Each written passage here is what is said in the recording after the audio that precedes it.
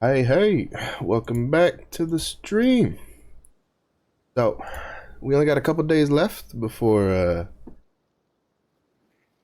the May update, the big old May update, the good May update. Uh, this Thursday, so we have Destroyer. Still no patch notes. I kind of was already assuming that we probably weren't gonna get patch notes till probably just the day before. Ooh, no, I can't accept that here on this character. So I don't feel like anybody's too surprised about no patch notes just yet. I don't know, maybe we'll get them tomorrow. Again, not really holding out too much hope for it, but hopefully we see some sort of like call it? I don't know, like some effort or something, or like some pre info. I don't know. The wording on the May update had made it seem that it was like it was going to be what's the word I'm looking for? Like it was going to kind of be divided in two things, right? Like they were going to give us like more information on the patch note, like what's coming on the patch notes like before, and then we were going to get the patch notes like after, like the more specific stuff. But I think like some of us have been expecting, well, I had been expecting for it to be something like, I'm going to be like, here's like the general stuff, you know, reiteration of the like the stuff we already know, and then maybe telling us like what event we're getting or something like that. You know, it's kind of what I was expecting would happen. You know, be like, hey, this is what the event that will be replacing the Guardian Raid event, if any, stuff like that. But it looks like they're just gonna save all that for the like the patch notes.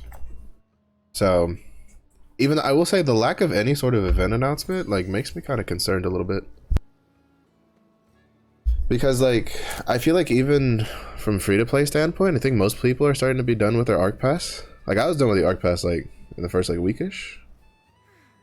But then again, I also bought the super premium check, which also like boosted me to like level like 10 or 11 right off the bat. So without those like 10 or 11 levels, I'd say that people are probably done with the ARC pass by now. So I imagine there has to be another event coming, but we just don't know what it'll be.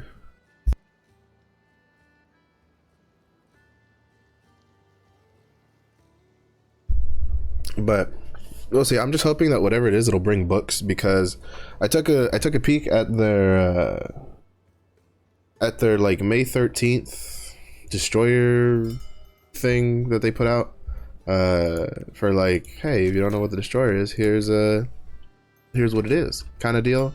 And at the bottom of it, they kind of reiterated the whole, oh, we'll tell you in the future whether or not an advanced class will release with like Power Pass or Express Mission or whatever,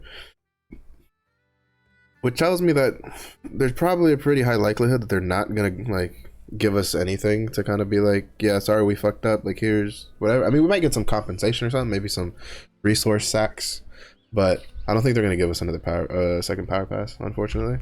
But it is what it is. I just hope that if you kind of made a mistake and like use, because like, you know, there's people that I knew people that were excited for Glaver and Destroyer, and so they use stuff on Glaver, but you know, it is what it is. We'll see how we go. But yeah, so just a reminder, I do have a prep YouTube video out. It's kind of a little late, I guess, for it. I think I'll probably like bring it back up, or like whenever we get the summer roadmap.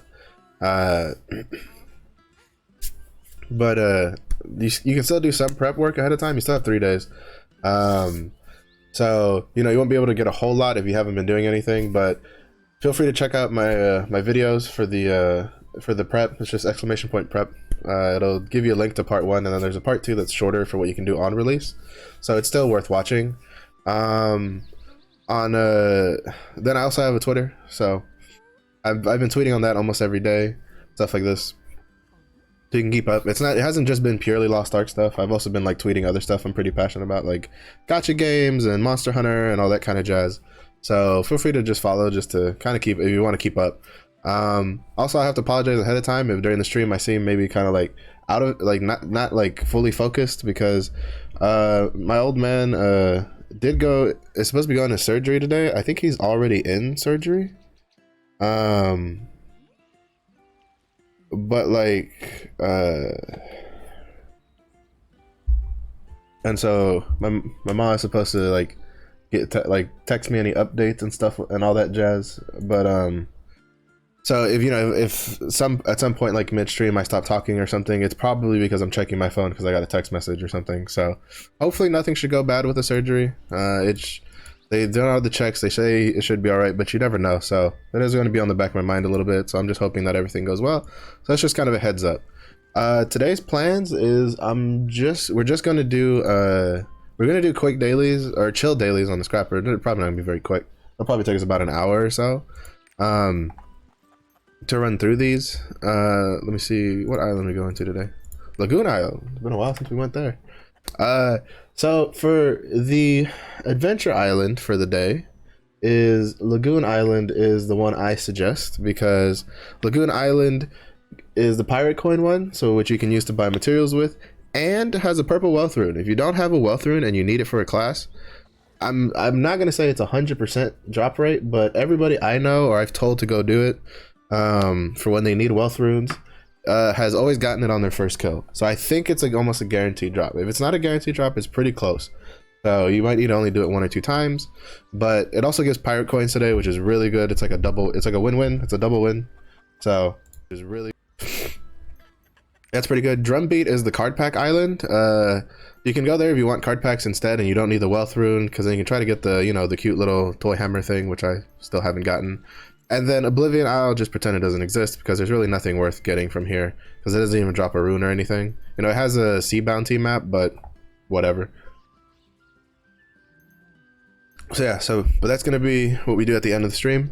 We're gonna start with Guardian raids because I'm doing a Grexion on my scrapper just to get more honor leap stones for the destroyer, because I've kind of been slacking on Guardian raids, if I'm perfectly honest, because I kind of felt myself getting a little burnt out almost on it. So I kind of just reeled back a lot. I really liked PvP. PvP was really fun. It gave me okay, there we go. It gave me, you know, I really liked PvP. It kind of freshened the game up for me, especially once I started getting the hang of it. So what I'd been doing was just Chaos Dungeons, Una daily tasks, and then I would just go PvP for like the 2 or 3 hours, and then off stream I'd do the rest of my Chaos Dungeons and daily tasks on my other characters, and then from there I would go play like something else, like either Apex or just watch his streams and stuff like that, and just chillax. Because the last thing I want to do is get burnt out before the class I've been waiting for comes out, right? So, because I've been playing Lost Ark a lot. I've been playing it pretty much every day since it came out, for probably more than I should, to be honest.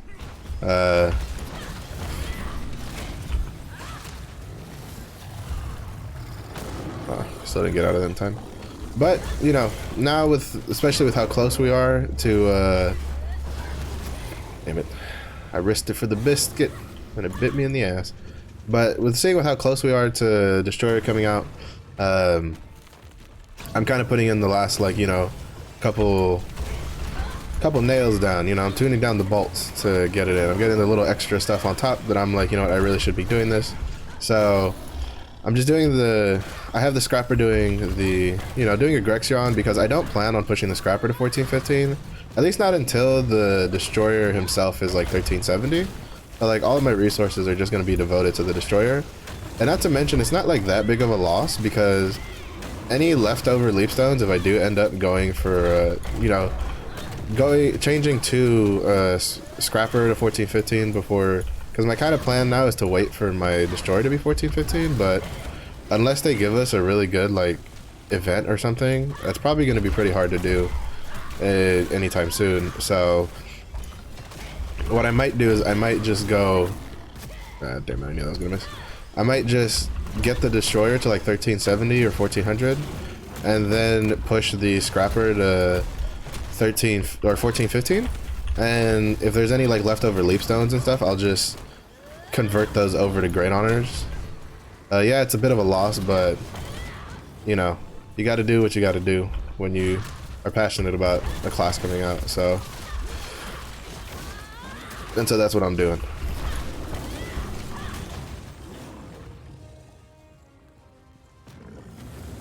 So yeah, so it's probably, I wouldn't say it's probably the most efficient thing, but you know, I feel like it's efficient enough for how much I care for it. So that's why I'm doing Igrexion on the Scrapper, even though she has no business being here, to be honest. Like, at all.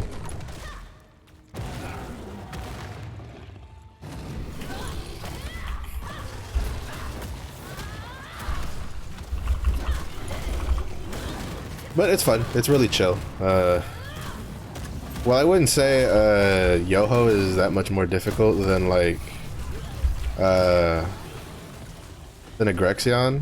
She deals more damage. She has a couple more bullshit moves. Than did we just like double stagger him? I don't think I've ever seen that before. Than Igrexion. She definitely has more chances to just like one shot you out of nowhere. So it's like, might as well just do the easy shit with Igrexion. Cause I have him pretty down pat for the Scrapper at least.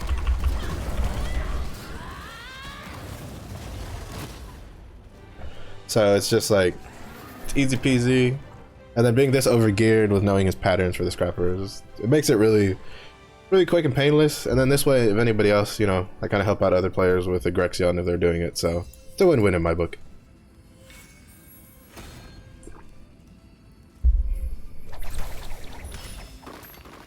It is a win-win in my book. Yeah. He was dealing a lot of damage, I could tell.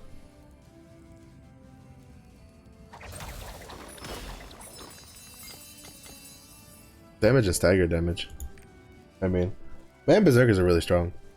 And they're not really going to lose much effectiveness, even with the changes coming on Thursday. Because that's another big thing. It's not in the prep thing, but I did upload the VOD, like it's on the VOD, and like I think I have it, like I put cards on like some of my videos and stuff if you watch them, to go that I think people really underestimate the whole tripod changes that could be coming for some classes, especially if you know already have +2s on everything or +3s. Waiting to like on some classes, like we don't know if the tripod actually got changed itself to something else. We don't know if those tripods will like turn into that, right? But like if there's a tripod, like for instance, if you're just changing from one tripod to another in the same level or in the same skill, you know, like for instance for Scrappers, you go from like charging from ready attack to like on your charging blow to focus. You can just start farming those focus tripods now, or just try to get them now off the market, like get a +2 or +3, because the chances of people who pay attention enough to the patch that's coming is pretty low compared to the amount of people that don't, right? So most people are probably just gonna still look at like max roll, and they were just like, well, max roll says charging blow takes ready attack, so they're gonna focus all of their stuff on the ready attack like the tripods, and they'll try selling those. And then if they get a focus one, they might try selling it for cheap or something if it's a +2 or +3, and you can probably look out and get some pretty good like +2 or +3 tripods. So you know, that's kind of something you can do. But for me, like personally, I've been like farming for it. I think I have focus. Actually, I don't think it's +2. I still think it's +1. I think the +2 failed when I tried it. But basically, I've been farming it. I have at least a +1 ready. So I saw a Deathblade in here, so this is gonna go quick. They're probably surged still. What? What? Hacks? There's no way. Oh, and an Igniter Sword. There's just all sorts of DPS in here. All sorts of the deeps. Oh, no, come back, come back. Damn it. Oh my god. Alright, so this is gonna be one of those runs where he just moves a lot. Alright. The one thing I hate about Igrexion, that's the most annoying part of him, is that like you never know when he's gonna like move a lot, and it's because like sometimes you have like fights with Grexion where he just refuses to move. Like he literally stands in one spot for like 90% of the fight, and then he just doesn't move. And then you have other fights where he just refuses to stand still. Like everything he does is only like the movements. Like he'll jump back, he'll jump forward, that kind of all that kind of stuff. Like that's it. And it's just like it's so RNG which way he's gonna go that it's just annoying. It's like now he's not even moving at all. Never mind. As soon as I say that, he's like, jump backwards, bitch. Yeah, it's a good thing I used something else there.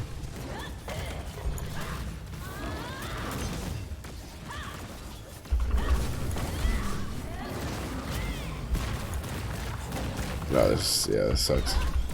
That's just a shitty corner to be in.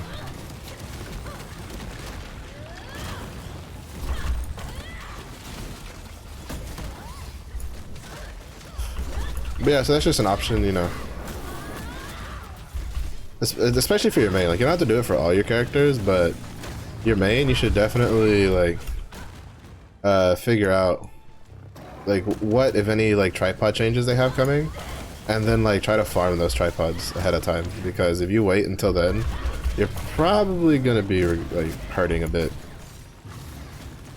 Especially if it's a big change, like, on a tripod, where it's going from being, like, your most important tripod to like a shitty tripod. Like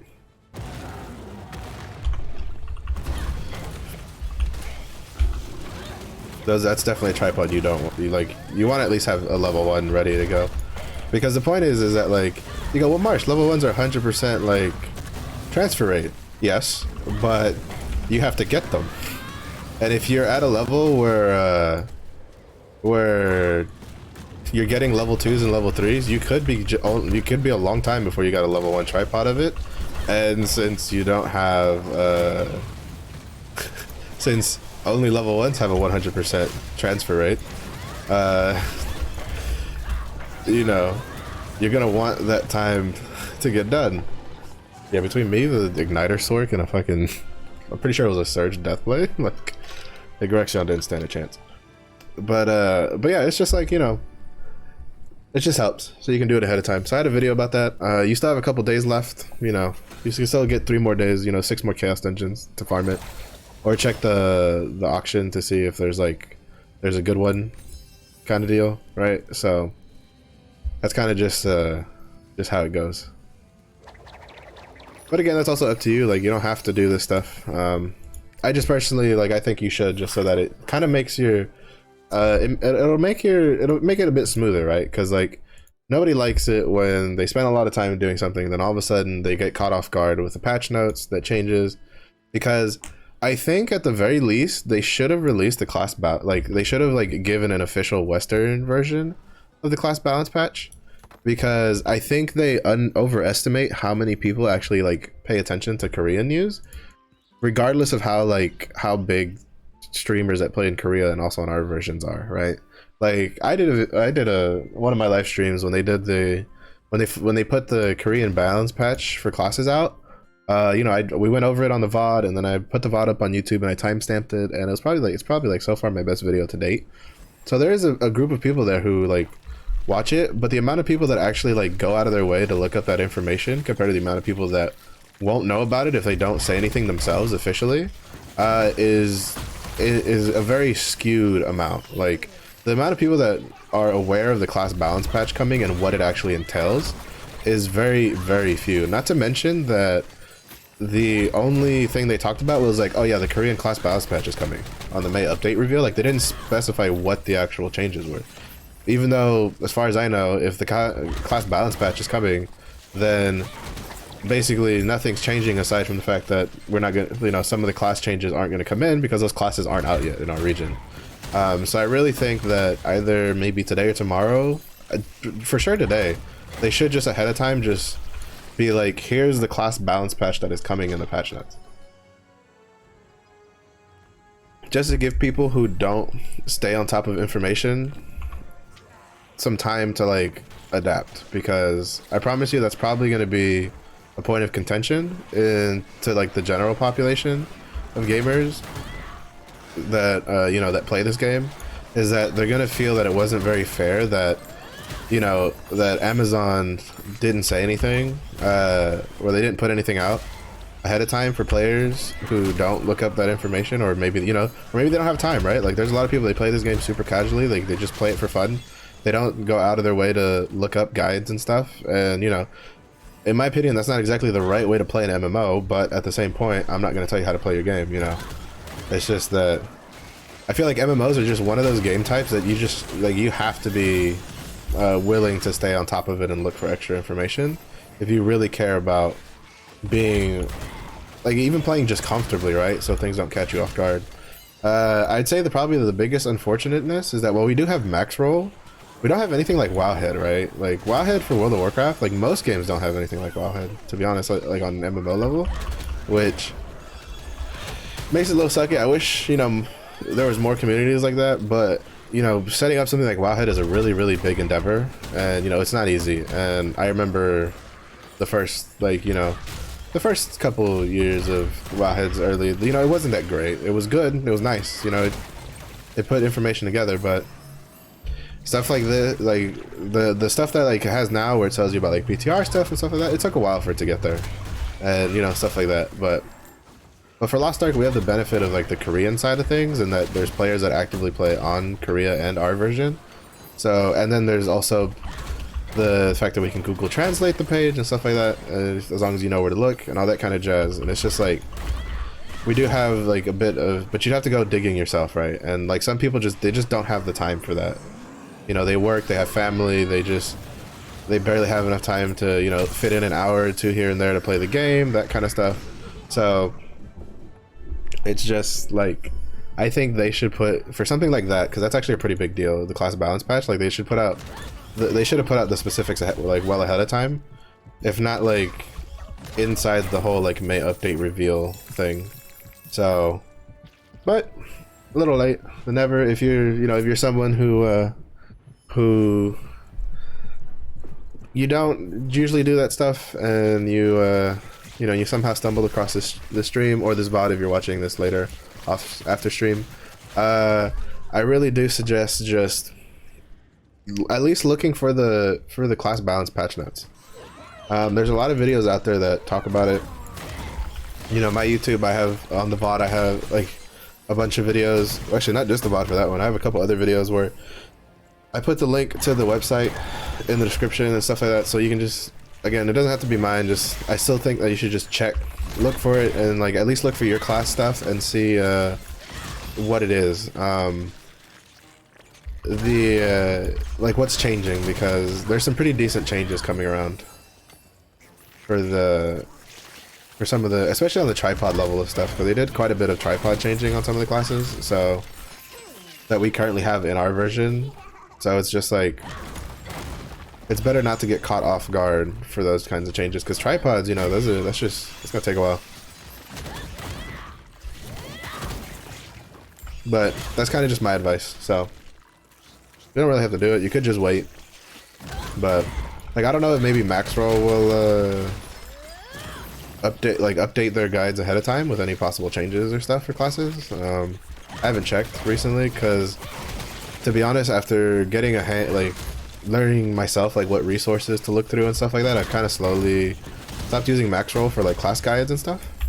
Because I did do a Loawa display, or a how to use Loawa kind of thing. I think on that tripod one also. So there's a lot of useful information in that tripod thing. I might go back in and just like cut up that video and try to like just section out the stuff that could help people. But again, it's completely up to you. It's all personal choice whether or not you want to do that stuff. If you're not someone who's super try hard, it doesn't really matter. You just get it when you get it. It's just that, you know, me personally, I like to, if I can grind something now that'll, you know, be useful later, then I might as well just do it now. I thought that was the potion lady. Potion lady, your finest potion. So that's kind of just my look on it. It's kind of just my opinion. You know, I'm sticking with it. Then again, what is a I don't know how much an average person would value the opinion of a bear that just, you know, streams while wearing shades, but is what it is. It's what I got and what I'm sticking with. Also, I did like none of the infinite chaos farming that I thought I was gonna do. I was like, my brain was like, I'm gonna try to do some infinite chaos farming for like vendor currency, and it's on my prep list. Like, granted, it's on the sweaty part of my prep list, so kind of like the more optional stuff. But it's just like, I don't know. So it just is what it is. But yeah, so we're just gonna get our daily done real quick. This is the second chaos dungeon. Then I'm gonna do the Una daily tasks and my rapport cycle, and then we are on the PvP grind, baby. I didn't do PvP yesterday. I did PvP on Saturday a little bit. I did like 30 minutes in the fever time just to kind of like not fall too far out of my percentile bracket. I fell down to 10.8% percentile bracket, so it's not very bad. It's not too bad. I should be able to climb back up into that 5 to 10% bracket I was in before. You know, it's basically, there's no way I'm getting to Supreme 4 on this reset. Probably the following reset, but on this reset I'm not gonna get it, which is fine. It'll be alright. I can still manage. Because like for instance, I have my striker doing tier 1 guardian raids to at least like build up a stockpile of leap stones, tier 1 leap stones. So because as long as they release new classes that I potentially will have to put through tier 1, those tier 1 leap stones aren't gonna be completely useless for a while, because I think they haven't said it, but I'm pretty sure the main reason they don't want to give us too many power passes like all at once this soon into like our region being out is specifically because of the bots. Because they don't, for our version, since it covers so many, because they said it themselves in the bot, like if you haven't seen it, they did a post about all the bots because they did a pretty big ban wave recently. They talked about how some of the changes that people were proposing just wasn't possible due to just like different country government laws kind of stuff. Like a lot of people were like, oh, we should just do what like Korea does, where it requires like personal information, like, you know, that kind of stuff to make an account. And it's like, well, different laws, different governments, different countries have different governments that have different laws that control that stuff. So, you know, apparently they looked in, I'm assuming they looked into it and it seemed like it wasn't very viable. Apparently the 2-form authenticator system was like, I don't think it's completely shelved, but apparently it requires a pretty big backend update to the game since it wasn't designed for that kind of stuff in mind, I think is what I understood from the bots thing that they said. I mean, to be honest, it makes sense. 2-form authentication is like, you need an automated system that will just automatically like text out that code when people log in and stuff like that. And you need a server to then, like, you know, make sure that code is correct and all this stuff. Like, it's a lot of work. It's definitely not just like, so it's not like you don't just flip a switch and turn it on kind of deal. But I mean, I don't know enough about implementing 2-form authentication on the back end to like be like, yes, what they said is accurate, or no, what they said was kind of inaccurate. I'll kind of leave that to the actual server experts, which I'm sure they've talked to, or I'm hoping they talked to. So like, I think 2-form authentication is fine. Like, I'd be fine with it if it just meant that we could get more, like, we wouldn't be so constrained, like, extra resource wise just because of the bots kind of deal, but we'll see. We'll see. Because again, while they didn't say it outright, I do think that that's the real reason they don't want to give us like all these Fate and Power passes next to each other. Because I honestly can't think of another reason why. I just can't. Like, it just doesn't really make sense to me. But not much we can do about it. It is the unfortunateness of playing a free-to-play game. It's gonna have bot issues, and in our version, you know, most countries don't require you to have like a phone number attached to a social security number to make an account, so.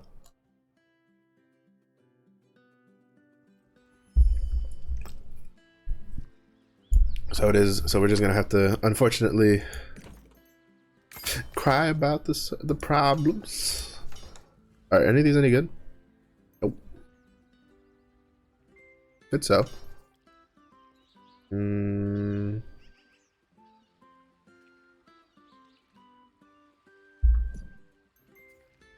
The counter effect? It is.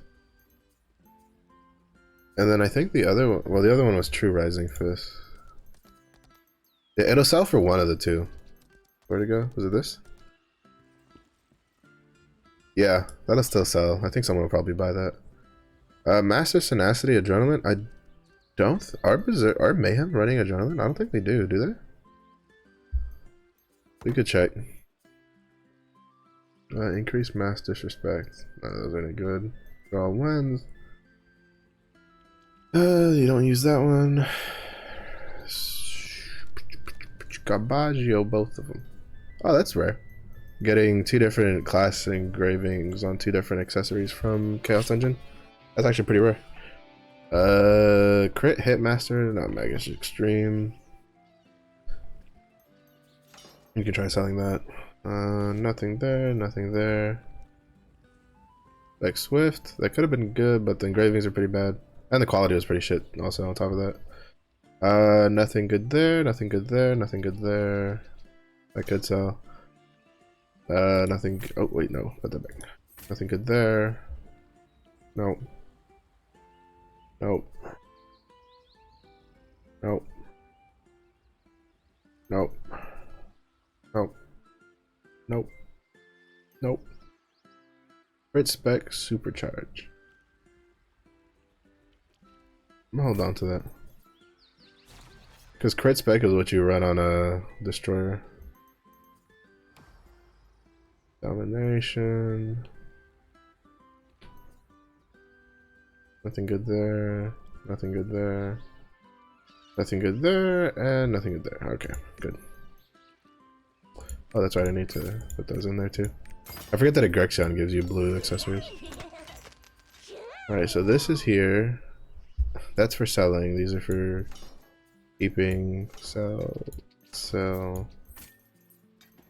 Sell and sell. And then to check. I don't think that'll sell for anything though.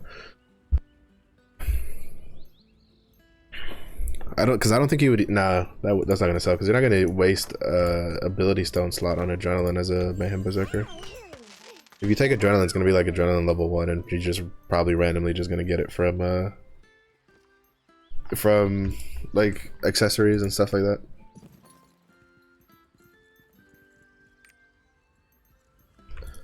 All right. So we almost have 3 full. Like we'll have 3 full stacks of Guardian Stones. Which is good because when I was checking using Maxroll's calculator, the average, just the average successes, like, you know, failures and succeeding, the average rate for honing to get from 1302 to 1370 takes like 27,000 Guardian Stones. So I need the fact that I probably won't have to use these. Like go past, like I could save the pouches for something else, so like, or I could use the pouches to push like beyond or something like that. It's gonna be kind of nice. The destruction stones, I think I might fall a little short, but we'll see. Again, this is also gonna like fall upon whether or not they give us like another event with books kind of deal. I should have enough like tier 2 Guardian Stones to get me through, especially since I plan on using the express mission. Tier 1, I should be fine with this and the tower, so at least I'm hoping I'm fine with that in the tower, but we'll see. Also, I don't remember if I did my rapport like over the weekend at all. Probably not, but it's fine.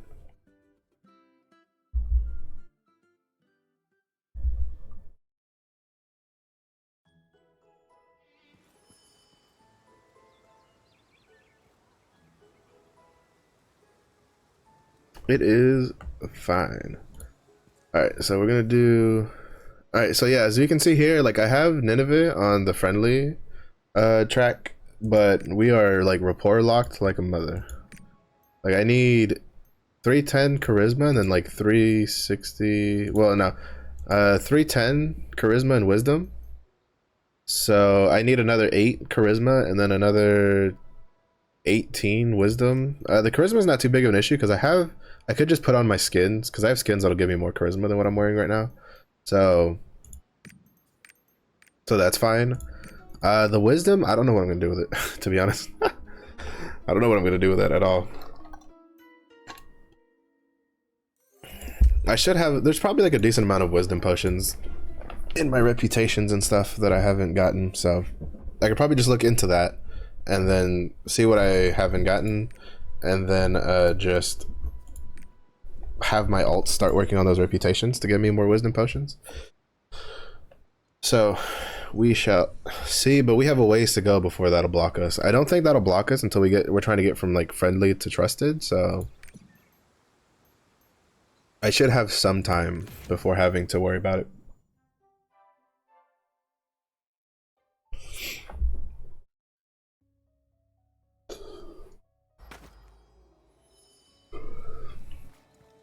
Ooh, that boy is fast as fuck. Where is it? Oh, is it here? There it is.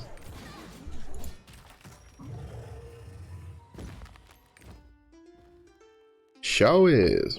Also, I'm still curious what's gonna come in the. Well, I'm curious if Destroyer is gonna get a special package like Glaver did, and if they do, if it's gonna have like all the same kind of stuff Glaver's special package has, because Glaver's special package came with a mount, an extra mount, which you could sell in the auction house, a title, and then an untradeable weapon skin, which is unfortunate because I thought that weapon skin the blazing spear like weapon skin was really fucking cool, but it's untradeable, so the only way to get it would be to spend 35 bucks and then sell the costume and the mount. Even though the Cheeto fart cloud, as I like to call it, is apparently like one of the best mounts in the game with the spacebar, because it's like a 5-second cooldown and it goes almost as far as the tiger does, so that's kind of nutty. But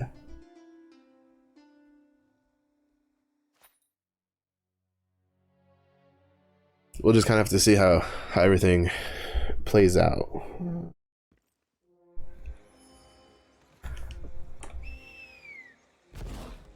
Just have to see how everything plays out.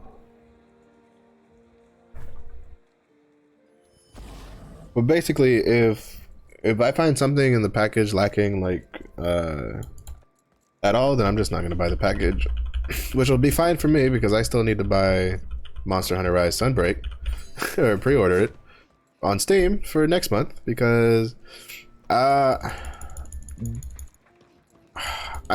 might end up doing like split streams, or what I'll probably end up doing is I'm probably gonna end up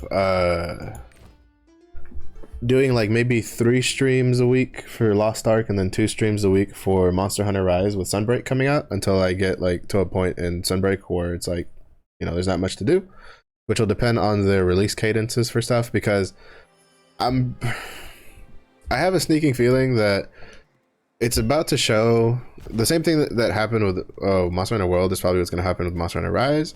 Monster Hunter World, when people played it on console, the main complaint was that there was nothing to do because they were devoting a lot of development time to making the PC version that hadn't released yet. After the PC version released for Monster Hunter World is when they started releasing a lot of like extra shit very quickly, back to back to both console and PC, because they got the PC version caught up. And then even after that, they still released like stuff like Behemoth and Witcher and like a lot of stuff just rapidly after, at a cadence that people were like, oh wow, holy shit, this is a lot. And then Iceborne, which was a simultaneous release like Sunbreak is going to be, just the amount of content they gave and the pacing that it came out at was insane. Like, it was so crazy how much stuff they were giving and how often they were giving it. And I'm gonna wait and see, and I feel like Sunbreak is probably gonna have the same deal, because, and I hope that really they just learned their lesson, that if they're going to do a console PC like ports, just release them at the same time. Just wait until you have both of them done, because you obviously cannot handle having one release and then working on the other, because it's hampering one of your games, right? So They should just learn to just wait until all their versions that they want out are ready, and then after that they should drop the game, so that way they can have, you know, proper development time for everything and stuff like that. That's my opinion on it. But I can tell you in Monster Hunter World that had to have been a problem, because like the cadence that they had in World compared to the cadence that they had in Iceborne was like almost night and day difference from when the game launched. And the only real difference was that for World they hadn't released the PC version yet, while for Iceborne both the PC and the console versions were out at the same exact time. And that was literally the only real difference from before. So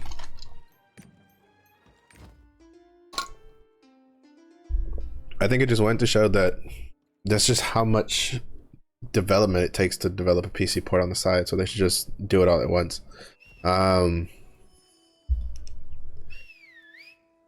Also for Diablo Immortal, to be honest, I hadn't known anything about the game at all, if I'm completely honest. I've been memeing about it on my friends, being like the greatest ARPG of all time, kind of nonsense, right? Just because I know it riles them up every time I do it, because it cracks me up. But apparently it's got some pretty like, from what I understand, from what I've seen, if the guy hasn't been like you know, or if they don't change anything from now until launch or whatever, the pay to win in Diablo Immortal is about to make people who look like, you know, the pay to win in like Lost Ark like nothing, basically. Like nothing is what it's gonna make it seem, because it's like, you know, I mean, people call it pay to win, but everybody has different definitions for pay to win. For me, if there's nothing super competitive, like, you know, I guess like a leaderboard or something, like for instance, if there's no leaderboard for rewards for like how fast, I mean, guild v guild stuff is gonna have pay to win, I'll give you that. The GVG stuff, that shit's about to be hella pay to win, you know. Don't expect to get too high on some of those tiers if you're not whaling in a whaling guild and you're not whaling with them, because like, from what I understand, that shit is hella pay to win.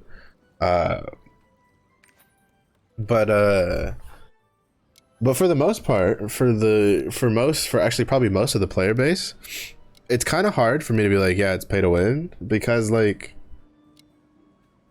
first of all, in our version of the game, there's no like, there's not a lot of them, but there's no packs in the store that just give you like an unlimited amount of materials to hone with, right?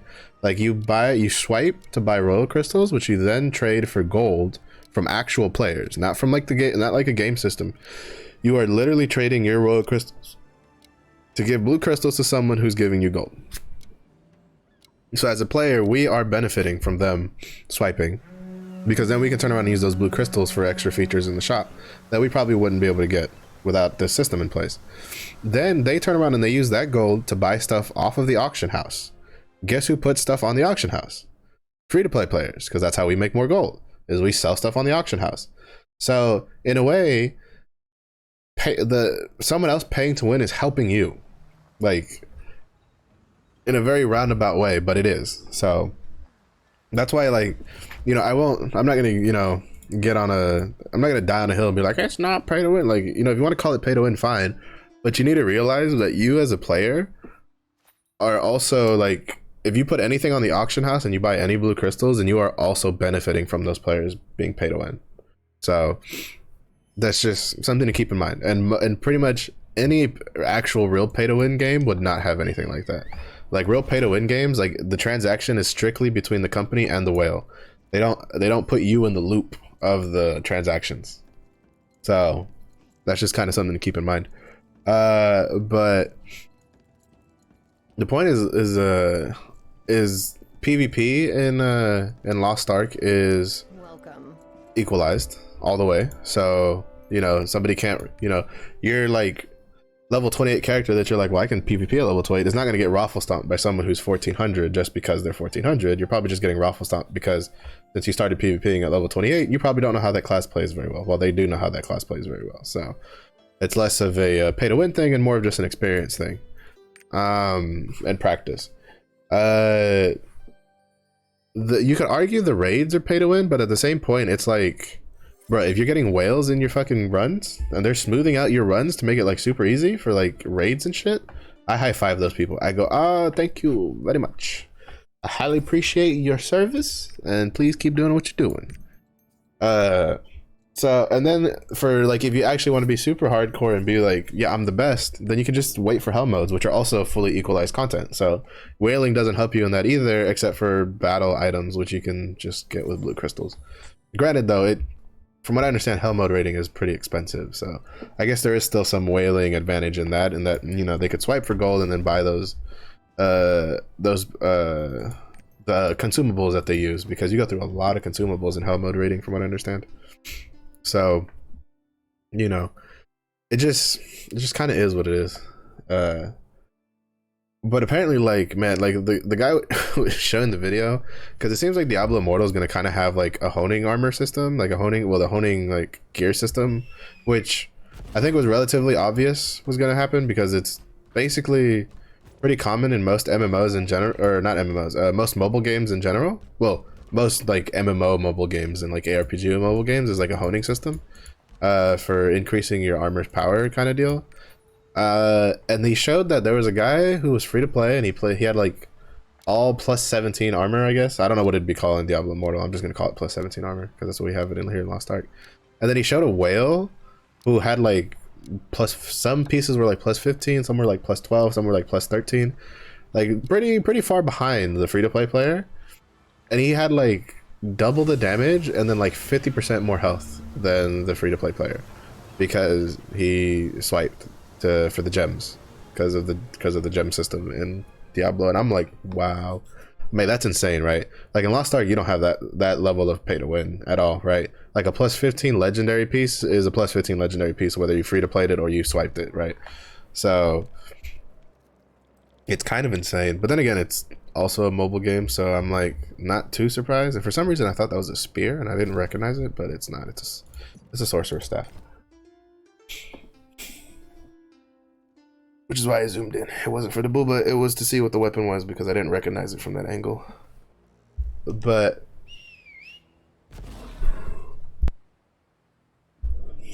yeah, it's just interesting.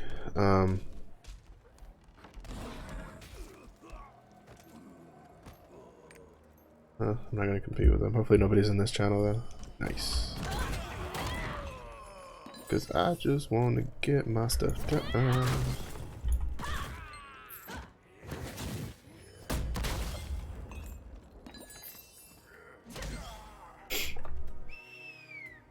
But yeah, I mean, I'll still probably play it because it's free. And my my outlook on things was like, well, if I'm gonna shit on something anyway, and I can try it out for free, then I might as well try it so I can shit on it more efficiently, right? So, because like for instance, the guy whose video I watched, I think it was like Greg2G or something like that on YouTube. I think Asmongold reacted to it, so you know, if you're curious about it, you can just go to like Asmongold's YouTube channel or something and just check it out, because I'm pretty sure it's up on his YouTube channel for him reacting to it. But the guy had like, you know, he had examples. Like one thing is like screaming, pay to win. And then another thing is going, oh, it's pay to win, and here's why. You know, and you show with concrete examples like, here it is, this is the top free to play, like a really high up free to play player versus a whale, that kind of stuff. It makes your arguments much more convincing. It makes you sound more intelligent. You know, just screaming that, hey, it's pay to win, and without giving any sort of like concrete examples and stuff like that, like, it doesn't help, because it doesn't help because it makes you seem like kind of dumb, to be honest. But then it also makes it hard for players to kind of like you know, gather information about what makes it pay to win, and then kind of like have something to argue about, right? Like, hey, this shouldn't be like this because this is too pay to win, that kind of deal. But you know, people be people on the internet. The internet be the way the internet be, and there's really not much we can do about it. All right. So we were able to speed through our dailies. I apologize for yawning. We were able to speed through our dailies. I'm going to take a very quick like break to refill my water. So I'm just gonna run downstairs real quick to refill my water, and then after that, we will. I will then get started on the PvP. I mean, ahead of time, I'll just do the Force 21 by 9 now, so I don't have to do it later. But I basically downed my big glass of water, and I'm still kind of thirsty. So just real quick water break, and then we'll get started on the PvP stuff. So I'll be right back.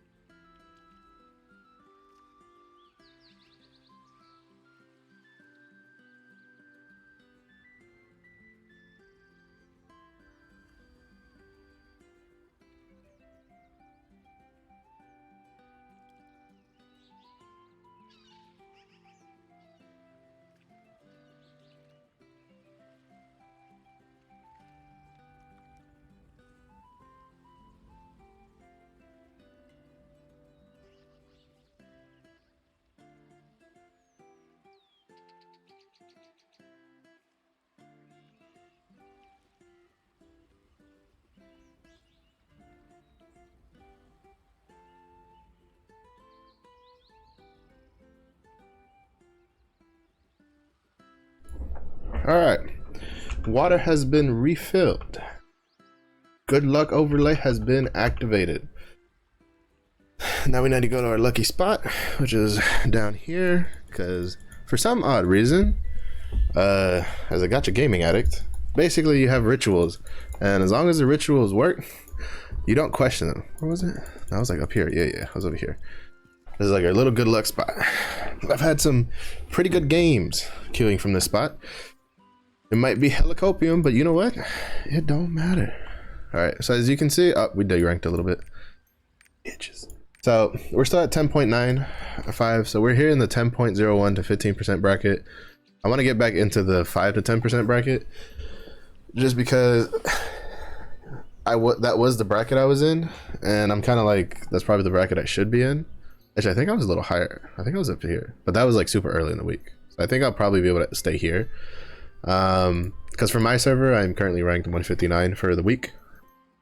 So we are going to get in there and just get this PvP stuff started.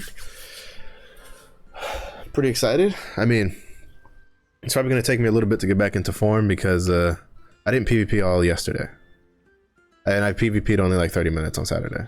So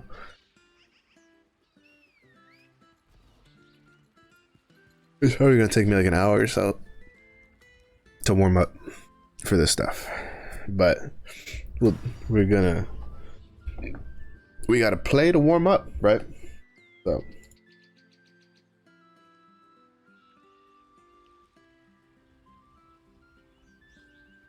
let's see what we get. We'll see if matchmaking starts us off strong, or if it's gonna. All right, what we got? We got a sword, gun lancer, and a deathblade with a paladin, artillerist, and me. All right. We'll see how we do. We'll see how we do.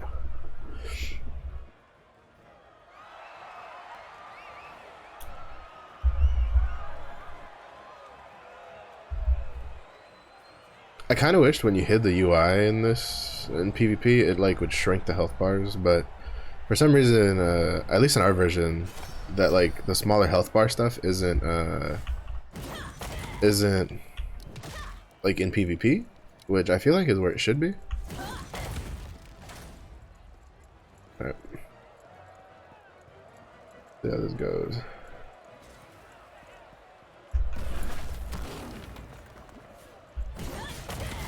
Huh.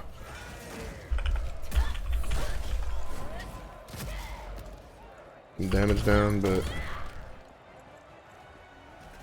it's a gun lancer, so he's pretty tanky. Ooh. That was actually a point where, like, the Deadeye kind of... Or not the Deadeye, the Artillerist threw me off a bit, because I couldn't see what the gun lancer was doing through the smoke.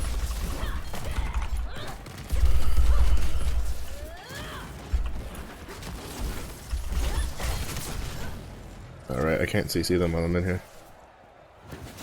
Or while they are in here.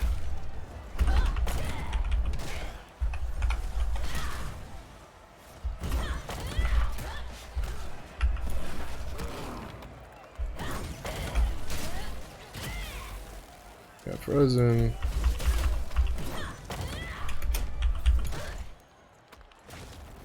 Was this reverse Gravely on cooldown?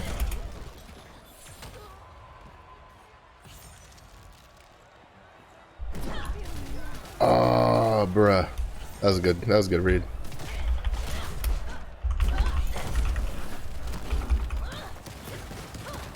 Got the sword.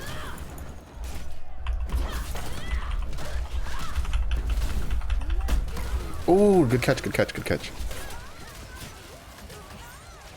I'm pretty sure that's a sword that knows how certain stuff from Scrapper works.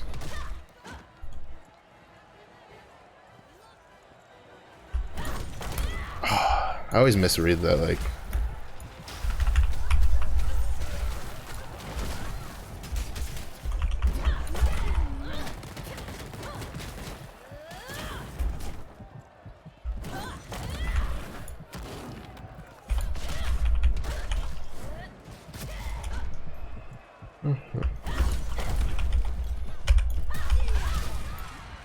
Oof, good.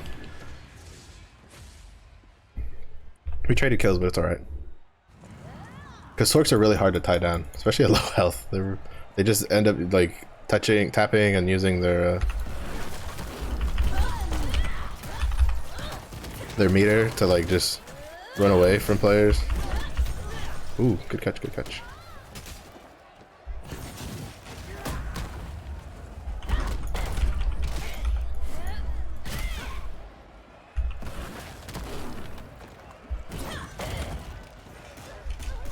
What? Oh, this is pretty sure his model hadn't even like touched me yet. Oh, here comes the combo. Well, he kind of fucked it up though, because he went into the parry instead of the charge.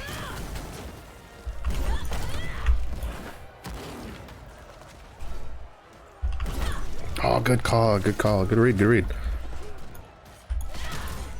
Good demos.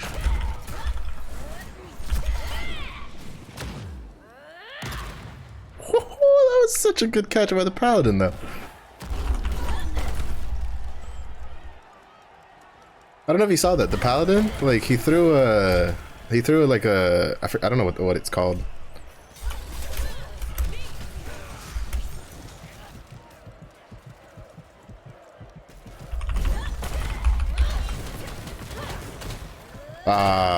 Not enough time, not enough time. That was a good match, though. That was a really fucking good match. Holy shit. That Sork was great, the Paladin was great. I couldn't see the Artillerist because I was too busy trying to like wreak havoc in the back line, but that was pretty fun. That was pretty fun. That catch, though, the Paladin, I don't know if you saw it. When I threw out my Awakening, the Paladin, he caught the Gun Lancer inside of I don't know what the ability is because I've never seen it used. I don't think it's the God's Law one. I think it's a different one. But he caught him in there so he couldn't move, and that's what let me this. That's what let him. That's what kept him. Sorry, English. That's what kept him from being able to escape out of my Awakening and get a kill. That was a good match. That was a fun match. This is why I like the PvP in this game. I really liked that. That was really fun.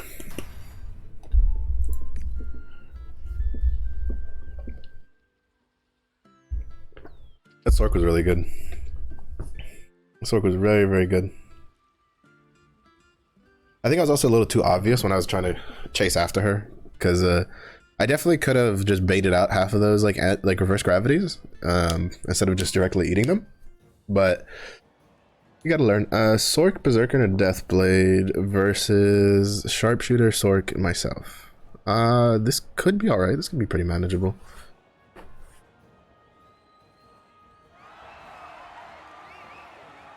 I think this might be the same Sork and Deathblade from last match.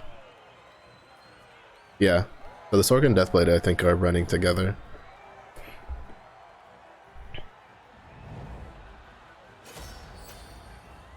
Yeah, that's definitely the same Sork and Deathblade.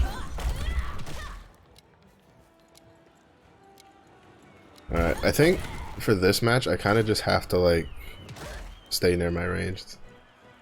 Just to... Because I think the biggest issue is going to be the Deathblade and the Berserker shutting them down. Oh, that was a very good catch.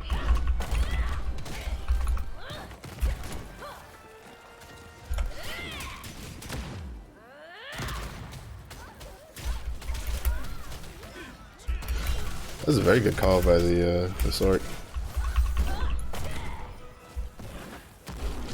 Bro, the Sork abilities, like, I swear, they come out so fast.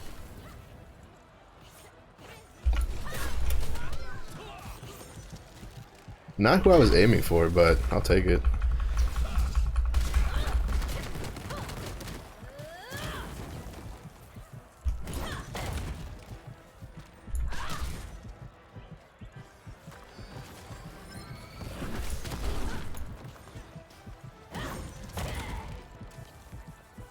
I'll take it.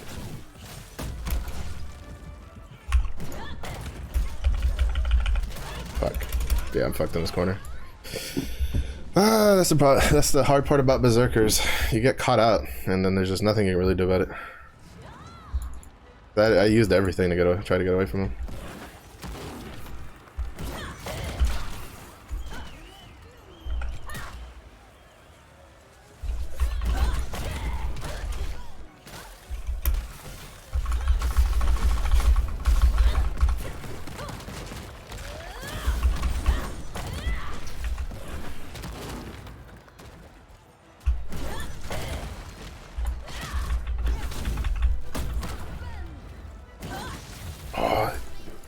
Oh, nice. Oh, that was a really good catch by our Sork.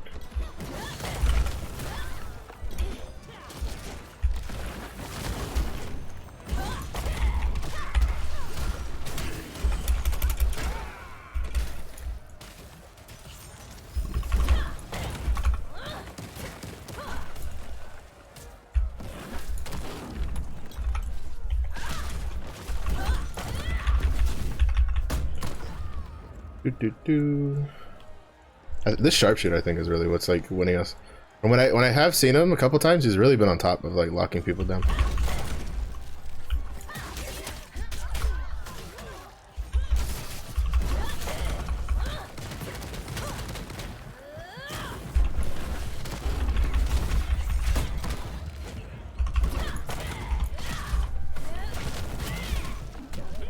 Okay, I'm dead here, but woo! I'm dead there, yeah. I was gonna kill me. Bruh, I don't know what is it today, but the matches so far are fucking cracked, dude. I'm having a blast right now with these fights.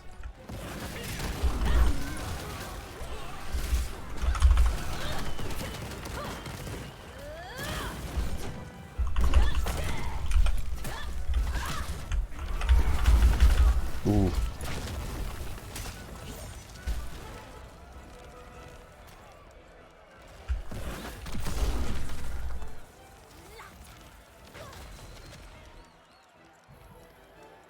Berserker's back, Sharpshooter's back. Berserker's good though.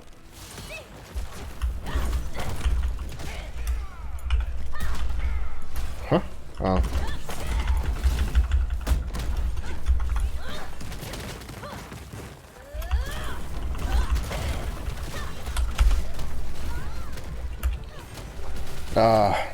Oh, I think they got a...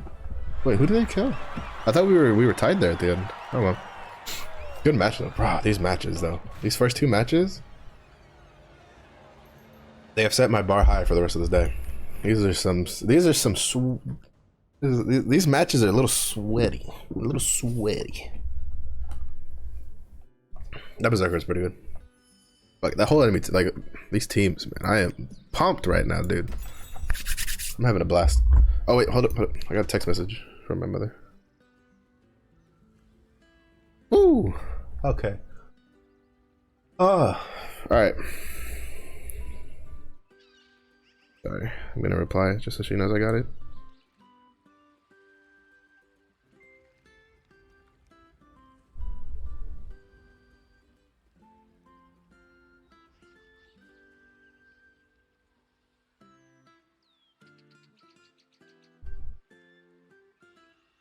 All right, so the procedure is done. I think the procedure was supposed to start at like 9 this morning for my father, and then they just finished now. It seems everything. Hold up, I'm getting a phone call.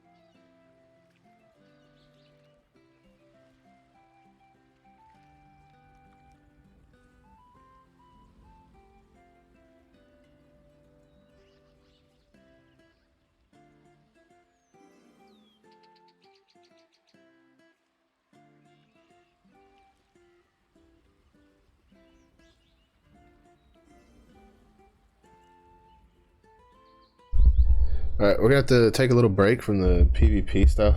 Hold up, I also need to change my stuff for it. Slight break on the PvP real quick. I'm getting an update on my old man's like surgery that he went through. There's nothing too serious, like life-threatening, I guess you could say. You know, it wasn't like a bypass or anything like that. He broke his hip like a year ago or so, and they did surgery to just like fix it. And then I don't know what happened. I don't know, because the point is he also doesn't keep up with his exercises. So I don't know on the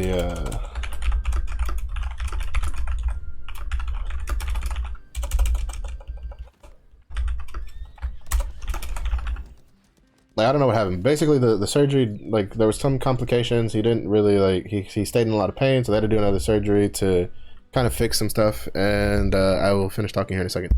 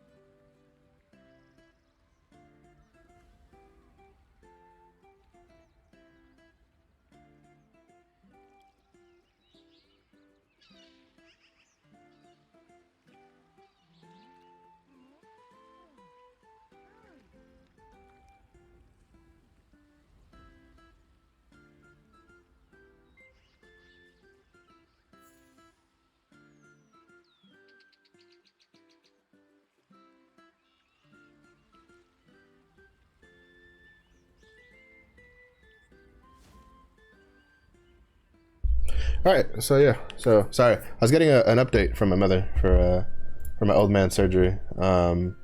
He everything's fine. He came out good. The doctor said he reacted fine. There was no real concern, and that everything inside looked better than what they had thought going into it. So he should be able to come out of it. Probably come home sooner than expected, which will be nice.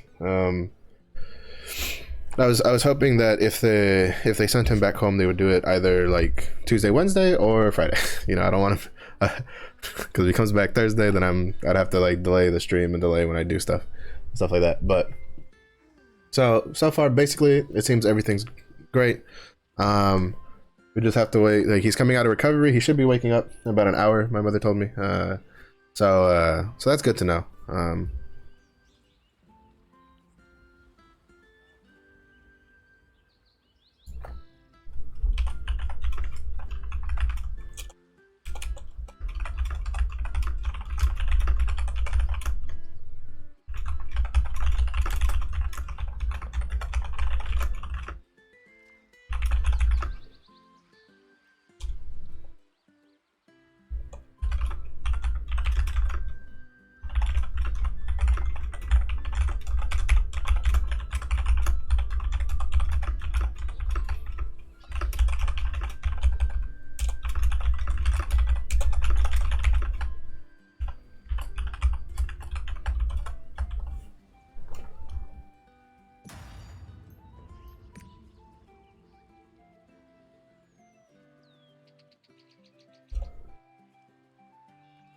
All right, so let's see how these matches are gonna go. We had to take a little break there. I was trying to just get an update from my old man's surgery, which is pretty important. You know, he's not at an age where I feel very comfortable him going under the knife, even though it's been a year since the last time he went under the knife, right? So it happens. But all right, so that's the oh, he's on my side this time. Berserker, me, and the Bard versus a Shadow Hunter, a Paladin, and a Glaver. All right, let's see how this goes. He was pretty good, or I don't know, maybe like his playstyle just jived better with the Sork and Deathblade, but it was pretty good when we were fighting each other. So be interesting to see how we play on the same side. And we have a Bard this time, so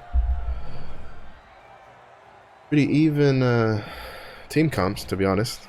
2 melee and a support versus 2 melee and a support. They kind of have a bit of an advantage because the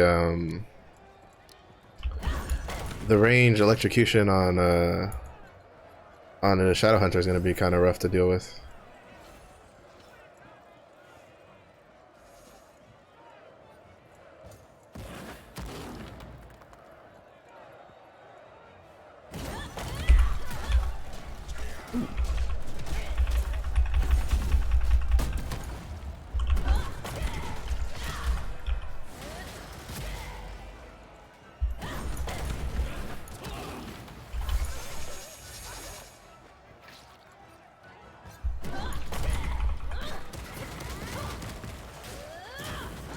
Sometimes you just gotta...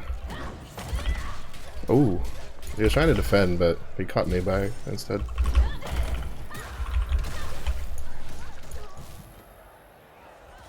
I'm trying to keep the Paladin away from, like, the Berserker so he can, like, just do his stuff.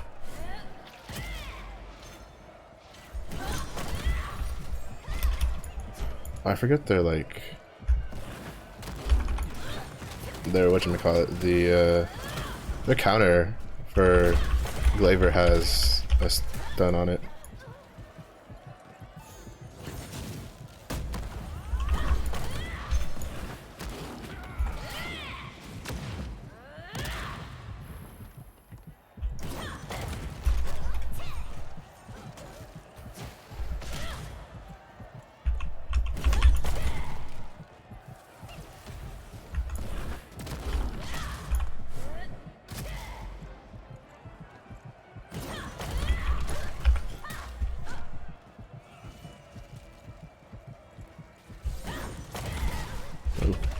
I was just shy of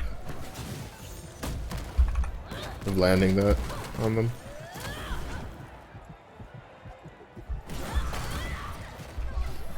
Oh, that was I think that was our Bard ult. There's the Paladin ult.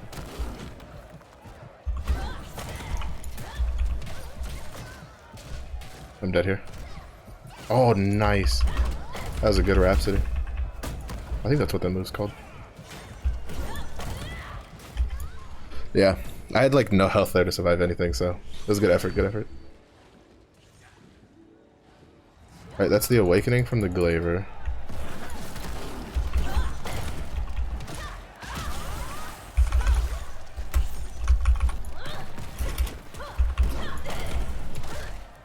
I'm glad I had that dodge up.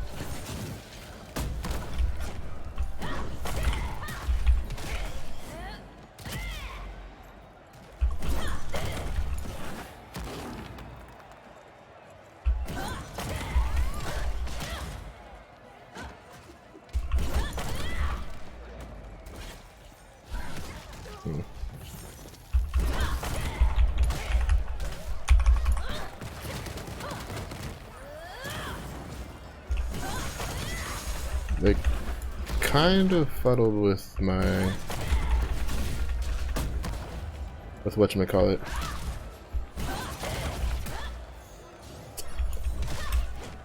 Oh,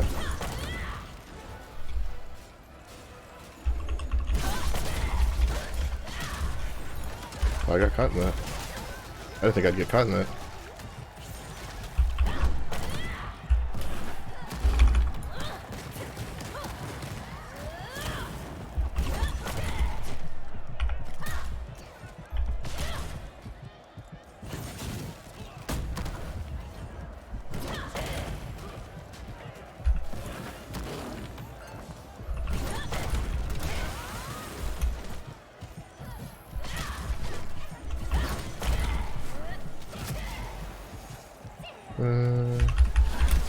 Yeah.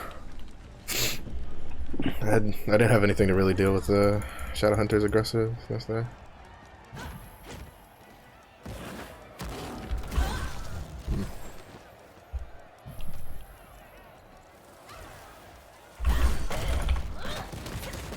Yeah, nobody was really low enough to get double kills off, but good fight. I mean, it's still a good fight. Like, we had some pretty good back and forth trades there, but I feel like just in total they just had better stuff to handle. Yeah, their Deathblade was, their Shadowhunter was really strong. We probably could have played a little better. I don't know what I could have done differently. I felt like I did a pretty good job of at least trying to like get at least one member away from, like, keep them from grouping up like as a 3-man for a bit there. But I mean, I don't. It's a little hard to deal with what they were. You know, it was a little hard to find answers for the questions that comp was asking me. Is what I'm trying to get at. Glavers have a very, very good kit for PvP, in my opinion. The tornado from their Windblade is really big, and it picks people up. I think it's a very strong defensive option to use rather than an offensive option. I think they have better offensive options, at least for initiation, especially because for the tornado, you have to like wait for them to start coming back down before you do any other attack, because all your attacks will just whiff. Which is fine in like a 1v1 situation, but when you're in the middle of a team fight kind of deal, you can actually kind of like mess people up. Like, for instance, the Bard was trying to help, but the Bard kind of caused me and the Berserker every once in a while to kind of miss damage when she picked people up, because when you pick people up, for the most part, in most cases, if they're not getting juggled, if they're just being picked up by an ability like reverse gravity or the Bard one, I don't know what it's called, or like a tornado or something like that, generally you can't deal extra damage on top of like while they're being lifted up in the air. So you have to wait for them to start coming back down. So a couple times she kind of mistimed her pickups and she would pick them up, and me and the Berserker would miss like some pretty big damage on some of our abilities. So that was a little unfortunate, but I think for the most part it was pretty well played. It's just that I think we could have played that a little better. I think I could have played it a little better. I missed a couple stuns there that I probably shouldn't have missed, but I think I had some pretty good knockdowns with charging blow and stuff like that done. I definitely had a pretty good run of like baiting out some abilities here and there. Unfortunately, I got caught because like the ability for the demon ability that Shadowhunters has actually bigger AoE than it looks, and I had to use my dodges and all my other stuff to get away from the chase from the Glaver and then the Shadowhunter, because the Glaver kind of almost corralled me into the Shadowhunter. So We got artillery. Oh, this is gonna be rough. Maybe not. We do have a shadow hunter, but one shadow hunter and two scrappers versus two sorks and one artillerist is probably not the best matchup. In all honesty, this one's probably gonna be pretty tough.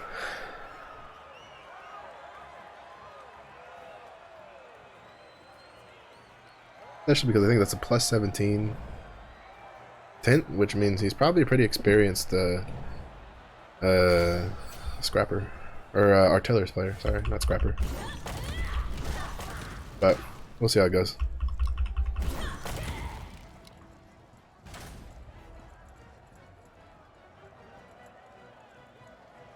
So there's the artillerist.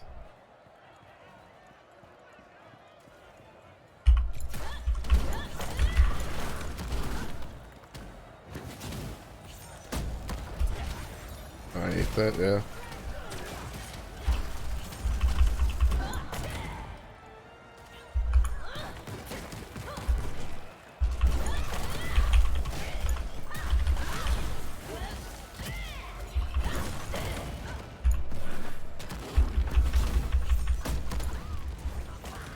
Oh, they have an AFK person.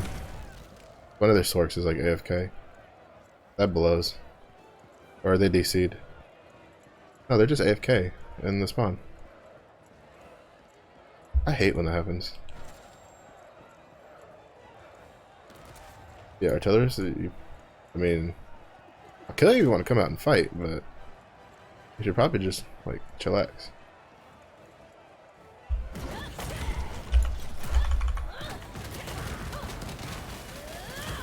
Should probably just chillax.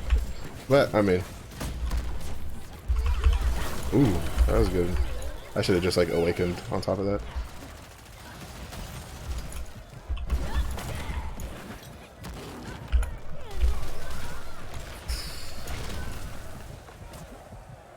I find it interesting that Magma Wave like ignores paralysis immunity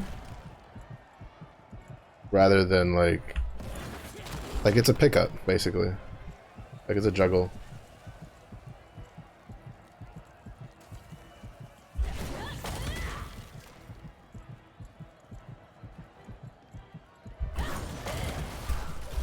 Fuck. Yeah. Just goes to show you that I'm pretty sure if the other Sork wasn't AFK, I don't know if we'd be able to win this, to be honest. Because double Sorks with Artillerist is a pretty nasty comp to face with like a full melee team. Well, with two melees and a hybrid, melee range hybrid.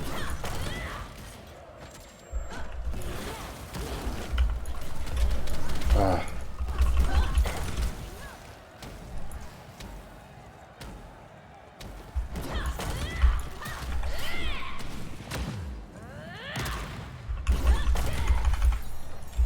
What? Oh, you got so lucky, you bum.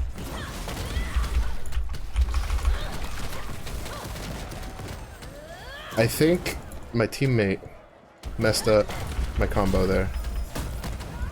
Because, I'm pretty sure we were the ones that had the bomb.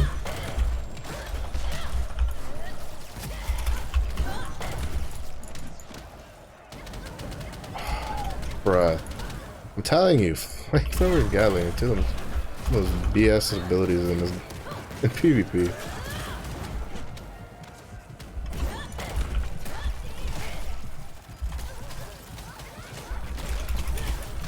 God.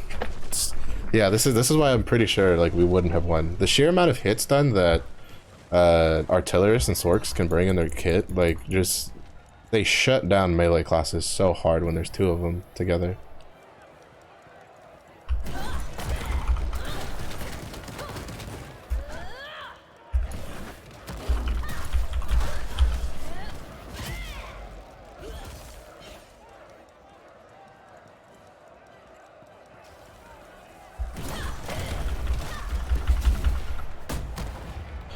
They shut down two of them, and like if that other Sork wasn't AFK, like they probably would have won this a lot. I don't know if they would have won it easily, but I definitely think they would have definitely had a pretty good shot at just destroying us, because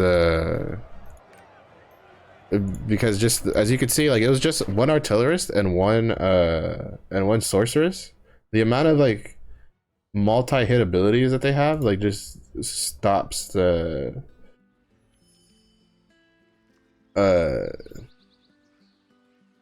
just shuts down like especially scrappers, because scrappers don't have that much like melee or like super armor abilities that they can use. So I don't know why I was trying to go to the chaos dungeon. My brain just like derped there for a second. So like I feel like maybe with if it was like me and a berserker or just me on something else, and then I don't know, like, but as with basically the comp we had running was we were kind of sitting ducks if all three of those players had been playing. Now hopefully for that one sorceress who was just AFK, like something, an emergency came up rather than they just, I don't know, decided to AFK or some shit. You never know what could be the thing with people. Still some pretty good matches. That one kind of threw a downer in it just because of the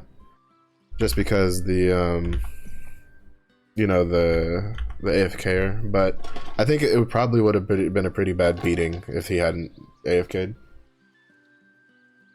Because I have faced a double sword artillerist comp before, one that was not like a pre-made or anything, and it's just the sheer amount of like multi-hits that they have, it makes it disgusting to play against. Like just absolutely disgusting to try to play against, because you just cannot. It's just it's gross. I'm not gonna lie, it's very gross.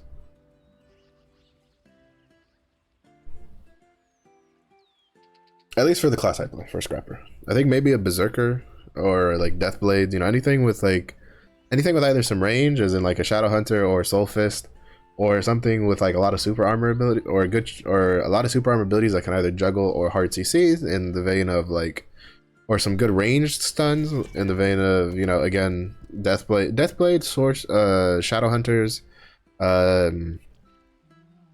Berserkers,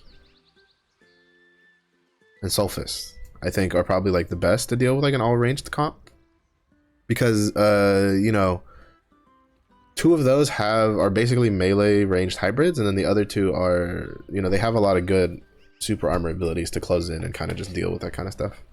I think a lot of other without having like some sort of ranged character in the mix, having, you know, obviously you would want like at least your own sorceress or a sharpshooter or a deadeye gunslinger or something to kind of like even the tables with range when you're facing a ranged comp, but you can't do it with a full melee comp. It's just I feel like you need a very specific melee comp to really pull it off. So, alright, what do we have here? Deathblade, Gunlancer, Deathblade versus me, Paladin, Sharpshooter. This is gonna be kind of tough. In my opinion, this would be kind of tough. But, you know, give it the old 1-2. Give it the good old college. Oh, he went the reindeer. Reindeer with a bubble gum coming out of its mouth? Or like a snot bubble or something? I don't know what's going on there.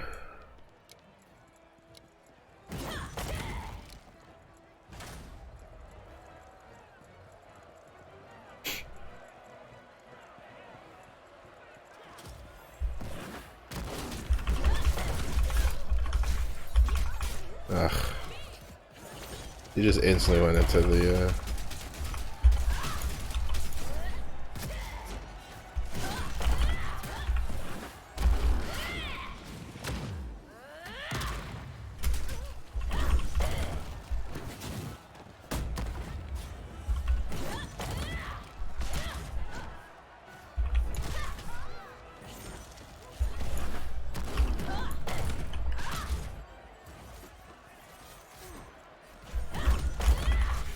oh, that stun.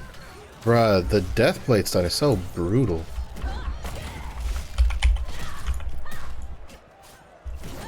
It has so much, it has such good range on it, and it comes out so fast.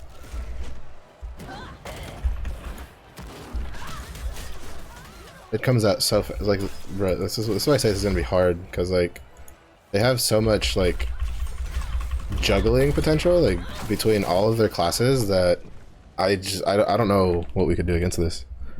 Like the two Deathblades are playing very well off of each other, a little better than you would expect.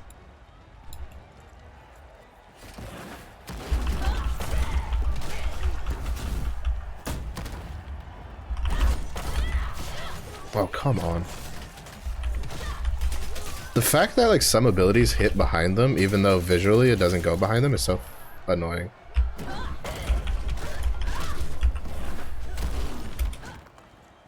It's probably one of my biggest pet peeves in PvP.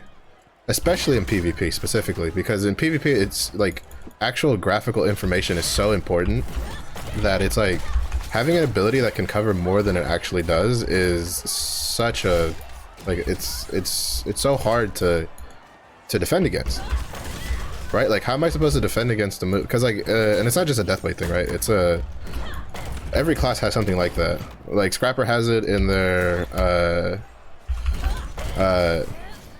chain destruction fist. It's a little bigger than you would expect, mostly because it also increases in size over as you're like shooting it off, or like as you're doing it. So it's like it tends to throw a lot of people off. Oh, I missed that.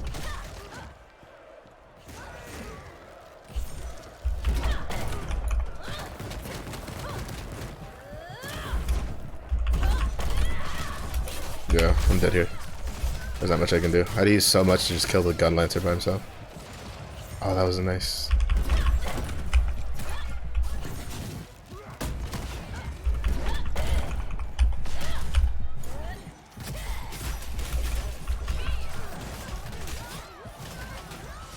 Yeah, like how do you deal with this? Like they all have so much juggling capability on their I think they might be a 3-man actually. When I look at it, because they're all from my server.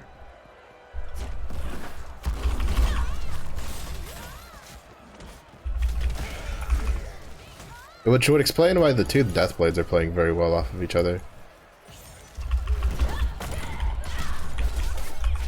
Because if it wasn't for how often the Deathblades like kind of cover each other,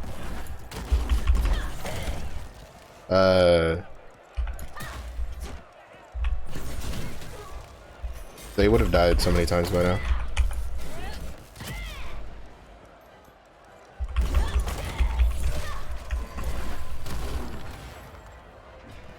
We still were able to pull out a win in the end though, but those two Deathblades were definitely playing very well off of each other.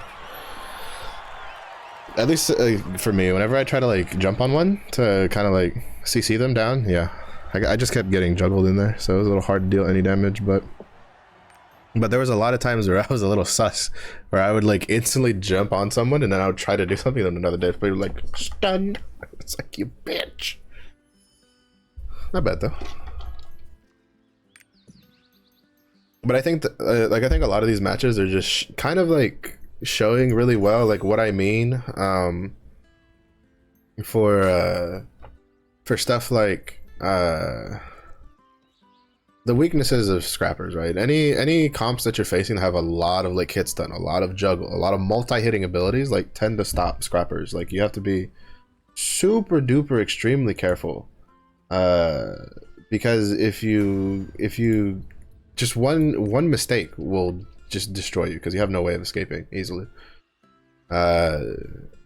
Specifically, and I think that's, well, actually I think that's less of like a scrapper issue and more of just it shows how powerful, especially in like just solo queue stuff, juggling is to for stuff like that. So it's just like juggling is the OP. Alright, what we got? We got me, a Deathblade, and a Sork versus a Glaver, a Berserker, and a Sork. Oh, this is pretty even.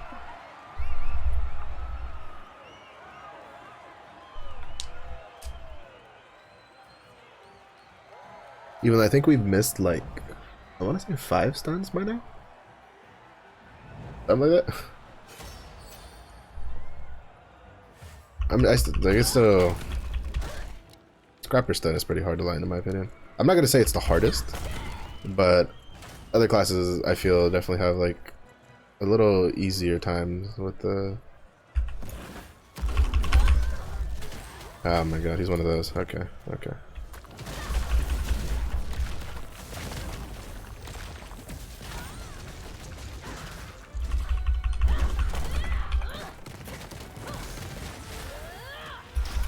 Alright, so in here the Sork is going to be the problem.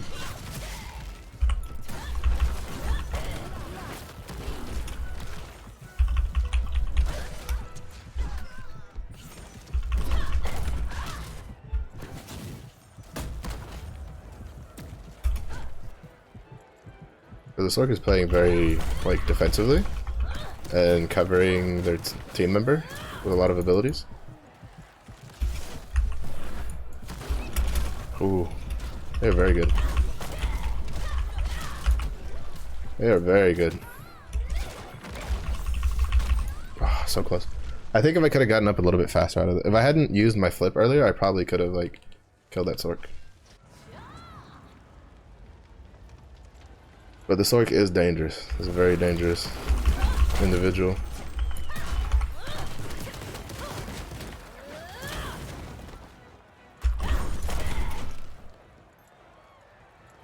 I basically got to play super smart.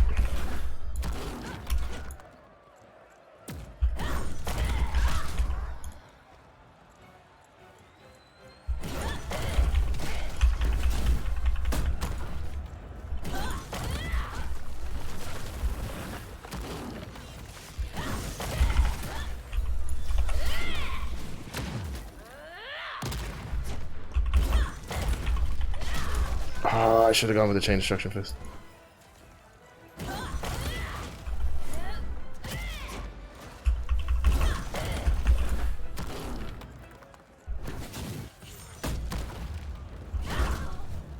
Oh, that's nice.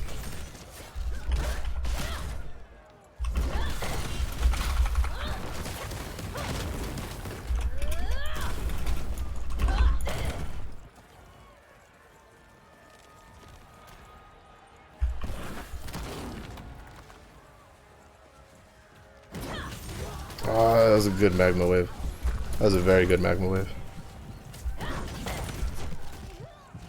Bruh, what is the range on that kick?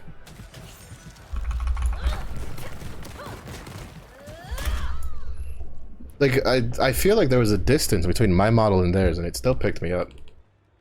I'm like, like, the gratuitous range on that.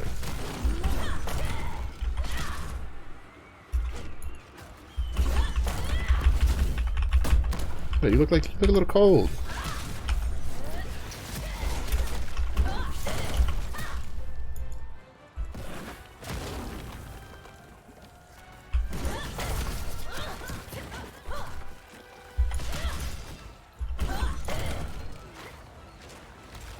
I try to carry them back to the fire. Ooh.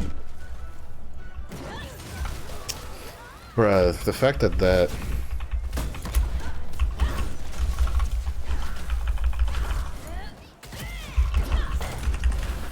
no, not the electrocution, not the electrocution. Get me out of here, get me out of here. Bruh. Again, the walls are not your friend in this game.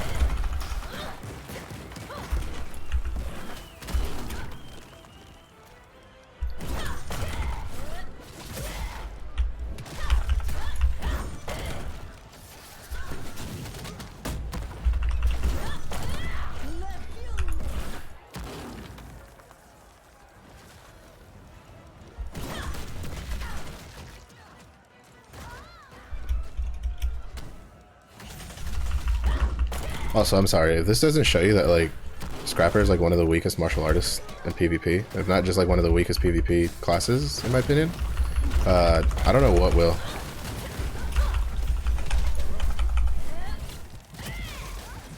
Because, like, it's Glaver, like, I feel like literally every martial artist, like, every class in the game can counter a Scrapper. It gets a little frustrating, like, right there, like, again, is a Glaver, which is, I don't feel like Glaver is, I don't know, like you look at Glaver's kit and you're like, oh, it's not that OP, but guess what, it's stronger than a Scrapper kit. Like everything just feels stronger than a Scrapper kit to me, and I don't feel like I'd get that feeling if I'd play any other class. I feel like every other class has at least one class that you can face that's not a Scrapper, that you can be like, all right, I can beat the shit out of this. Because like for a sorceress, like I have a pretty good grasp, I feel, on like how to fight a sorceress, but they have so many variations, and it just comes down to I need to be better than the sorceress that I'm fighting against. Well, for Glaver, to be honest, right there, like that Glaver felt like she was just throwing out random abilities, but the problem is they were all better abilities than what I could like answer with. And since Glaver, it's because the way you're supposed to be playing Glaver in PvP, from what I understand, is you don't give two shits about your buff bar. You literally just swap back and forth between the two stances and then just use what you need when you need it, kind of thing. So you literally always have abilities to just push. You just have buttons you can keep pushing. It's what makes gunslingers and deadeyes so dangerous, is they always have a button to push. Like they're never without a button to push. Like most other classes, you're gonna have a point, like maybe it's like 1 or 2 seconds, maybe, you know, maybe longer depending on what you're playing. Like if you're playing a berserker and you just blow your load, and then, you know what, you're gonna have to wait like 10 seconds, 5-10 seconds for something to come back off cooldown. Because I definitely feel like we could have won that. But they definitely realized that out of the 3 classes they were facing, my class was the easiest class to kill. So a lot of times, like, you could kind of tell the Glaver and the Sork would just wait for me to come out, and I would try to like chase somebody, and then they'd go after and try to they would either see me, I don't know, like just by happenstance, and then come over, or they would like actually like just go looking for me, is what it felt like. Because there was a lot of times that Glaver, like, he kind of just came out of nowhere, and I was just like, really? I mean, like, I can't blame him. Like, it's the right move to do. It's what I would do. It's what you do in PvP. You focus the weakest link. Granted, you know, we got down to golden kill, so it definitely was a pretty good back and forth, but that definitely was not my best match. I definitely didn't, I definitely could have done a lot better in that match, but it is what it is.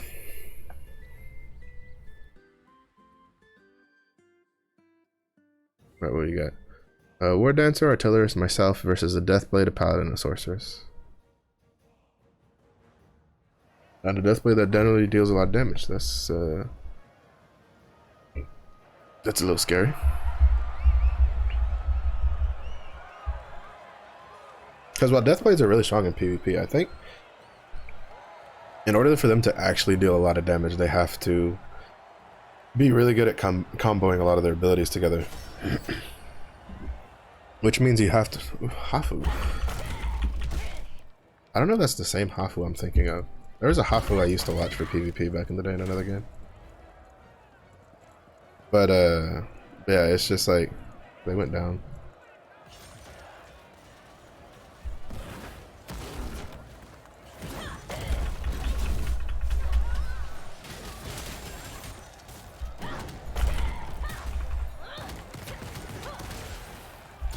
Bruh, electrocution on the range of an electrocution on a Paladin is so insane.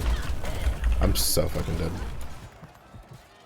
I think he might have popped his like DPS buff in there, and then there's nothing I can do there.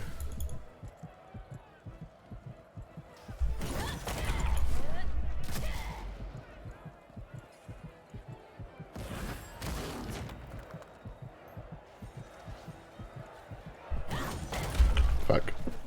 I fucked up. I fell for the bait. Yeah, this is gonna be rough to fight just because their Paladin is just, so far, at least on this initial burst, he's been really good at keeping them alive.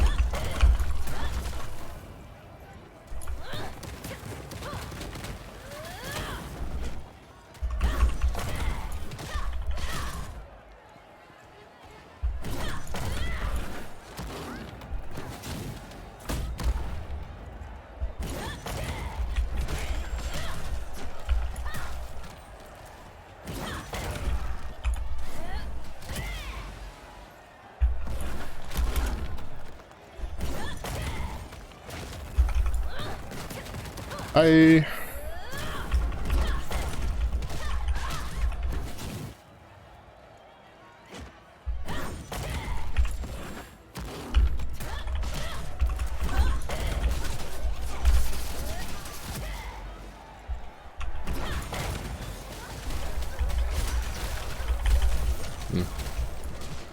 Fuck, dude. Every time that, like, the Sork does something, the Paladin just buffs the shit out of her for so much damage. And, like, I go from like 100 to like nothing, and like,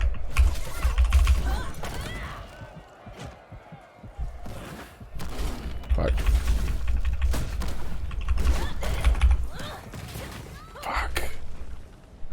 gave Deathblade so many goddamn ranged abilities, bruh?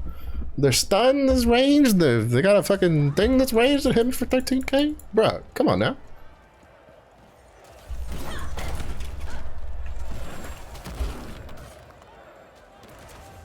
Where's Powder? I'm tired of you, Powder.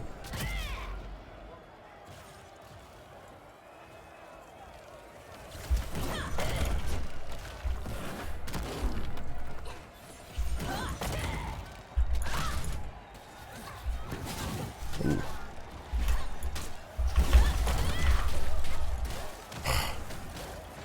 Stupid God's Law. And the fact that it like it's so strong in PvP because it like gives damage reduction to your teammates that are in it, but then it also like hit stuns enemy players that are stuck in it.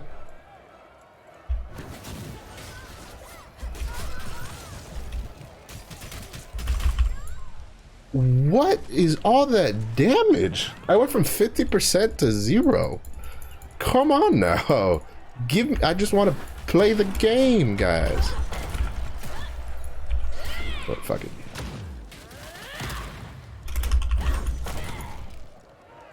I just want to play the game.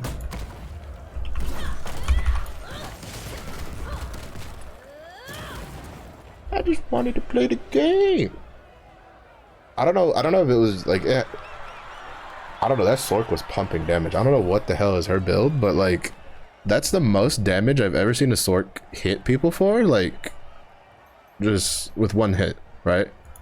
Like, most Sorks, they need to hit you with, like, kind of multiple abilities. You know, they do, like, the crystal, with, like, the lightning thing, with, like, the, you know, the straight line lightning thing, and then, like, the ball lightning. Like, they have to chain, like, 2 or 3 abilities together to really, like, demolish your HP. But this one, like, everything she hit me with just hurt so bad. And I don't know what she does different. Like, I'm kind of curious. Like, I'm just curious. Like, that's probably the most, like, highest damage dealing Sork I've faced, because everything hurt. That Sork showed up and I was caught in something. I was like, I'm fucking dead. Like, I was at 50% health, 0, because she hit me with something that hit me for like 23k 3 times in a row or some shit like that. I don't know. It was a lot of damage all at once, man. That was like half my health, because I think I'm at like 123 in PvP. Deathblade, Bard, myself versus Artillerist, Paladin, Gunslinger. You have 137 HP in PvP. I wonder what it's actually scaled up to then, because that's a lot more HP than what I have, like, in live, and my scrapper's at 1400. Granted, her chest piece and pants are like +8, so maybe that might be why.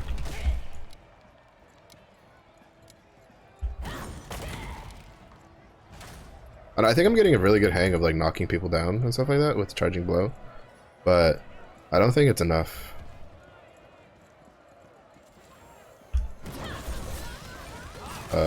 Oh, that was his. I was about to be like, what was that?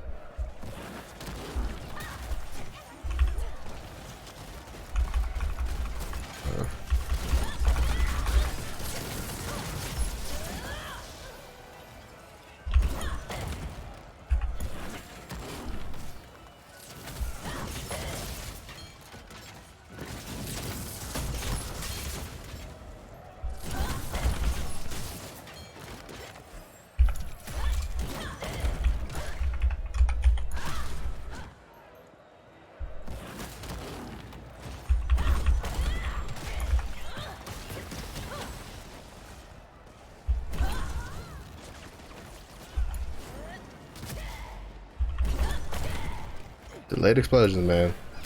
Bane of my existence.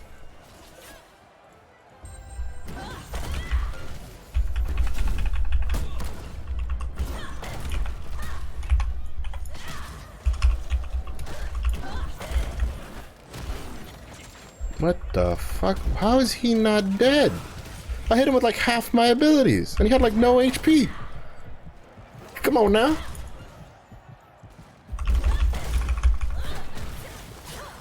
Oh, what? Oh, I got hit with a grenade. I was about to be like, what did I get hit with?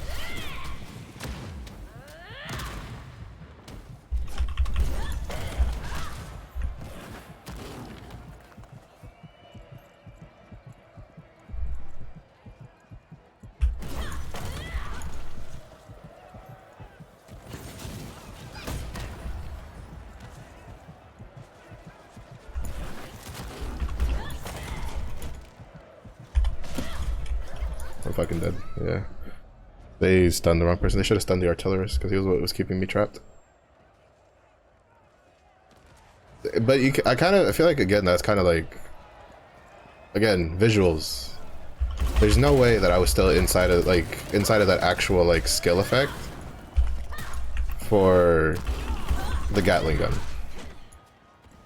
Like the Gatling gun is one of those abilities that is much bigger than like the actual hit effect of what's going on.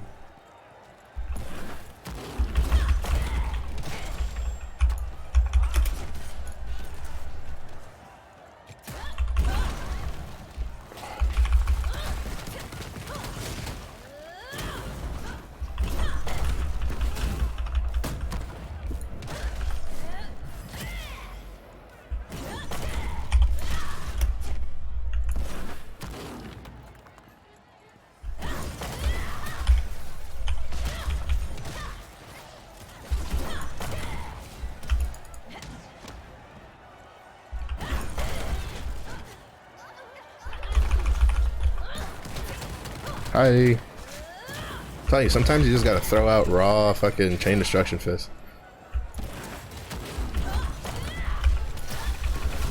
I don't know why it works, but it just works. People don't tend to respect the CDFs. Oh no! Oh my god.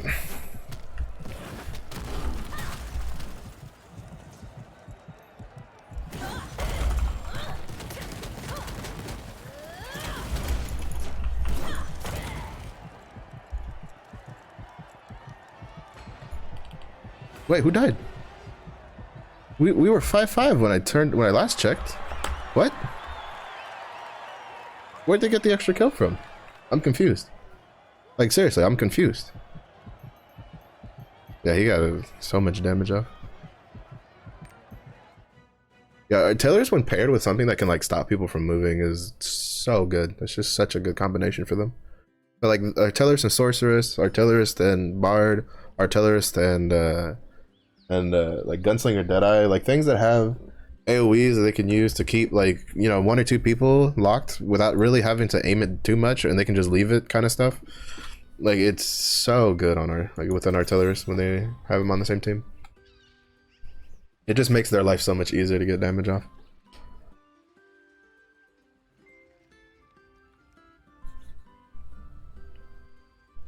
I still feel like Gatling gun should have some changes in PvP, but we'll have to see how the damage reduction nerfs affect them. I haven't really kept up with like the Korean meta on how much how that nerf affected classes that have damage reduction on their stuff very much, so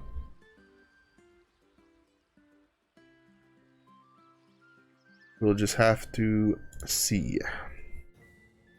Me, Bard, Sork, with Bard, Gunslinger, Deathblade. Oh, this could be pretty interesting. It'll be a little tough because the Gunslinger brings the grenade, which is definitely a really big, a very big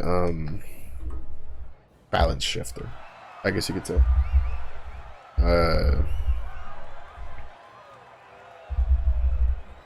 Because we don't have something that's like that can instantaneously just stop a person from doing anything like that on such a low cooldown. On top of that, some cute models in this game.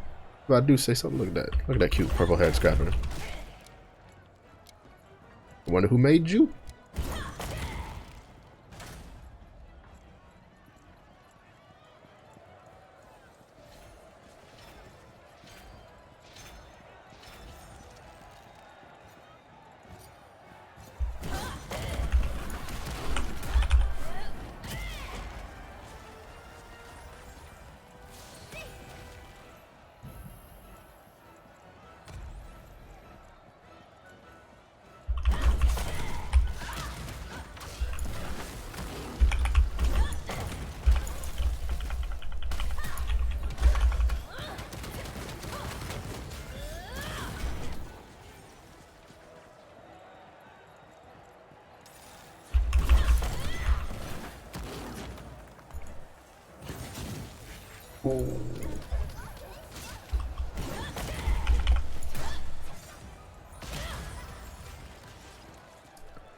The bard's done.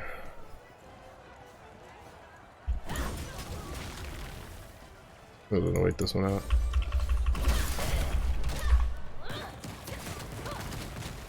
Welcome back. Mine hurts more.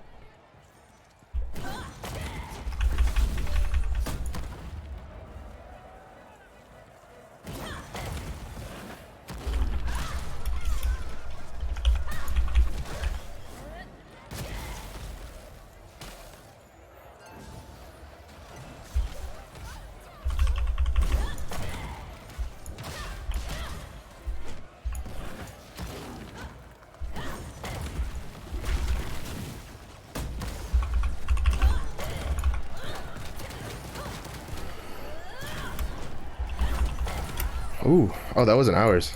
See, this is what I don't like about having like mirror classes on the same like PvP match. I thought that first one was theirs, but it was our bard who put that up.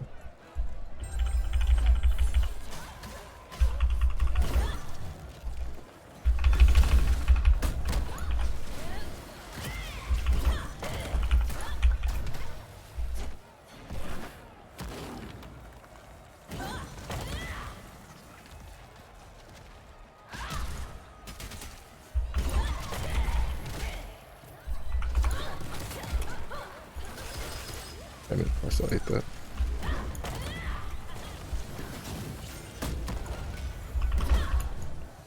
Bruh. That fucking, like, leave behind thing they do is so annoying. That was a good stun though.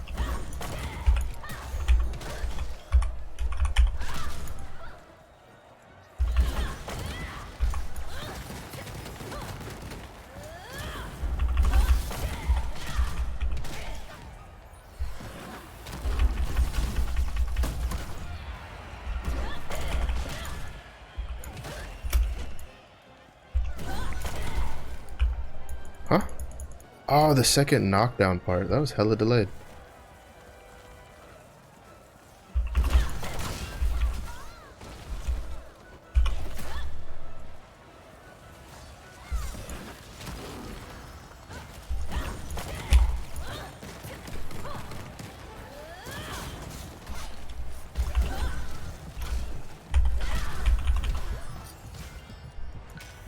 This bard is really good.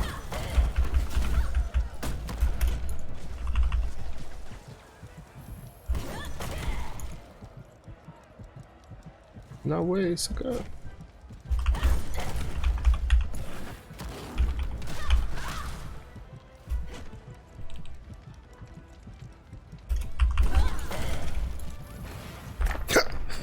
They don't know. They don't know. They call me Fire Pit Marsh for a reason. I'm telling you, I don't know why. I'm like hyper focused when I'm almost dead in the respawn pit. I'm like, I'm like, bruh, y'all don't understand. Y'all don't know who I am. We almost got an extra kill on the gunslinger. Almost, but not quite. I think like I think I need to take one of these weekends and just go through my VODs and make clips and then just put like a compilation video together of just like like, you know, moments like that I'm like, yo, this is how you gotta schmoove and groove in the pit when you're trying not to die.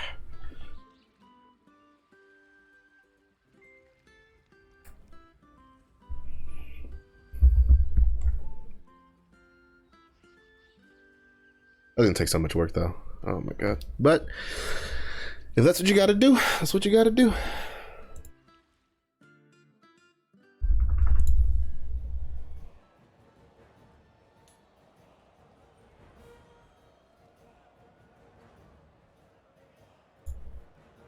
Oh, wasn't paying attention. What we got? Me, Bard, and a Glaver versus two Death Blades? Is that a whole Death Blade team? Don't tell me that's a whole Death Blade team. Please don't tell me that's a whole Death Blade team. That's a whole Death Blade team. Game. What? Oh, I think that was the Bard I had on my team last time. But game, why you do this to me? Game, I thought we were cool. I thought we were having fun. course they're from the same server. Of course they're from the same server. Why wouldn't they be from the same server? Oh, we just gotta play it slow. Play it slow, play it steady.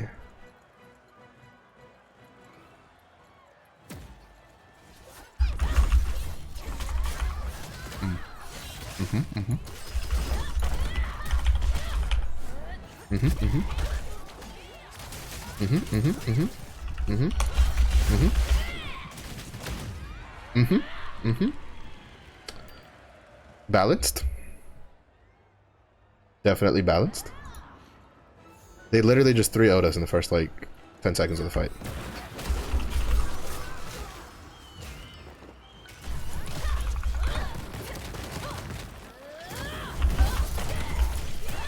Granted, I think like they might have all just popped their awakenings all at once, or like 2 of them. One of them at least knows what she's doing. Fuck. I also can't tell when they're doing that like tornado, like the tornado pickup move, because like all of their animations, the startup animations, look exactly the same to me.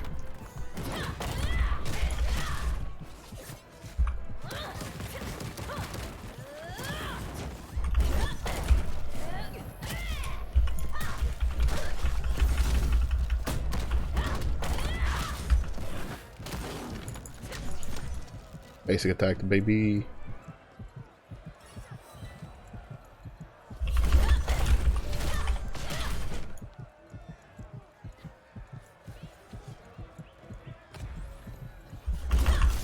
Oh.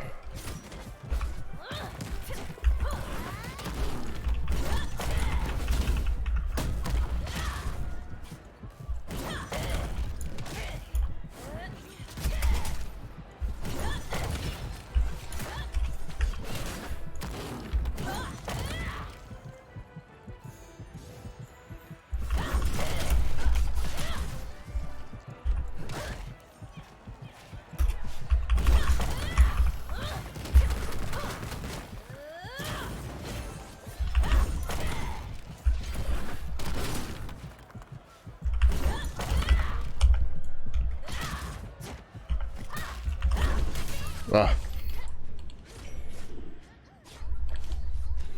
This is kind of like I'm like super hyper focused right now because I have to be. Once I fuck up once, these death blades will just be the death of me.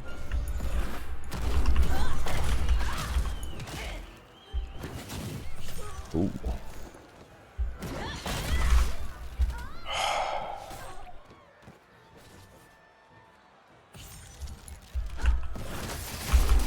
From what, dude? From what? You got so fucking lucky with that stun. I hate that. I think that's the only thing that tilts me the most, when players get lucky and then it causes me to die. Because they weren't trying to fucking stun me. They were trying to stun the bard so that they could guarantee the kill on it. And instead, they stunned me. And so they got 2 kills instead of just 1 kill.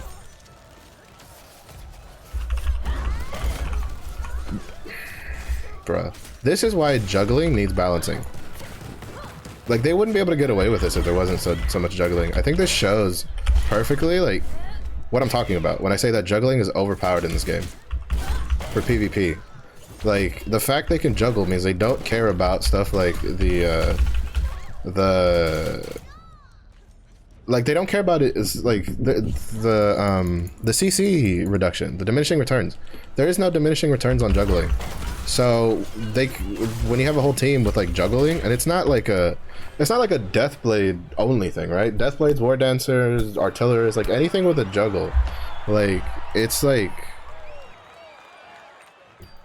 just there's no diminishing returns on juggling, right? Like you can get juggled indefinitely in this game, and it's honestly kind of broken. It honestly is. That's one of the things I think they need to really look at. Like, I think they needed to look at that before looking at the damage reduction stuff and all that. I know they used royal rotors as like for the Korean side of things as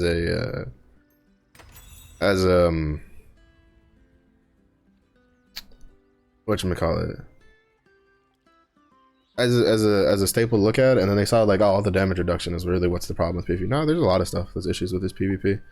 And like, I'm harping on it because like I'm passionate about this PvP. This PvP is fun, but then you get something like that, and that just, and the point is you go, well, Marsh, that's you just queued into a pre-made, buddy. That's been my unranked matches, my ranked matches. That's why I'm like, that's one of the reasons I'm like 1100 in bronze, is because I kept running into double, triple Deathblade comps in ranked, which is solo queue only.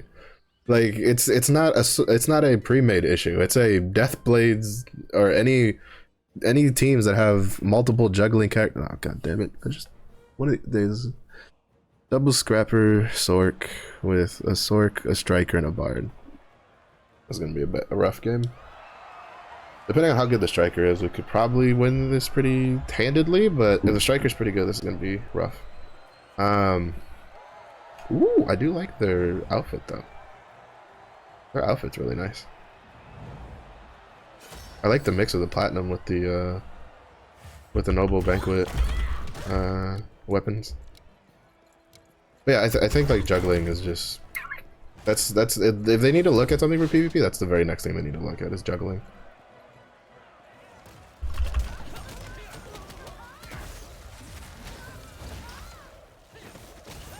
You literally did like all of your abilities, and then nothing came from it.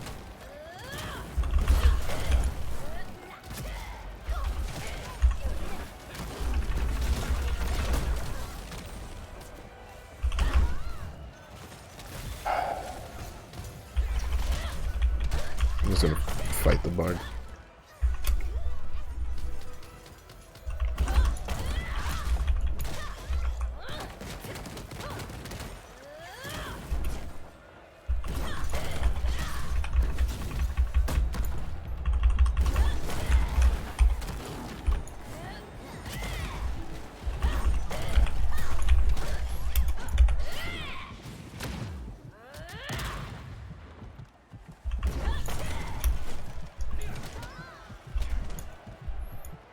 The reason they also need to be kind of like careful with the juggling is that, for instance, strikers would literally be useless without juggling.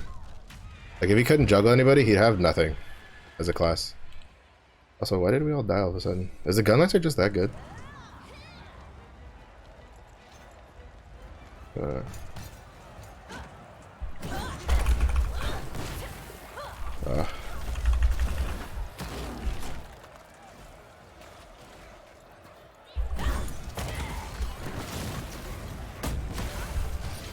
Oh, he's one of those gun lancers.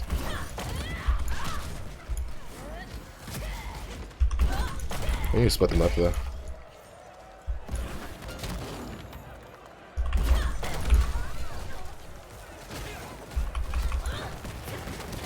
Like we don't have a team comp to be able to fight all three of them at the same time.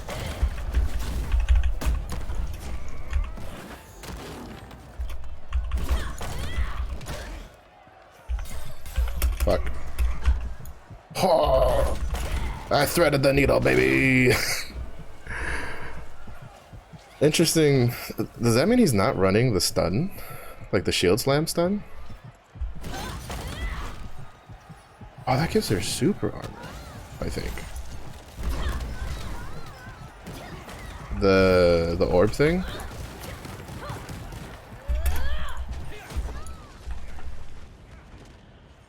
The orb that she drops it, like I hit her with charging blow and she didn't fall down. I think that might give her super armor. That's actually really good. I didn't know that.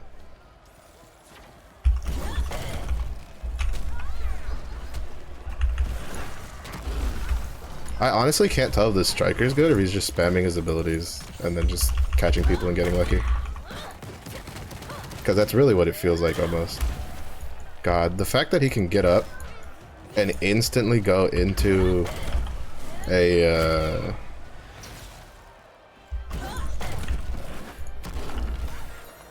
instantly go into, okay, that just wasted my stun also. I put it on cooldown. That's so fucking annoying. I'm sorry, but if you have an ability and you get stunned while you're hitting it and it doesn't actually go off, like it shouldn't go on cooldown. Like at all. Cause that's ridiculous.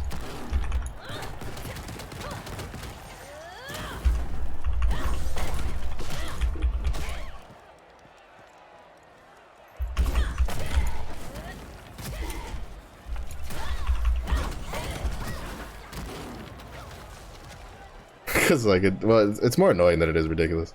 But I don't know. That's my opinion. Because I don't think the ability went off. Like I think the server read as I pushed it, but I also got stunned at the same time, so I put it on cooldown. Kind of sucks, but that's what it is. We still won though. Even though if like I got my head out of the gutter, and I got my head out of my ass, and I was just like, we need to like not fight them together, and I just left. Like I don't know how to fight scrappers that just constantly push buttons, because that's what he was doing. He was pushing buttons the whole time, so it would catch you with something. I don't know if that's how you're supposed to play striker. I don't know if he's actually good at striker, because to be honest, it's hard for me to tell the difference. The only way I could tell the difference between a good striker and a bad striker, the only way I could categorize a bad striker is one that doesn't push enough buttons. Because I feel like for striker, you just have to keep pushing buttons. Because once you stop pushing buttons and get caught, you're just dead. So for him, like it really just felt like he was like push button, push button, push button, push button, push button, push button, and then as soon as you didn't have like super armor on something, you just get caught, and then he juggles you, he does a lot of damage, and then he just goes back to pushing buttons. Their bard was pretty good, was all right. She wasn't bad, but she probably would have had a much better time if the gun lancer and her stuck together, which you could see she was trying to do. She was constantly trying to go to the gun lancer, but the gun lancer was kind of like ignoring her. Deathblade, Gunlancer, me, versus a Glaver, a Bard, and a Sork. Okay, it could be doable. It could be doable. Depends on how defensively this Glaver plays. Also, I think that was the Gunlancer I had last match. I can't tell how good he was, because every time I ran into him, he was like half dead. So I would just like run over to him and just start punching him. And by half that, I mean like I would run over, do a combo, and he would die, for the most part. I'm not quite sure if he's good or not. I mean, I can't say the striker was bad, right? He got 5 kills. It's just I don't know if he got 5 kills because he's good at striker. He just got 5 kills because like we were just really bad at dealing with him.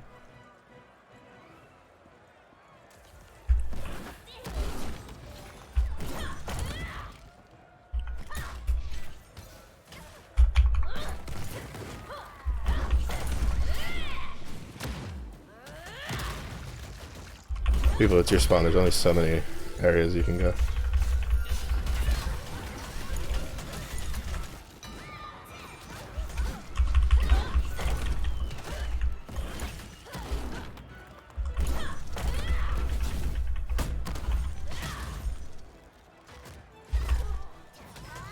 Bro, that pickup from Glaver is... no paralysis immunity on the stun. Literally, like, my stun got countered by a regular fucking ability. That's the most tilting thing. Like, just give me paralysis immunity on my stun, please. It annoys me that some classes have, like, super armor on their stuns, and I can't even get, like, paralysis immunity.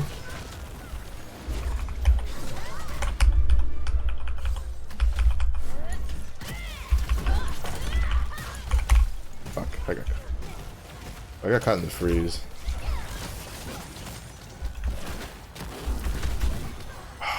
They just have so much CC. Let me play the game.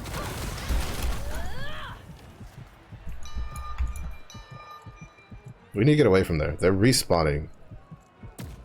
See, this is what happens.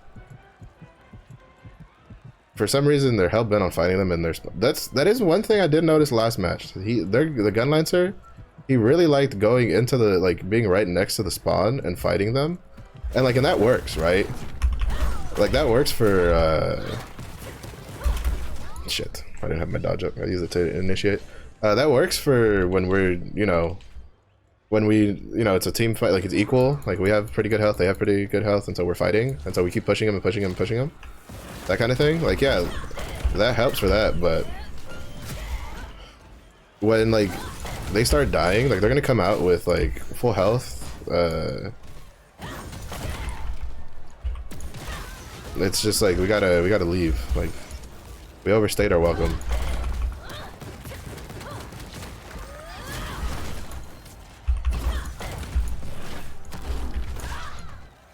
Fuck, that doesn't have paralysis immunity either.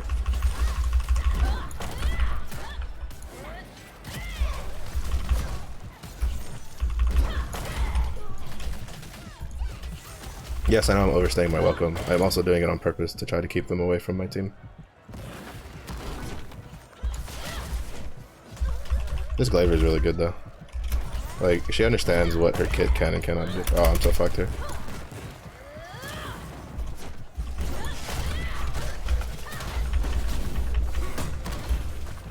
And stay down, baby. Don't care. Worth.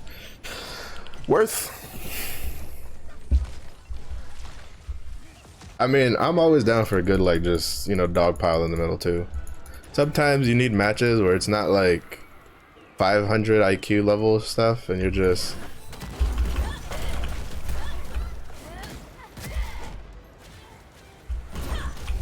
Oh, the Magna Wave.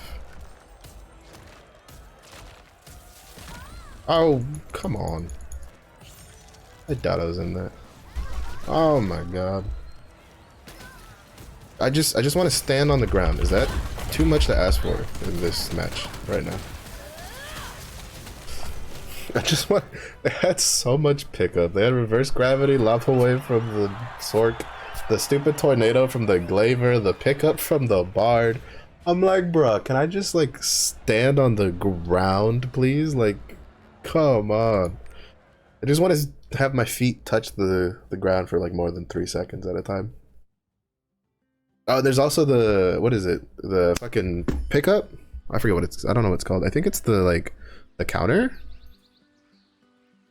Yeah, because I'm thinking you can tripod their stun into the kick forward, and then I think Vault launches people. Like, Glaver just has such an annoying kit to deal with. Which I knew ahead of time, like looking into it, I was like, man, Glaver's gonna suck once people know how to play it. And people are learning how to play it, and they are kind of a pain in the ass to fight. I mean, if I'm saying, they used to be one of the strongest PvP classes, and then they kind of nerfed one of their, I think the stun tripod on their counter ability, I think is the one that got nerfed. And it kind of brought them down a bit, but I still, if I'm saying, they're still considered a very strong PvP class once you learn how to play it. Me, Shadow Hunter, and a Glaver versus an Artillerist, a Paladin, and a Gun Lancer. That's not very promising. That's a lot of damage reduction on one team.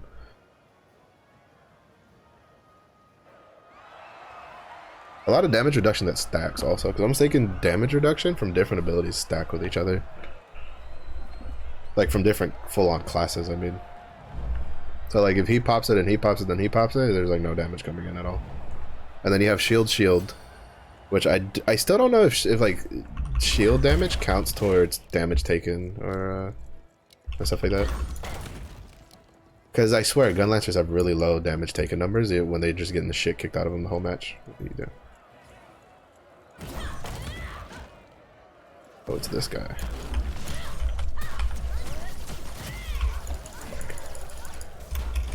Fuck. I swear that's the only thing like most artillerists know how to do. And like this level of PvP, I mean. I feel like a good artillerist just like they have so much more in their toolkit to offer. Laser beams, what is this shit?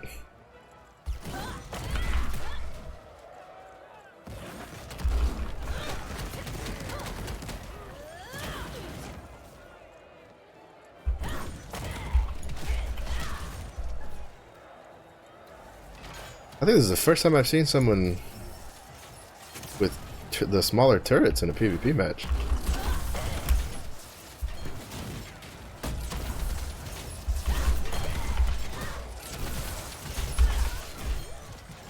Oh, that big, like we definitely shouldn't have fought under that big ass turret.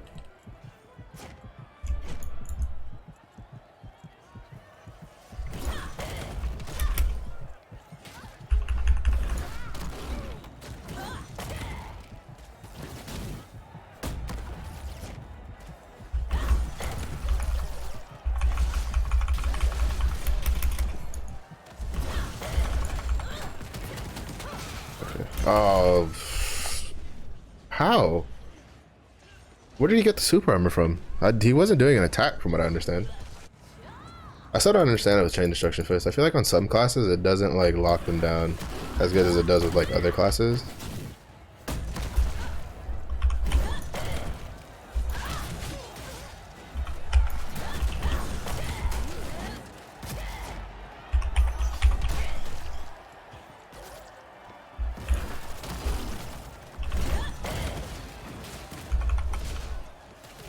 do this?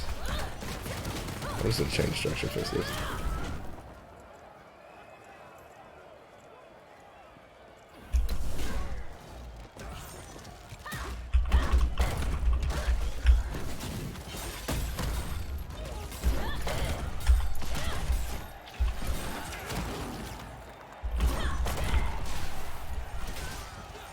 That electrocution range is so big. It's so big. Also, charge, another ability that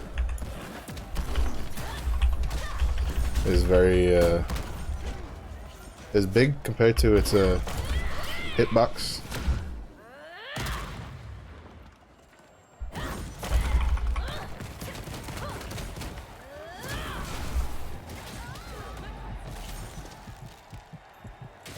What the fuck was that? I barely realized that was even an ability. Like, that was so faint that I thought that was just a fucking, like, glitch on the screen or something.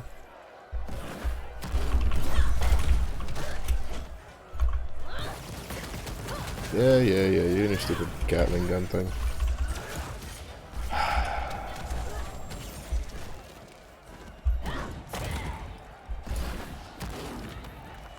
And then there's super armor shield, which doesn't have much reasoning.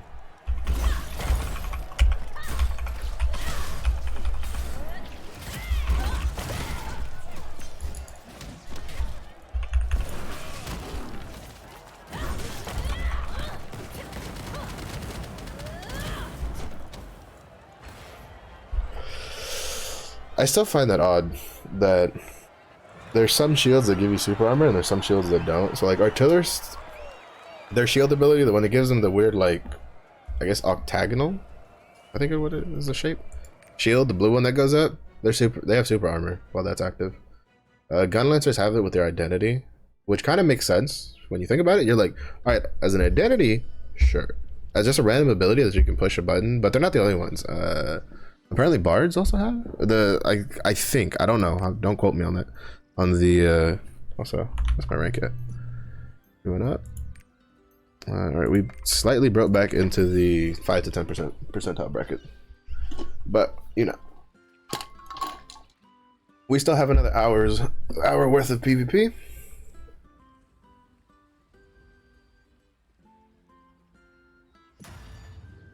So I should be able to further secure my foothold in there, and then, you know, we still have like 2 more days, or at least 1 more day, 1 or 2 more days of it. I don't know. I guess as a caveat, I kind of like touched it on earlier in the stream, but in case you missed it, since my old man went, you know, had surgery today for his hip. As far as I've been told, everything went well. He should be awake by now. Talking with my mother. Let's see, Artillers, Gunlancer, Scrapper versus Gunlancer, Scrapper, Shadow Hunter. I think that's the is that the Artillers we fought last time? No way, right? Because he just lost it last match. So there's no way he could be on a 6-win streak. But or did he win the last match? No, I think they lost it, right? I don't remember. Whatever, not like it really matters. I'm pretty sure that is the. Oh, actually, no, that I think it is, because I think that's the Gunlancer. I think the Gunlancer and the Artillers might be together. This is definitely the Gunlancer we fought last time. Yeah, Diplo, slowest poke. Oh no, they just got lucky to get re-queued on the same team. But I'm pretty sure that Gunlancer was the one that we fought last match. Interesting early use.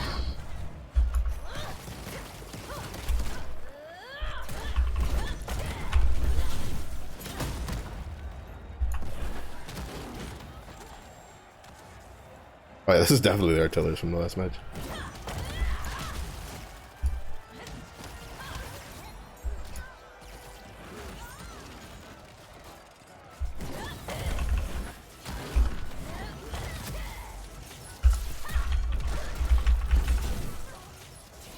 Actually, I don't know. Is that the Gunlancer from last match? I don't know anymore. Oh, I got caught in that. Oh, he's using that one.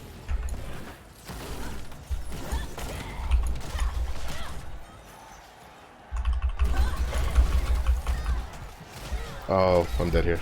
Yeah.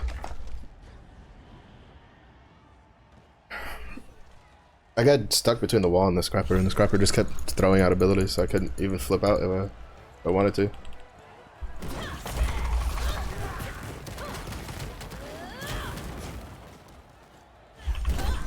Oh. I'm not used to the timing for people that don't run Endless Rage on their...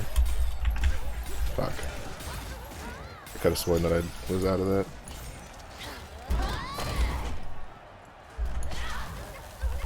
Ah! I just want to do shit this match. Come on now. I'm gonna chase you. I'm not stupid. I know what a scrapper can do in the fucking... Don't you fucking do. Oh, was it death arrow?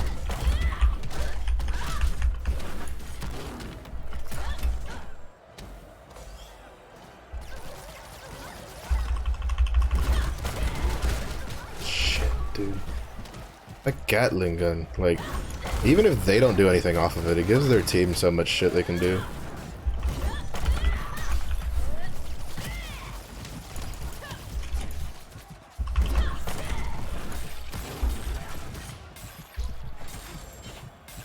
Probably can just keep running.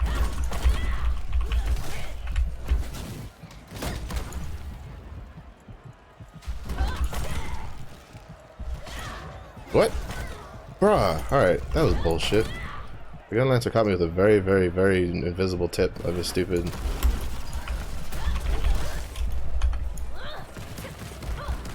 I'm fucked. Yeah, I was fucked when I saw you put the thing up in the air and I didn't have my dodge to get out of my chain destruction. Yeah, this is a rough match. I can't say their scrapper's bad. Their scrapper's pretty good. Probably a little bit more aggressive than I think it should be. But they have the right to be this aggressive with the teams they're running with.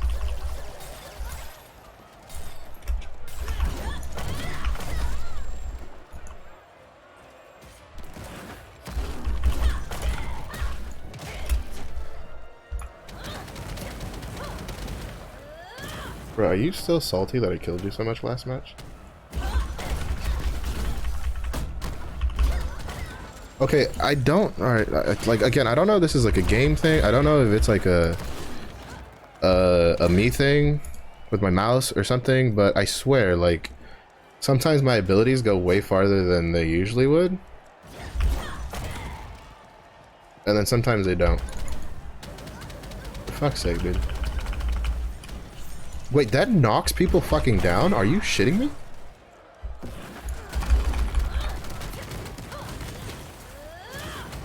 Are you fucking shitting me? Flamethrower knocks down if you sit there. Was I hit by something else? Cause that's super busted, dude. I think he stunned me inside of my chain destruction fist too.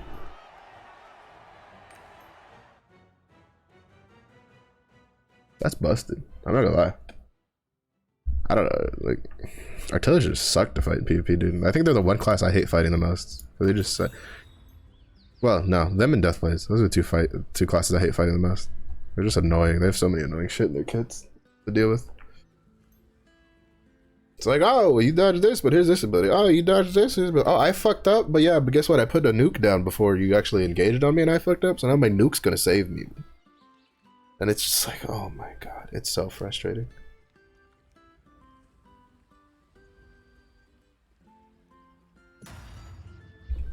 But I mean, that's how it is in all games. Like, it's so hard to balance PvP without just straight up doing it. It's making it its own thing.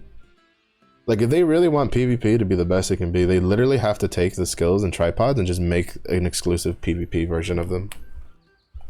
Because I don't really see any other way of doing it. Because there's certain things that, like, aren't really an issue in PvE. Like, super armor tripods and stuff isn't an issue in PvE. Double Shadow Hunter, Artillerist, great. With a Berserker, me, and a Sork. The Double Shadow Hunter is going to be rough. They have double electrocutes. So they could catch our whole team, which then lets him deal a lot of damage. I want him dead, though. I'm going to see if I can...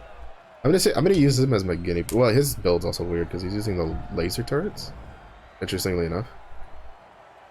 I don't know if they actually, like, even stagger you with paralysis or not.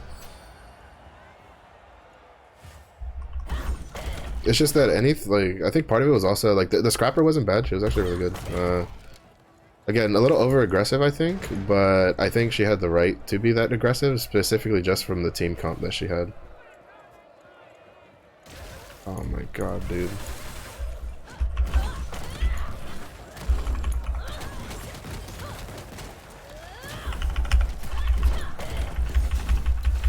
God, what is the cooldown on that? Why is such a long-range stun so short of a cooldown? Holy shit, Smilegate. Like, who thought this was a good idea? Oh, he fucked his swing. Ha, get fucked, bitch. You're in your stupid cheese combo.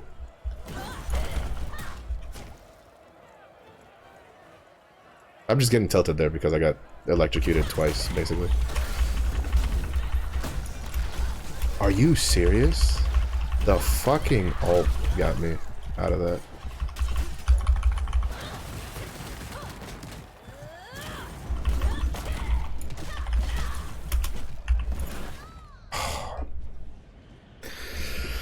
I shouldn't have died there. I shouldn't have died there. I definitely feel like I should have been able to kill her there. I played that fucked up. I should have engaged with the Dragon's Advent. Like that. He's gonna get the stun off of this though. Bro, like, you're one of the artillerists I hate the most, because you're not really that good. It's just that artillery, he does kind of what like a lot of artillerists like to do, where they like to wait for the Gatling gun, and then once the Gatling gun is off cooldown, they just sit there and they just shoot it like that. Like, look at that. He shoots it on cooldown to try to catch somebody, and then he does the stun combo off of him. God, that's such a big range. Oh, bye. Bye.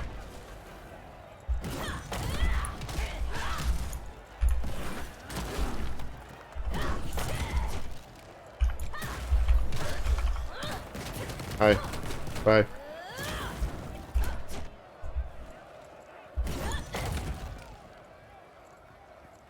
Bruh. I'm not losing to you because you're good. I'm losing to you because the class I'm using is kind of a little dog shit compared to yours.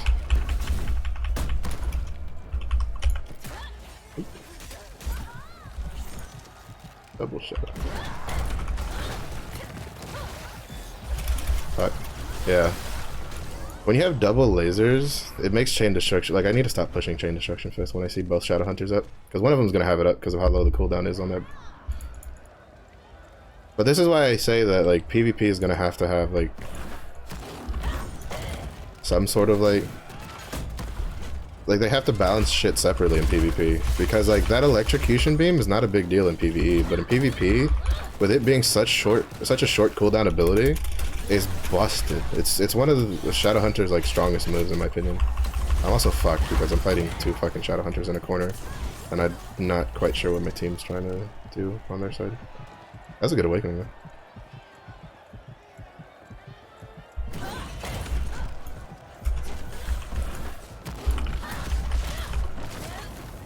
Fuck. She knocked her out of my death rattle. Fuck. Yeah. We probably could have killed her if she hadn't knocked her out of my death rattle, because I'm pretty sure my death rattle deals more damage than her like pickup thing does.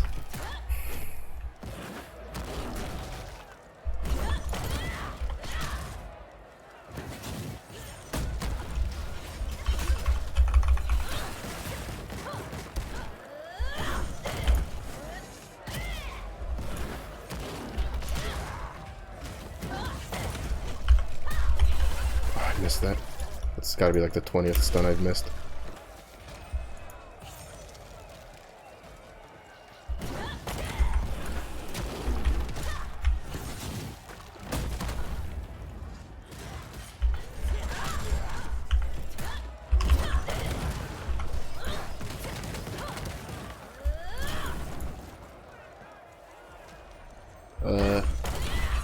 I think she missed the electric beam?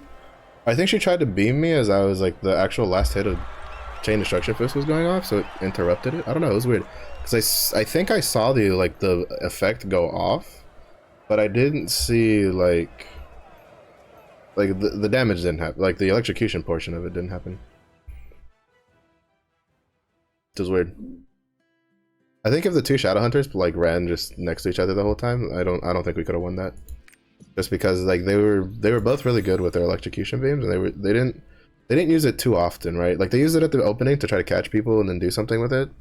But then after that, you could see them holding on to it until people were like actually did stuff with like Chain Destruction Fist or Bloody Rush. Well, actually, I don't know if you can stun Bloody Rush. You might be able to. I don't know. Stuff like that. which is really good. It's what you should be doing.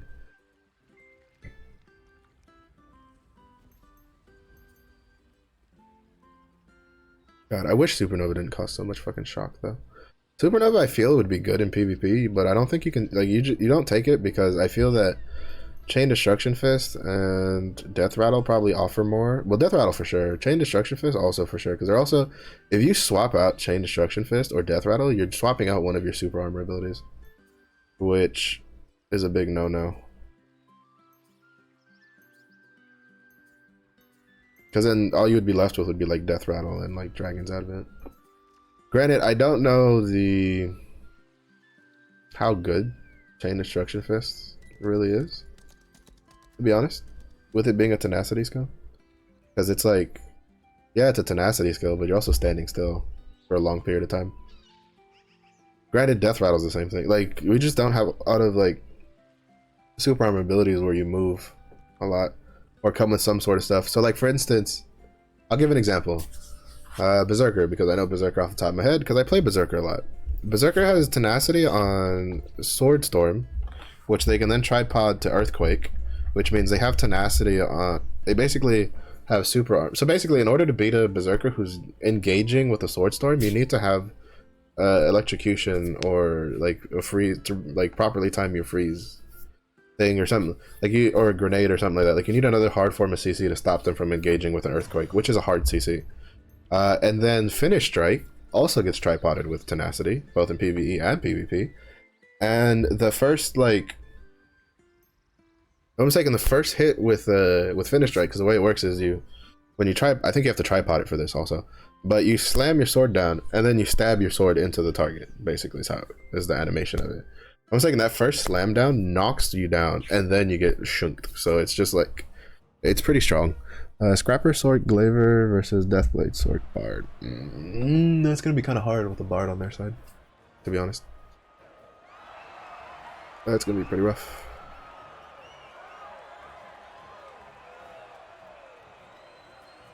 But we'll see. Again, it all comes just down to skill. Skill. Because I mean, I've beaten teams that have like, you know, that they're like this, because you know maybe they're too aggressive or they don't do anything. For this, I think I need to try to like try to see if I can get the Bard away from her teammates. Oh, this isn't that ability. I'm saying that knocks you down if you get caught in it. Yo, I wish my ult could go off fast enough inside of a hit stun. Great.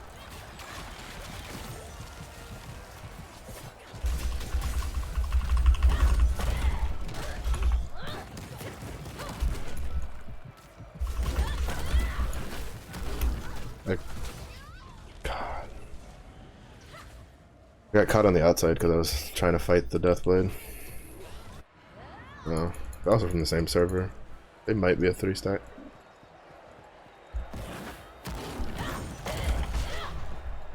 What?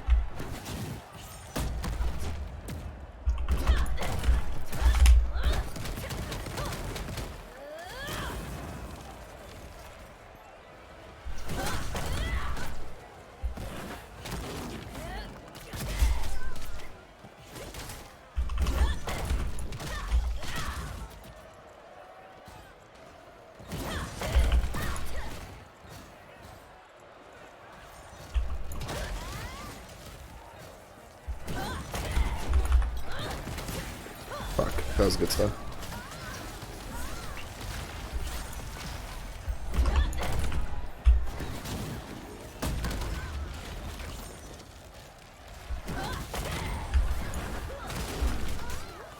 What? Oh, I think the sword caught me.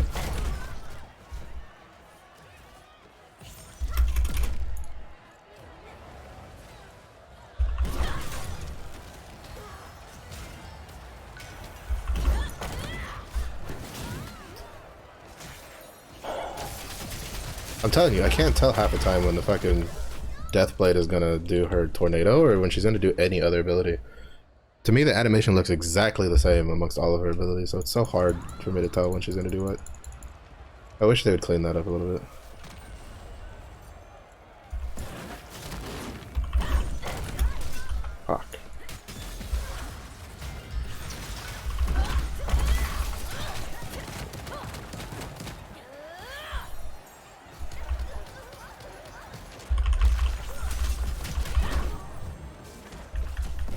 I also don't think the diminishing return lasts long enough in this game, in the PvP stuff, personally.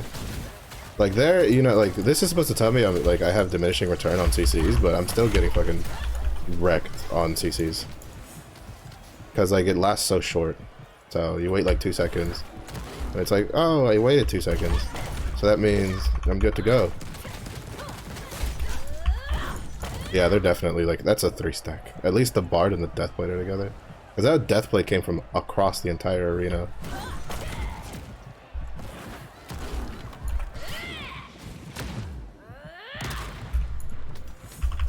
Fuck, yeah. That's a little health, so it's kind of whatever. That's generally a pretty big indicator where if a team is playing, like if people are playing together, they just lucked out on the same server, is, oh. I just missed time. Oh, that deals damage. I didn't know that dealt damage to people. Right, yeah. Bro, I'm just trying to get out of here. Let me out of here. We're not. Fuck. Yeah. When they popped that Bard Awakening, there was no coming back from that. It was just too much damage reduction. And too many shields, we wouldn't have been able to kill them. But that's a 3-stack. I feel like we did pretty good against the 3-stack, personally.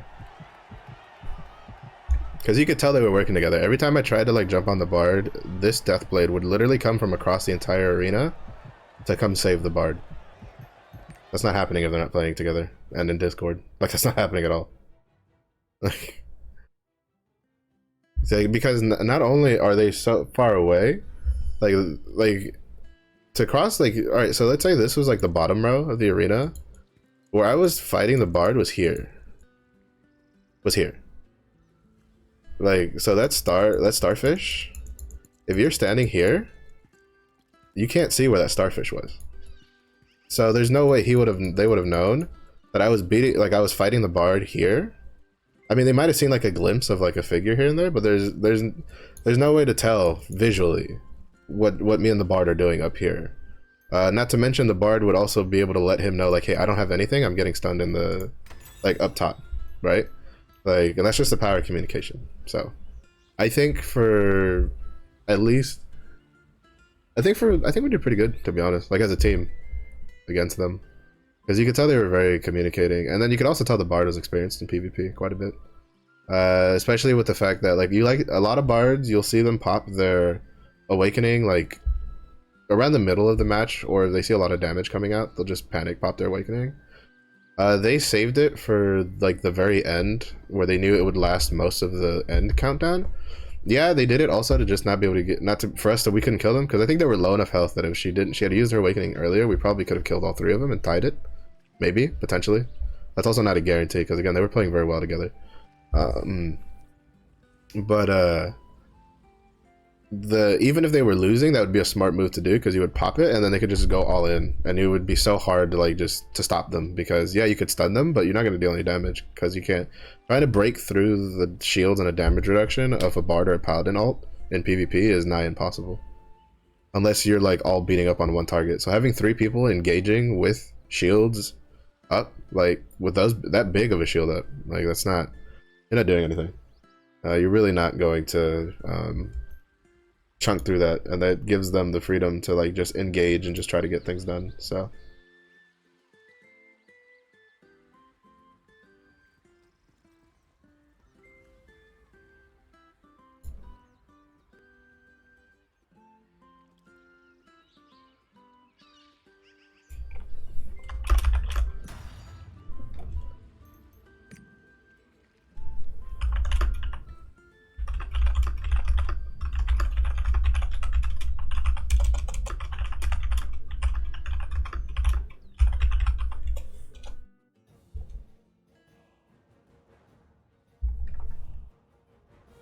alright, what do we got here? We got a Shadow Hunter, Gunslinger, Glaver with a Striker, Deathblade, and me. Alright, see how it works.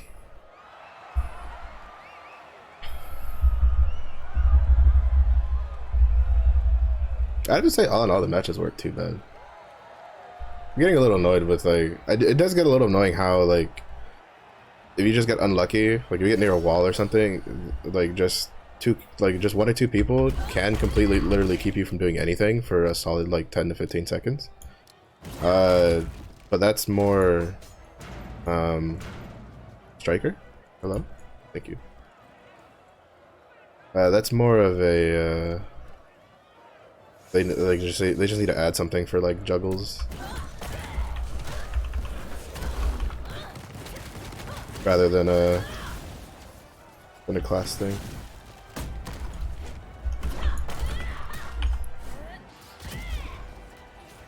Bye.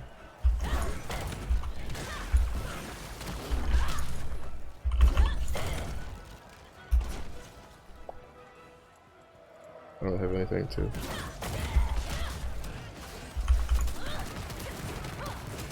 Hello.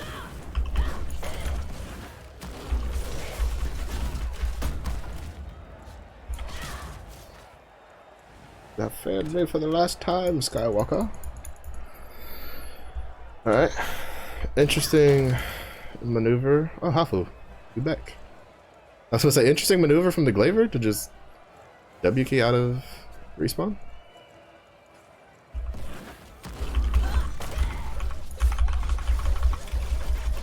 That was a good bait by the Oh, you got so lucky.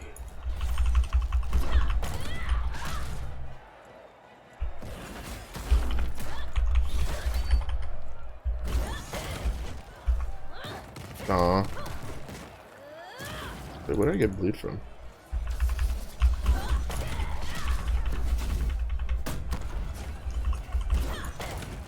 Alright, I'm just ass at aiming shit in this match.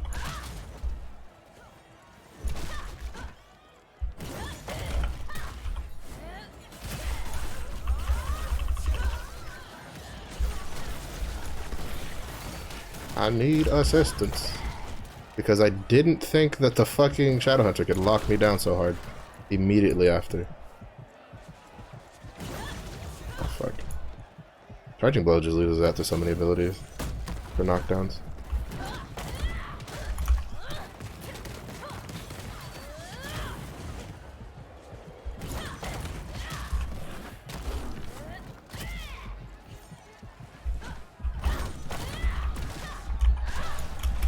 Ooh, that was a good shackling. That was definitely the right move for the Glaver to do.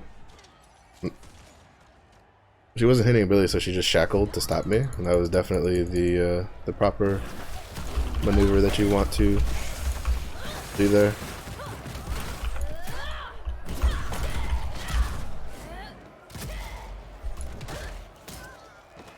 Bro, like, I think that like gunslinger abilities need more like emphasis on like the lines.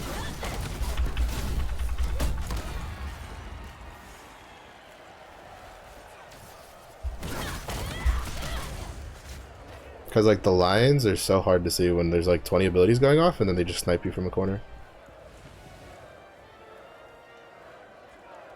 Also, I'm also just blind.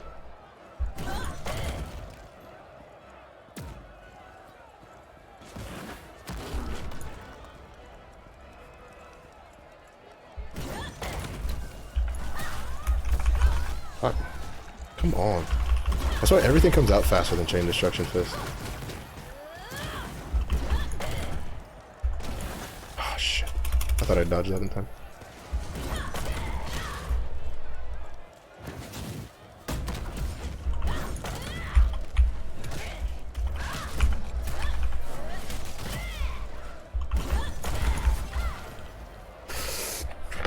I thought I dodged the grenade. I thought I'd been slick. But she was like, bitch, I got your number. Calling it on collect. Oh, but we did good damage, though. Afu. I played with them earlier. They're a good Deathblade player. This is why I wish that, like, man, cross-server, like, if you could do stuff like cross-server, like, on the friends list and stuff like that, like, bruh. That'd be so nice. Because I could just, like, add people who, like, I was like, oh, you're pretty good at PvP. I'd like to be friends. Where are we at? Alright, we're slowly climbing our ranks back up. It's gonna be slow going because, you know, everybody's done all their PvP now, and so like if I'd really wanted to stay like super high up, I would have had to been PvPing all day, every day on the weekends and stuff like that. But like I only PvP'd for 30 minutes on one fever time, and I completely skipped the other fever time on Saturday, and then I didn't do any of the fever. I don't do any of the PvP, the fever times on Sunday because it's like it's the other one. It's like deathmatch and like last man standing or whatever it's called. This is the fever times, and I'm just like, I just don't care to do those. I should probably do the 1v1s, like the deathmatch stuff, because it could probably help me like land abilities and stuff, but I hate duels. I hated them in World of Warcraft, hated them in Guild Wars, hate them in every game that has them. I just want to do team deathmatch. Me, Glaver, sharpshooter versus a gunslinger, artillerist, and fucking artillerist. Get out of my game! Sork. Ugh. And he's got a good like team setup because he has a between the Sork and the gunslinger they can like lock one of us down, so he doesn't even need to do his cheese combo. He can just wait for someone to get caught with the hit stun, and then he can just like drop his nukes on him. Sharpshooter, you're our only hope. I need you to lock down the somebody.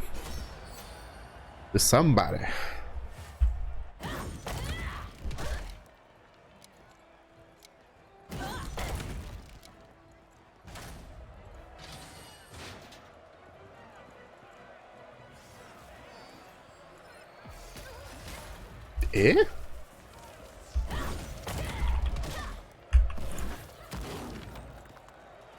We need to go there, Glaver.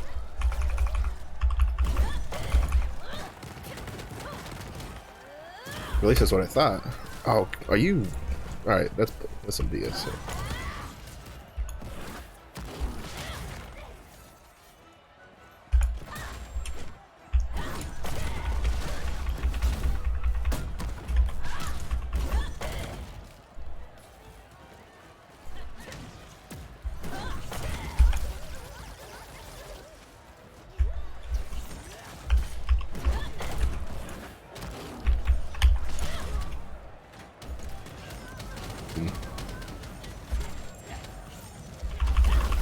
Oh, fuck me.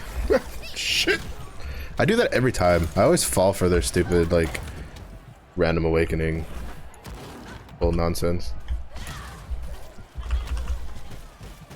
She's about to, like, 2v1 us here, because she's a gunslinger. Fuck. That was such a good bait. That's such a good bait. Nice. Ooh.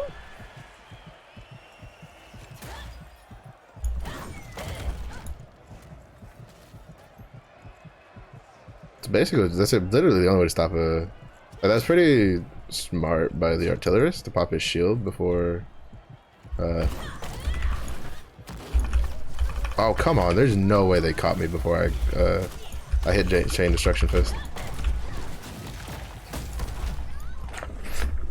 That was I need to like I'm gonna look into it. I've seen people with an overlay that shows their like inputs, because like I was spamming the shit out of that button, man. Oh, there's the evade.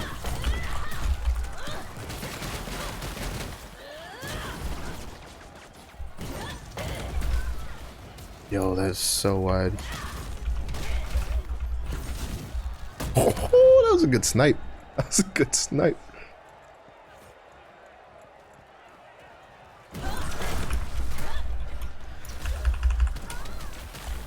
Wait, what I get? I'm just dead. I literally got caught by 1 CC and went from 100 health to nothing before I could do anything. I had flip up, I had whatever. Like, a little strong. A little strong. Fuck, I shouldn't have.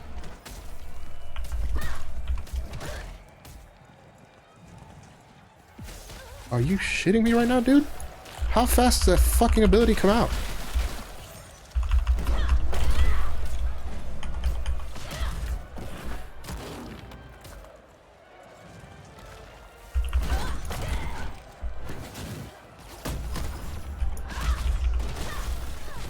Yep, and that's why I call like I I call the grenade from a gunslinger like a scale balance, like a scale balancer, like a pretty big one, specifically because of that. Because it can, it's a really low cooldown skill. Also, they're really hard to catch, so.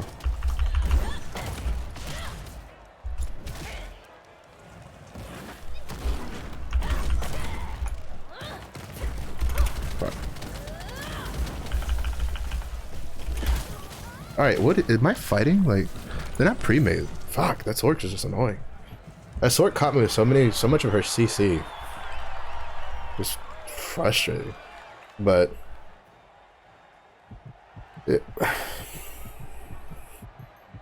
this is this comp.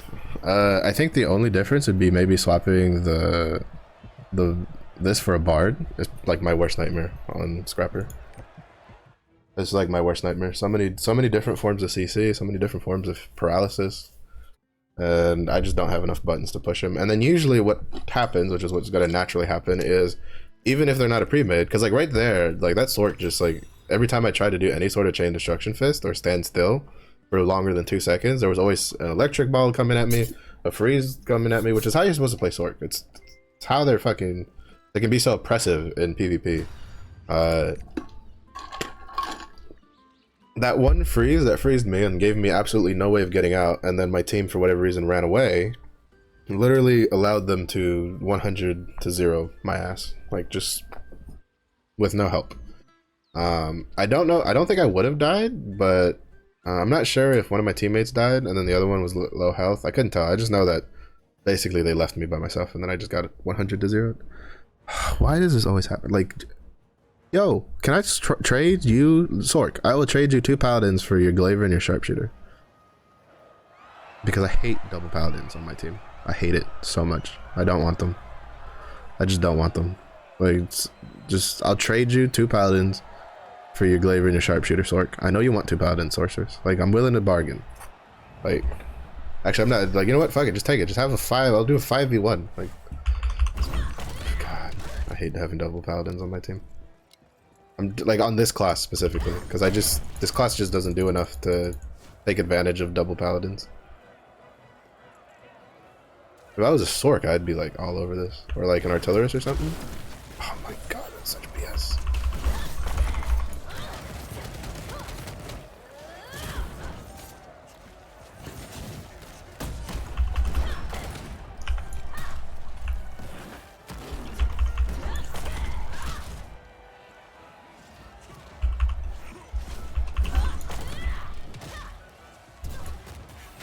Oh, did you leave a mine there or something? Fuck. It's done. Just for days. Just for days. Yes, I didn't want to do anything, Smogate. I didn't want to play the game at all. Bruh, can y'all fuck off? Like, seriously, go fight one of the fucking paladins. This is why I hate having double paladins on my team. Because for some reason, one paladin tried to help. I don't know what the other paladin was doing. I think it's trying to 1v1 the sorceress. Like, if you're double paladin in a melee, please stop trying to like play by yourself as a paladin. You need to be like a death ball. Because once you get caught out, because what's happening right now is we're all getting caught in like, so what's kind of happening is, first of all, I'm missing all of my stuns like always, because my stun literally is the size of like a 2-centimeter penis. What's happening is we're getting caught in like 1v1s on the side, and then the sharpshooter's just running from one 1v1 to the next, trying to like do stuff. Fuck. That hit stun lasts like 3 years. Why is it that like hit stun for ranged classes feel like they last like forever, while like for melee classes it's like once you stop hitting them they just stop, like they just instantly recover? You would think it would be the opposite.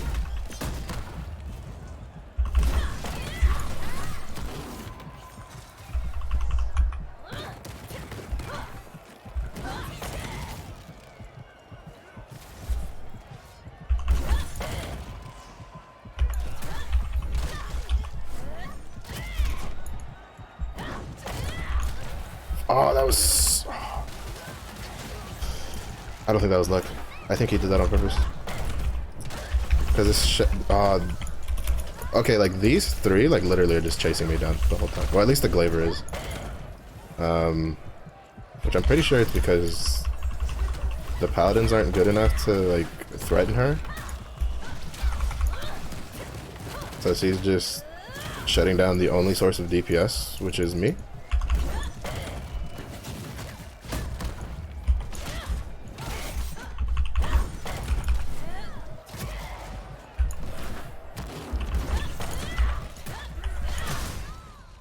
I got sniped. I got sniperinoed! Even though I think I would have died to the Glaver anyway, because she parried. She's a good Glaver, don't get me wrong. Like, she's a really good Glaver. Which is why it's even more frustrating when she just, like, chases me down.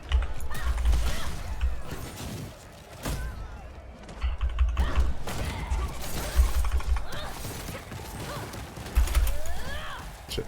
My dodge wasn't on cooldown, I was just too slow to respond. I'm gonna wait this out. We have shields. I don't care.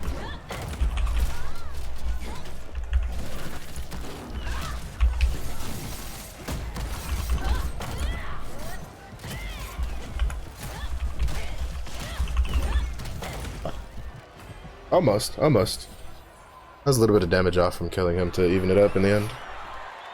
They were just good. To be honest, they were good. I keep running into good Glavers and it's pissing me off. Yeah, so you can't say it's for the lack of trying. Out of everybody, I was second highest on DPS, on damage dealt. It's just that it's so hard to close, especially that because that Glaver was really good at running around and just stopping things. The Glaver and the Sharpshooter are really good at like just running around and stopping things. Well, the Glaver was good at stopping me. The Sharpshooter, I saw him like doing kind of what you should probably do as a Sharpshooter, which is just run between ping pong between fights, and then like you piss off the third person to chase you, and then you run around and just throw shit at like other fights that's going on, and you keep pinging the one, like the third member, to try to like see if he'll chase you around, because if he chases you around, you're gonna outpace him unless it's like a death blade. So in this comp, what he did, what he should have done, which is he kept basically, we kind of kept splitting up because one of my Paladins would like Leroy Jenkins in, because apparently he's in the wrong MMO, and so they would just leave him in a corner with the Sorceress, and then like the Sharpshooter would help the Sorceress, and then the Glaver would try to like isolate me, and then the Sharpshooter would try to fight the other Paladin, like get the other Paladin away from me, and then just like fight me in a corner. But that Glaver literally had like every time I showed up on the screen, you could see her like in a fight full on dead on stop and then turn around and chase me. And I'm just like, son of a bitch.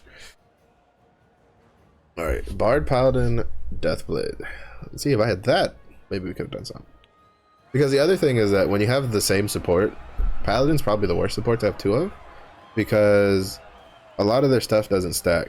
While if I'm Bards, a lot of their kit not only is like damage reduction, support, and heals. Again, this is like from my personal experience from playing with them.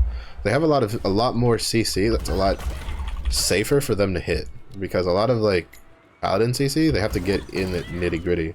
While Bard CC, you know, they have the huge circle that picks people up and drops them. They have the long range line stun.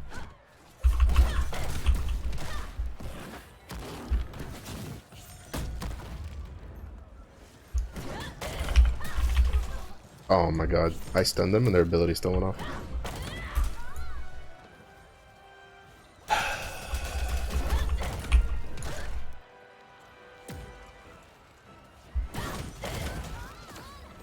What is the cooldown on that? I feel like that ability has way too short of a cooldown for what it does. Wow, I was out of stamina.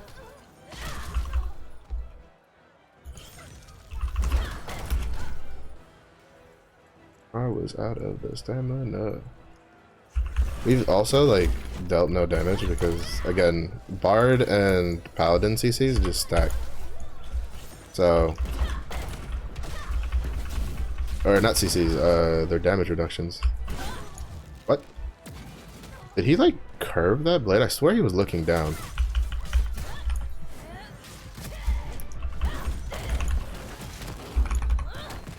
I don't know. Maybe I was looking at it wrong. You know what I need? I need head and back attack markers for PvP, please and thank you.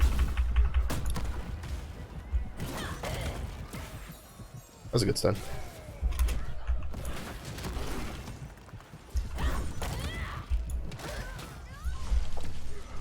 That was a good sub. Yeah, this Deathblade is probably having. She's done a lot of mistakes and she's kind of going in, but she has the confidence to do so because she's got a bard and she's got a paladin. Couldn't swing that around fast enough. Ooh, I got electrocuted. That is our.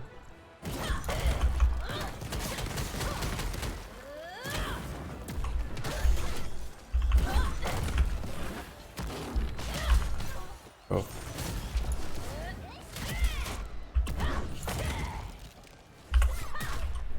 Oh, you got so good.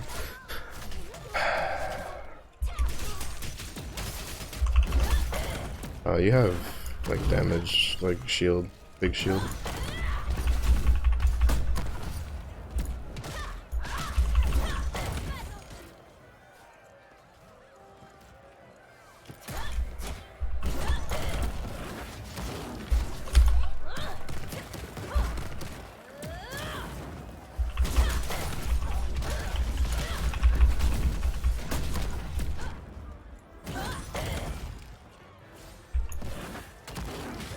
What? Did I just miss? Oh no, I think that ability has super armor.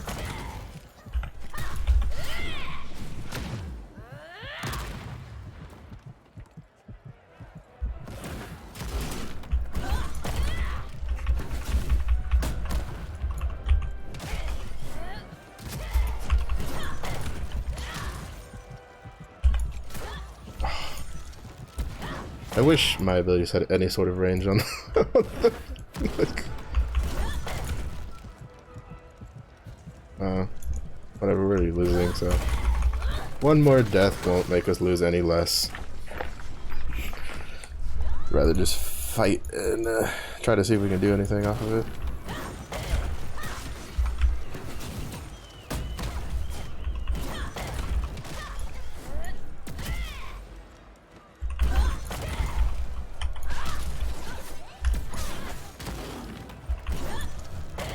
Nope. We tried. Yeah, like Bard and like, you know, I don't get mad at double supports. I get mad at double paladins because double paladins, I've never had a good experience with double paladins. The only time I've gotten double supports where I'm like, yeah, we're doing pretty good is when there was one time I had double bards and they were fucking just chef's kiss with their fucking with their CCs. Like, whoo, shit, that shit was good. That shit was good. Like, I would have given them MVP if the game would let me, but double paladins, I've never had a good experience with double paladins. I've lost every single game I've had with double paladins. Just cause like, I think if you're gonna get double support, you're better off with double bards. Because unless they literally just overlap every single form of CC that they own, which they usually don't, they're gonna be pretty good. They're gonna be pretty good. And then, of course, the best would be a bard and a paladin, because then their buffs stack, or they don't like, you know, they don't negate one another. I think a lot of their buffs, especially defensively, if I'm mistaken, they like stack on top of each other. They don't necessarily rewrite each other. So that's one of the reasons why. I mean, again, I'll say it. I don't think supports needed a damage reduction nerf. I think they needed to change their matchmaking so you literally cannot get 2 supports on one team. And then just make it in your tournament rules where you can only have 1 support on a team. Alright, I got 2 Sorks and me, the Gunslinger, Glaver, and a Gunlancer. I think if I can keep my Sorks alive, we should be able to win this. But if I play like that, I get less battlefield score, so I get less points. But I don't really care about battlefield score unless I'm doing ranked, because ranked is where it really fucks me over. But yep, I think I just have to like kind of babysit my my Sorks and try to keep them alive.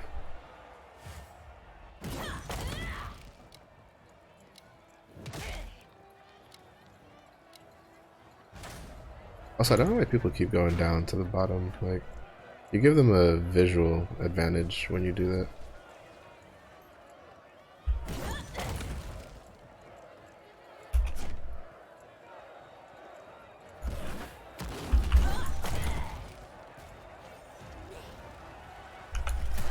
Oh, what?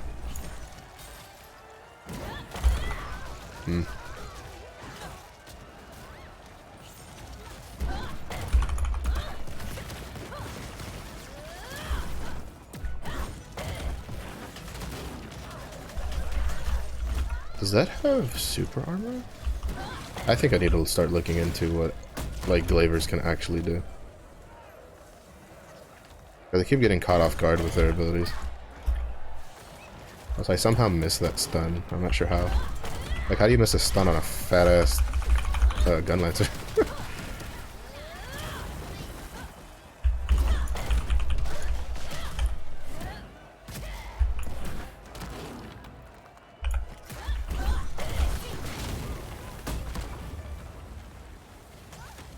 Oh, that was a good throw. I didn't see them on my screen.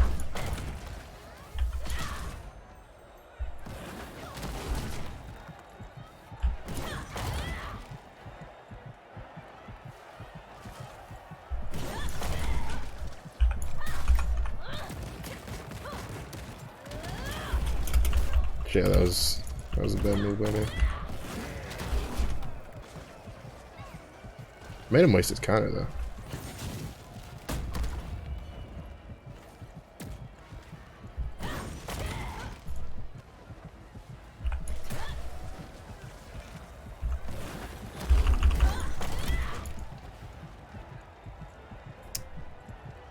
I almost got sniped by that. I almost got sniped by that, but I ended up getting sniped by the brilliant spear tripod. Yeah, I just don't have enough to protect both of my swords at the same time. Oh, I'm so fucked. Yeah. Because that's the gun lancer cheese combo there. Is the chains into the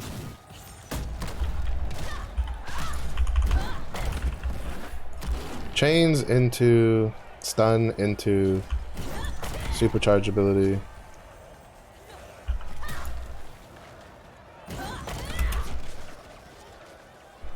I'm trying to keep them away from my sorceresses so that they can do their stuff. What? Oh, bullshit, dude. He hadn't touched me yet. I don't give a shit what you say. That should not have dealt any damage. That should not have caught me there. Like, full of shit. Full of shit, in my opinion.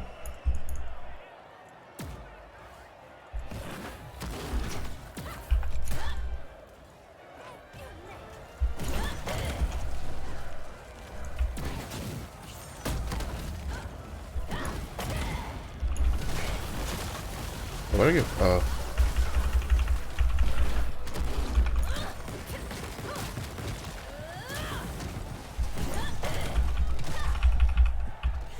Oh shit. I thought the fight was over.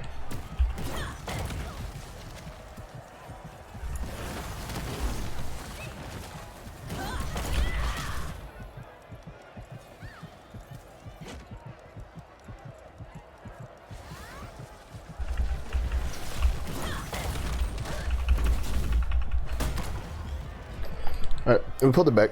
It was a little lopsided definitely there at the beginning, but I think I was able to kind of like push the glaver and the yeah, see, I basically sacrificed damage by trying to keep at least 1 or 2 people away from the Sorks.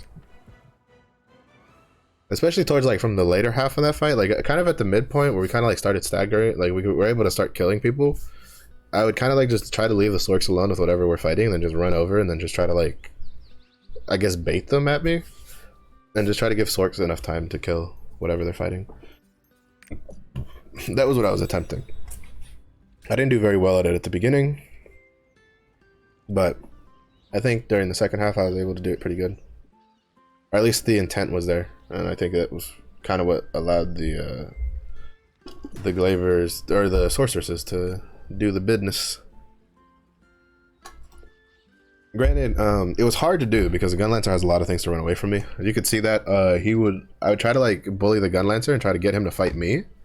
Because if I could get the gun lancer to fight me, I think the Sorks could have dealt with the glaver and the gunslinger, or at the very least the glaver.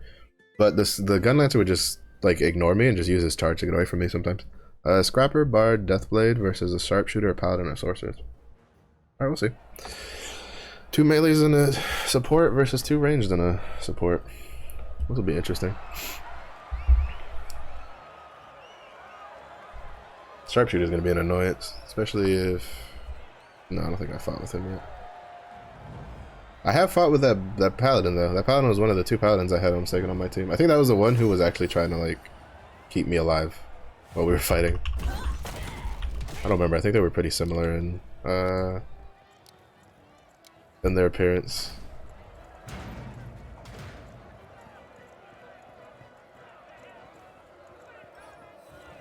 Yep.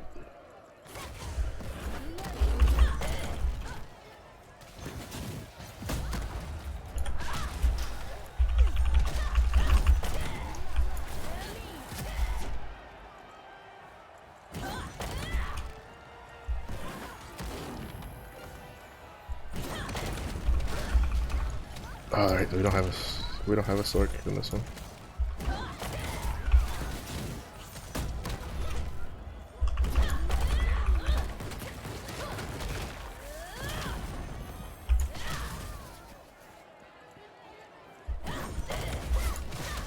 Ooh, that was good.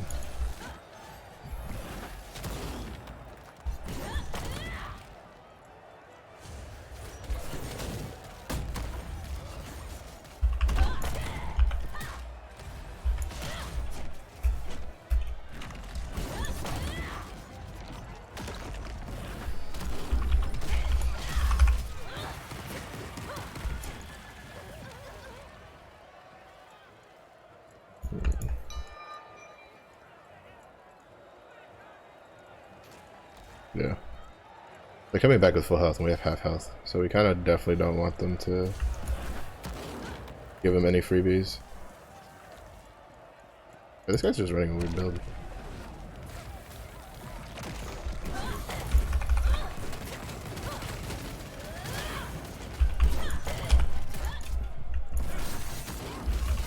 I'm dead here.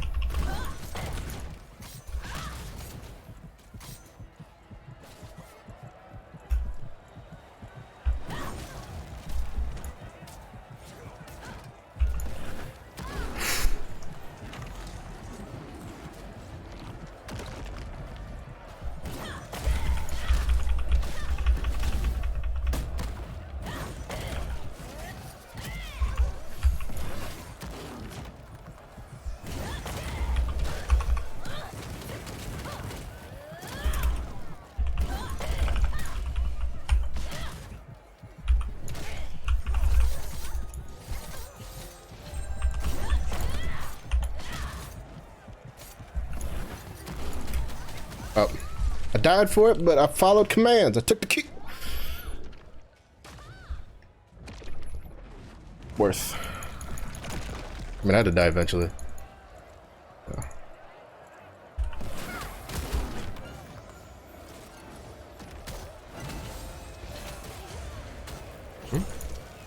Oh, I think that was really... Bro, he's running such a weird build, yet when he catches you, that shit's like effective.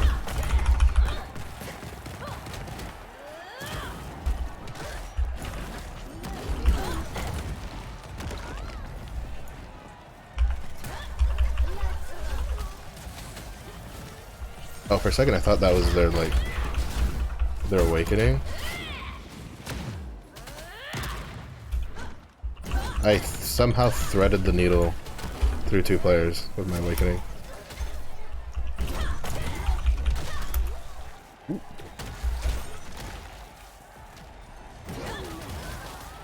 Oh, I couldn't see them. I need to stop initiating on swords just because I know where they are when I can't see them.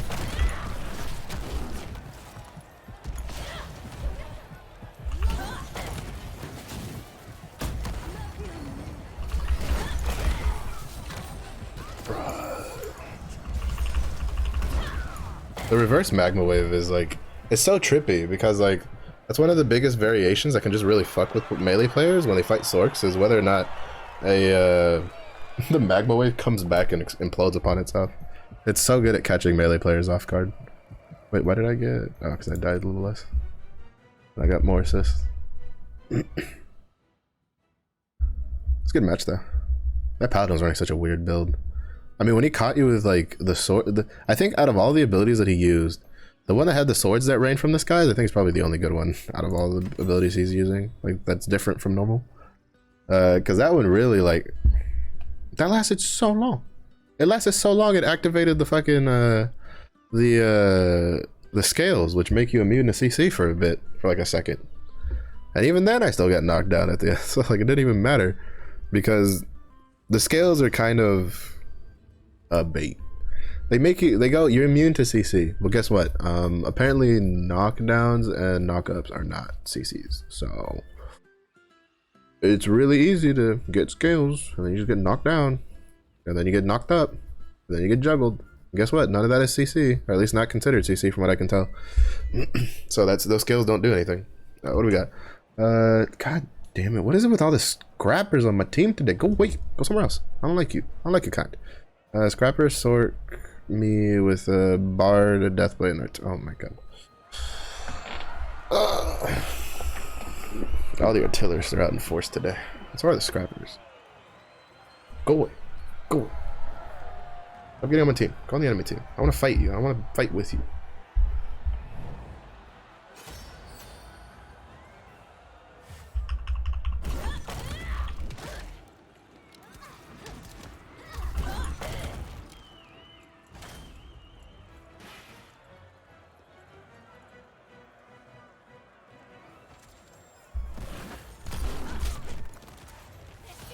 I'm so slow.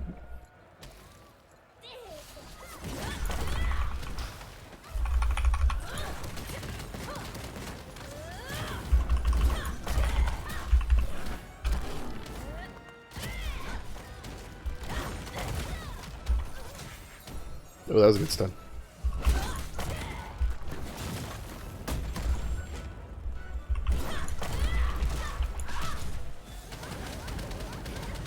Please stop the artillers, please. You see, that kind of just shows you the scales are a bait. I had scales there. Guess what? I got picked up. Which then completely negates the use of the scales. Again. Things that they should have actually balanced before doing the diminishing return balance, in my opinion, is systems like that. Like, it's a system that doesn't work. It might work at like higher levels, but actually, I don't even think it works at higher levels. I think at higher levels it's even worse because it's higher levels, right? Excuse me? Anybody want to explain to me how the fuck that worked out? Like, even the system was like, should we give him that stun? And they're like, yeah, you know what, fuck the scrapper. At least that's how I think the system was like.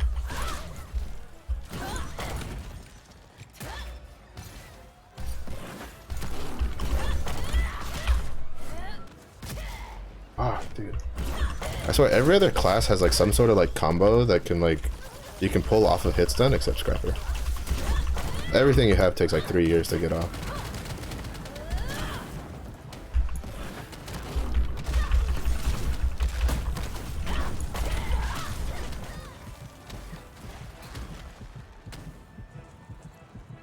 I'm probably gonna die soon now. They have way too much shit to just all in me and just kill me. I'm scared. Oh, that's not an ability you usually see Deathblades use. That swiping one that I should have used.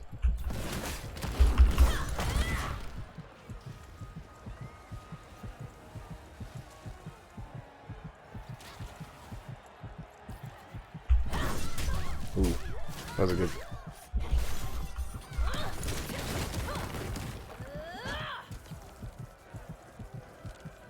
That was a good accidental catch.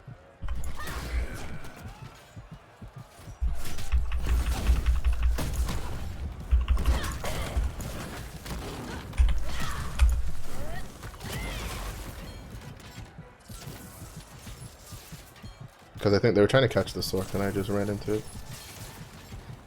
Yeah, my fellow scrapper brethren, you do not want to fight next to the giant raid turret.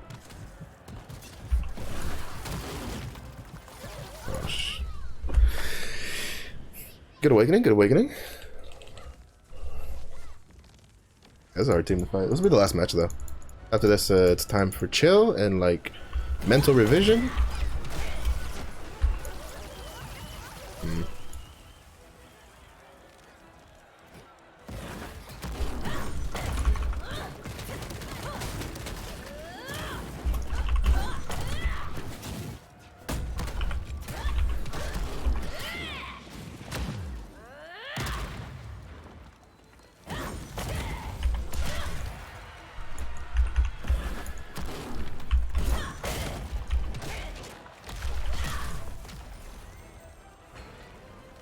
Almost. That death blade was like, run. That death blade was like, run. Help. That artillerist, I taught him how I felt. I gave him the awakening punch to the face. What did the 5 knuckles say to the face? It said, fuck you. Alright, but that is it for PvP for today. Let's see, how far up did we rank up? So we made it up to 7.24%, and we made it up to rank 106 for our server for how much we PvP. Remember, rank in for tiers, for PvP tiers, is all about how much you PvP and how many points you get. So, and on my server, at 9,901 points, I'm at 7.24%, and that puts me at rank 106. So, which would then put me in the percentile bracket for 42,000 XP. I don't think I'll be able to climb out of the 5 to 10%. Like, if I wanted to, I would have had to like done a lot of fever time over the weekend, because fever time gives a lot of PvP points if you do it. So, and then for the season, so far I have fought 146 matches, of which I think maybe, I want to say like 120 of those were probably during me doing this like stint of PvP, where I was PvPing, you know, every day on stream for at least like anywhere from like an hour and a half to 3 hours. Pretty good. I definitely now feel myself getting better. At the beginning, I was like, I was like, I just can't tell.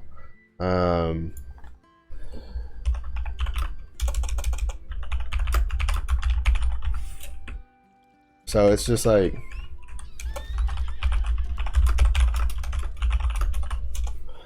but now I can kind of tell. I think it's a little easier for me to be like, oh, I should have done this there, I should have done this here, that kind of stuff. So I am seeing some improvement that now I can visibly myself see, which I just wasn't feeling before. Like, I was like, I shit you not, like the first 100 matches, I was just like, am I even getting better? Like, is this actually doing anything for me, or am I just like spinning in circles, right? Which means I look forward to doing this all over again on the destroyer, because then I have to get used to how the destroyer works in PvP. But pretty good, I'd say pretty good matches all around, nothing too crazy.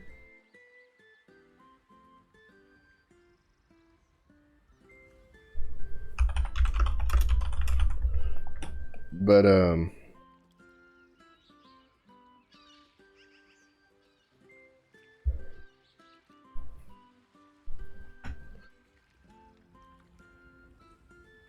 I think it's pretty good. So, pretty good matches. I think that last match I did the best that I could do.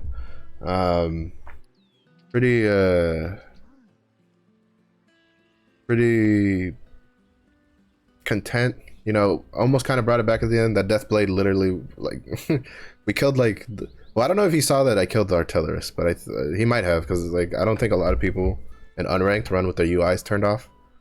So I wish, like, that's another thing. So I think the most important thing is I think they need to rework how juggling works in the PvP in this game, and then they need to give us more UI functions, at least for PvP. Like, I want to be able to have like the smaller health bar icons on the side while like hiding everything else but my hotbar. Like, if I could just have like party frames and my hotbar for PvP, and then just like have the choice and then just hide everything else, that for me that'd be so much better, personally, from a personal point of view.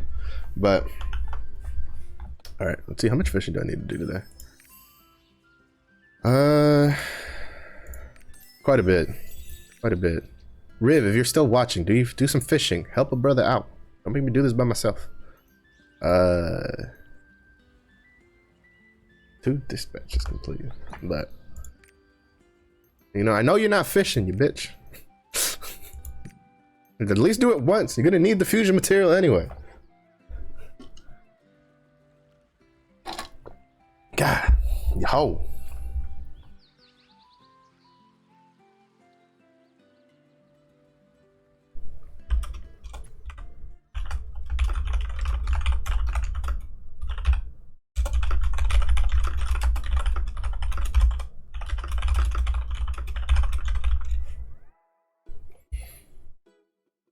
But yeah, so, you know, word of advice, even if you don't like the guild weekly mission that's out, if it's something like fishing and you're like tier 3 or tier 2, do it. at least once, because you need the fishing anyway for the fusion materials. So just help your buddies out. Help your buddies out. Do it once at least, so that way they're not there struggling to fishing. Because that means I gotta pop those energy potions to be able to finish that by myself. Because I'd have to do it 5 more times by myself. Granted, I still need to do it at least twice. I need to finish it on the Berserker and, well, no, I need to finish it on one class, and then I need to, actually I think it might be this one. Yeah, I still need to finish it on this class, and I think the Berserker still has to do it. So that's 2, so that's 16. We still need 3 more. Oh. Forgot to swap the thingamajig. The thingamajig. But yeah, it's not a bad day of PvPing in my opinion. We did pretty good. We did pretty good.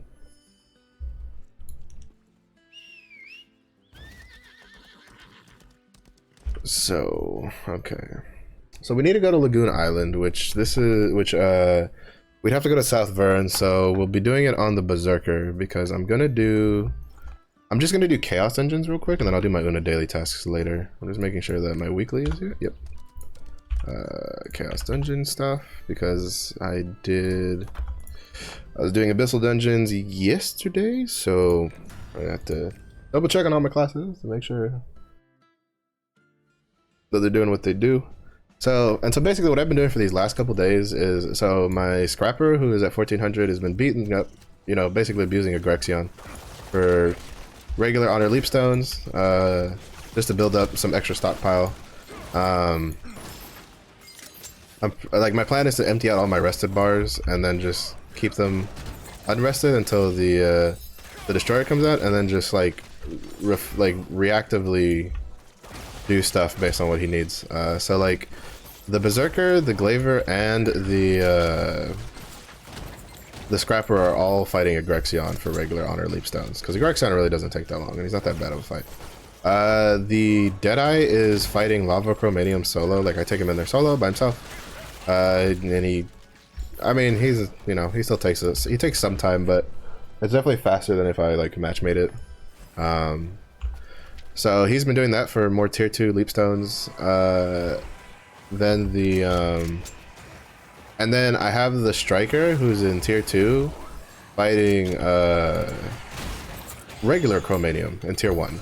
So he can at least get some leapstones for tier 1s to help just get through that initial tier 1 hump, which he's gonna have to work through, because so far they haven't said anything. And then from the way the wording was on the destroyer, because they did like a school of Lost Ark thing they're doing, or whatever it's called, Lost Ark Academy I think is what it's called.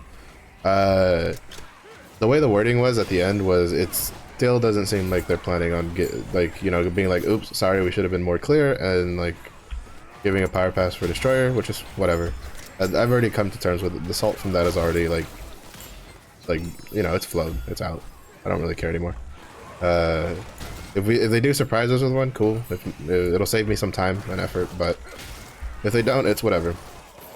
I should still be able to get the destroyer as close to 1370 as I can on. He should be able to get to 1340 on the first day.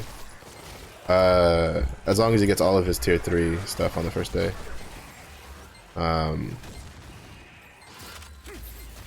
Which he should be able to, because he's gonna have full rested on Chaos Dungeons. I'll probably have to burn 1 or 2 on tier 2 to get the armor, if people haven't put up armor to sell, because I changed my mind on the Solus run, and I don't plan on doing a Solus run on my destroyer, because I'm still missing 2 legendary cards for the Lost Wind Cliff set, and that Solus card is the last Solus card I need.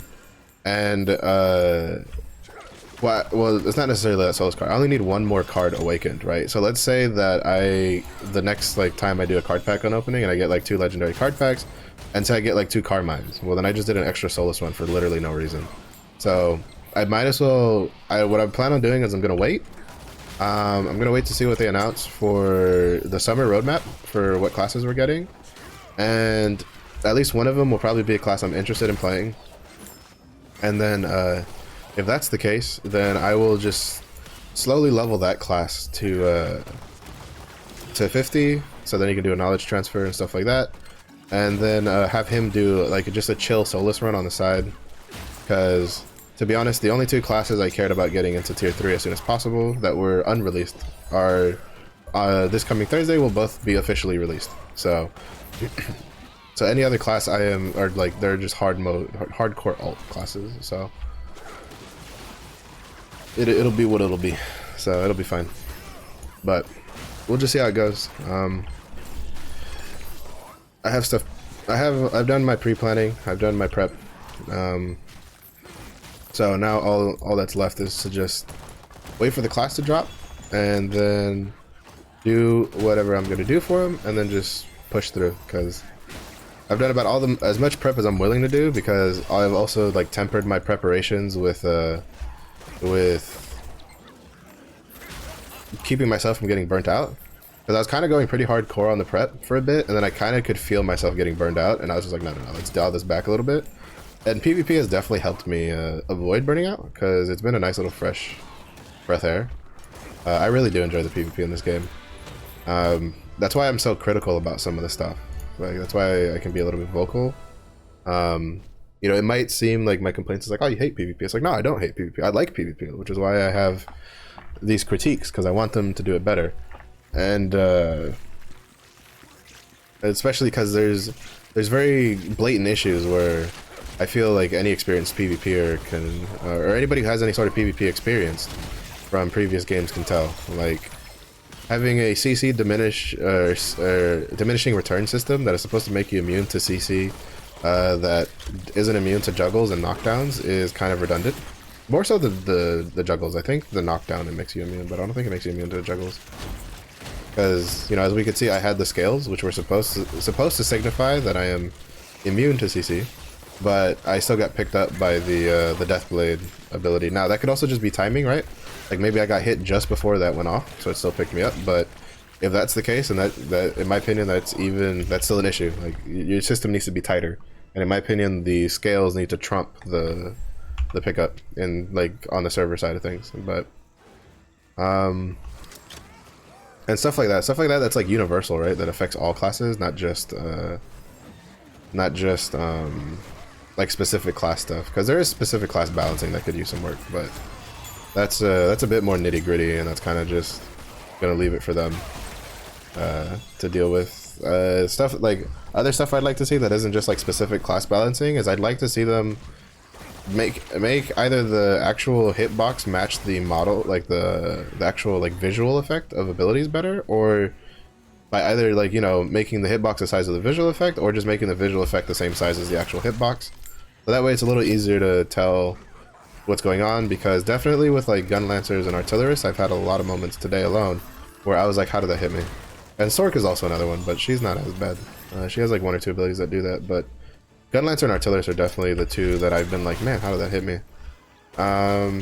Just stuff like that is kind of what I'd like to see fixed. Something that makes it a little easier to see visually what's going on, and you're not stuck getting hit by invisible bullets at the very like butt end of a Gatling that then, like, you know, opens you up for a huge combo that just takes like half your health, that kind of thing. So like system changes like that, I think. I wouldn't say easy in the sense of like easy to implement, like coding wise. I mean easy in the fact that you don't need, like, this testing isn't required, right? You don't need testers to see if that's balanced, right? Like, that's just something that you can objectively see that, okay, these hitboxes need to match better, the system needs to work better, that kind of jazz. And by work better, I mean like be tighter and like be more responsive on a server side of things. Because I do think it's the server side of things that kind of like makes things a little wonky. Like, if you've played Final Fantasy XIV at all, you've heard of a term called server ticks. And even though, you know, we have region servers here and stuff like that, the way Final Fantasy XIV works just makes it so that the server ticks are pretty bad. Like, to the point where you could have just barely made it out of an AoE, like, in a fight, and you honestly don't know if you beat the server tick or not. Because if the server tick puts you and that AoE going off on the same tick, you're fucked. Even though you can see on your character, and you can have a recording of you being outside of the AoE. And I can accept that for some things. But like, there's no way server ticks works for Gatling. Like that's just busted, dude. But yeah, that's just kind of like stuff like that I'd like to see polished up for PvP. And I definitely think they should probably, they have said they're planning on putting a bit more of a focus onto PvP this year, alongside the class balancing. And I think that's probably the smartest thing to do, because in the West, PvP is pretty poppin'. Like, I feel like there's been a lot of tournaments. The archives have put forward a lot of tournaments, a lot of good tournaments. Like, those matches have been great. I've seen a lot of smaller tournaments be announced. I don't watch them personally, because usually they happen around when I'm streaming, or I just end up having something I need to do during the weekend when they're doing that stuff. Or like I'll watch a different tournament. Like I'll watch like recently I've been getting really into Apex personally, and so I've been watching a lot of Apex tournaments and stuff like that when they pop up.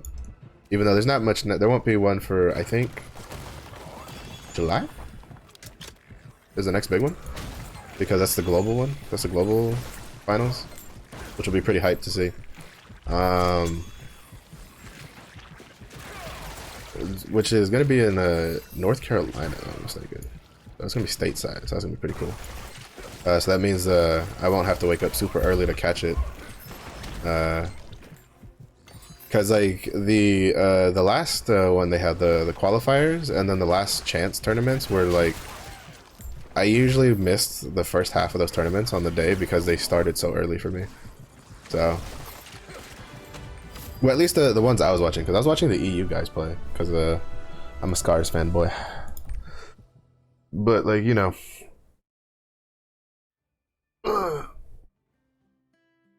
even though the main reason I watched Scars is for RPR, and he kind of like did probably one of the best streams yet most cursed fucking streams I've ever seen in my life yesterday. Like, part of me like is like, holy shit, I was here for this, and then a part of me is like, can I bleach this out of my brain?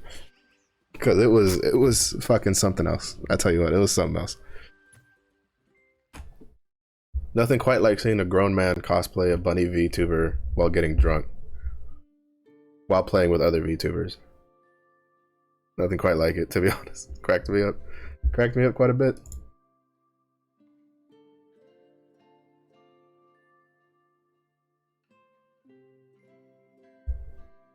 Yeah, it's pretty good. It's pretty good though. But yeah, so there's a lot of tournaments. So if you're PV, like maybe you don't like actually PvPing yourself, but you like watching players PvP, like I definitely suggest checking out like the archives tournaments. And I think there's been some other like Twitch channels that have been doing it. I think it was like what is it, Bang TV or Big Bang, Little Bang, I don't know what it is, something Bang, Dr. Bang, I don't know what the hell it's called. They've done some tournaments. I saw Gettin, if I'm mistaken, hosted for them on one of their tournaments, which was pretty cool to see, because Gettin is the kind of like the main host guy for the PvP tournaments for the archives. Actually, I think he's like one of the main guys who's doing it also, on top of that. So there's that. But yeah, no, it's fun to watch. I like watching Lost Ark PvP, because I don't feel like, unlike other MMOs, PvPs, I don't feel like you really need to fully understand what's going on, because the abilities are kind of obvious, and like the results are also obvious, right? Like in World of Warcraft, you have to, if you see a druid on the team and all of a sudden you see a character stop moving, you're like, what the fuck's going on? Like, it's not very obvious until you look at their feet and you see roots at their feet, because of everything else that's going on, right? Like, if the only thing that was happening was you watching this druid root somebody in PvP in World of Warcraft, it's very obvious what's happening.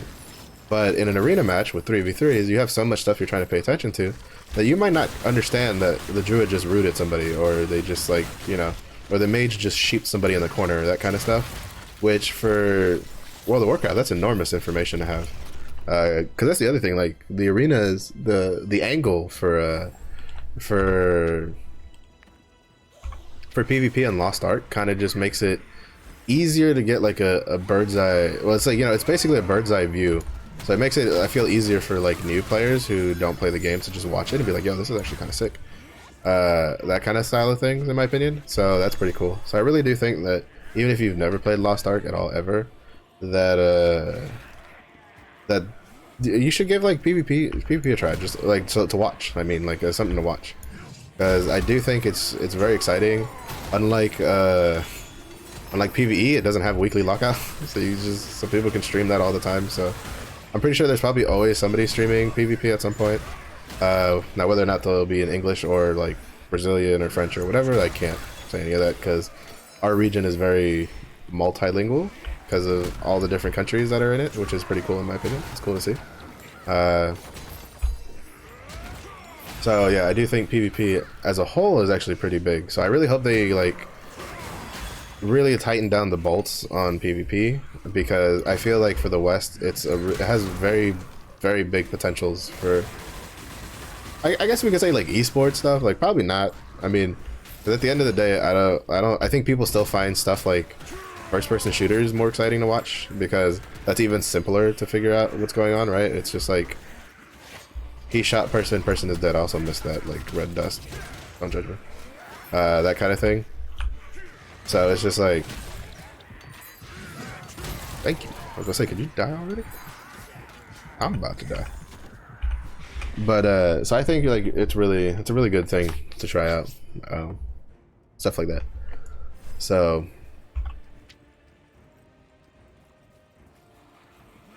oh, I keep forgetting. Also, a pro tip: when you're in Chaos Dungeons, do not pop your potion going into a portal like I did, because the duration of your portal keeps of your potion keeps ticking while you're going through the load screen, but you won't keep healing through the load screen. So if you're like almost dead, like go through the just go through the portal first and then pop the potion because you're just not gonna heal from it at all. Kind of annoying. I do it all the time. Like trust me. Like I know this. Like I've known this forever, and I realized this a long time ago, and I still do it myself. I still do it. It's just like it's just hard to not do it, right? You look at your health, you're like, oh shit, I'm almost dead, and then you just pop the potion, and then you go through the portal. Because you're like, I don't want to be almost dead going into the next room, and then the game's like, well, guess what, bitch? I took your portal, or I took your potion, and you're still almost dead. So get fucked. You're just like, why portal? Why?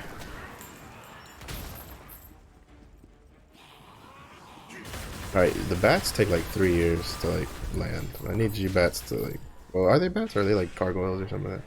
I think they're bats. They sound like bats. I'm just gonna call them bats because fuck them. They piss me off, so I don't feel like learning what they're actually called. Anyway. They take forever to land. So they're annoying me.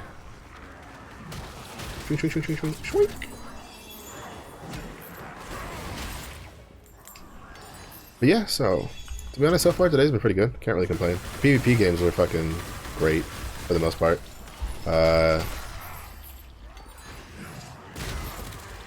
I still find it hilarious how I feel that unranked has better matchmaking than I'm not gonna risk it. We're just gonna head on over to Lagoon Island. We're gonna go to South Vern because I need to go on the ocean liner, go to South Vern, and then from South Vern it's like a hop, skip, and a jump away. But what I can do is, yeah, see, he hasn't done like any fishing, so I can go to South Vern, and we're gonna be there kind of early. So I'll probably do like, well, we'll see actually, because I think the ocean liner takes us like almost 2 minutes to go off if I catch it when it's like just refreshed. So I should be able to do like maybe 2 or 3 minutes because the fishing is like right next to the dock, if I'm not mistaken. It's very nice for when you're waiting for adventure islands that are near South Vern, like Lagoon Island. Come on, hurry. That's probably one of the only reasons I would be like, yeah, you should do South Vern, is because of being really close to Lagoon Island. Which, speaking of, my Glaver is now 55, so she needs to do South Vern at some point. Which won't be this week because the Destroyer is going to be doing it on Thursday. So, also I'm just gonna take a peek. We're gonna see if anything new on the Lost Ark stuff has popped up. Because basically, like from now until Wednesday, they could drop any sort of information. They basically left it themselves pretty open.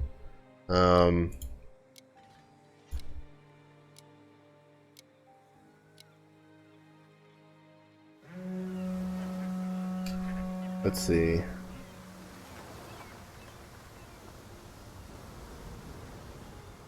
So we're not getting the pet ranch this update. Good to know. Saw Rox answer that on the forum. That'd be nice to get. That's another nice way to get like cosmetics and stuff for free. I do know that when someone was asking about the patch notes, Rox did specify that it was, yeah, I got like 2 minutes. I can fish real quick. Rox did say that they were planning on putting the patch notes out like the day before, like normal. which means we might get it. Oh, I need to fucking do this weekly dungeon. I completely forgot it existed. Which means we probably might get it. We'll probably have to wait till Wednesday to get it, but we'll probably get it like super early on a Wednesday, maybe, is what I'm thinking. But we'll see. Again, I said it at the earlier stream, or at the beginning of stream. I really think that the at least the class balance patch portion of it, they need to put it out early, because I think they overestimate how many players actually like paid attention to that shit. Yeah, a lot of YouTubers made a lot of like videos on it and everything, and there was Reddit posts and whatever, but they need to realize that even with the reduced, like, you know, the players and stuff like that, because I think probably without the bots, it's probably only like 200,000 to 300,000 players that play this like on a daily basis, like total, like throughout the whole day. Like most of those still aren't probably still don't, they don't watch streams, they don't watch YouTube videos, they don't go to Reddit, they do whatever, they just play this game very casually, and they probably go, oh, class balance patch, cool. But they don't know what that means. They're not going to know what that means if you don't tell them. And then you're probably going to have some pretty upset players when they realize that, oh shit, this tripod's like useless, or like this ability, I need to swap it for something else, or something like that, right? So, you know, so I really think that they need to put at least the class balance patch part of it out first, because we know what it is. Like, if we didn't know what the class balance patch was, right, then I would be like, it doesn't matter, because nobody has this information, so it doesn't really matter if you get it a day or two early. Well, I mean, it does. It does. It's just, I mean, for this scenario, the people that know are definitely better off than the people that don't know. So that's kind of just like my take on it. So I really feel that they should put at least that part out. I know they teased some Nario wardrobe stuff on Twitter, but which I mean, I think some people were pretty hyped for. I personally don't give two shits for it, because it's not my like aesthetic style for games. Like, for me, usually in like fantasy games, the most modern stuff I'll go for is like formal wear. Like, I like suits on mages, that kind of stuff. Like, I'm a sucker for suits on mages, on assassins, or like kind of like mobster looking outfits for like any character really. So that kind of jazz. So that kind of stuff, I'm like, that's kind of where I stop. Like, regular casual clothes, like regular modern casual clothes, like stuff like snapbacks, jeans, like, you know, t-shirts, cut off t-shirts, that kind of stuff. Like, I generally don't really care for them. At least what they've shown for the pictures, like, none of that really makes me go, yeah, I want to buy that, right? Like, I'm just like, all right, cool, whatever. The only thing I could change is maybe the shades. I think I saw shades on one of them. I kind of want to get that for my Deadeye, just because, fuck it, why not? He's got the hat, might as well give the man some shades. So we're gonna do 5 more, and then we're gonna head over to the island. So there's that. But also, just to make sure, because I saw someone put a forum post up about it, the Nario wardrobe we're getting is the wardrobe that has the first season of costumes. From what I understand, in Korea, it's it's came in and out a couple times, and they've added stuff every time.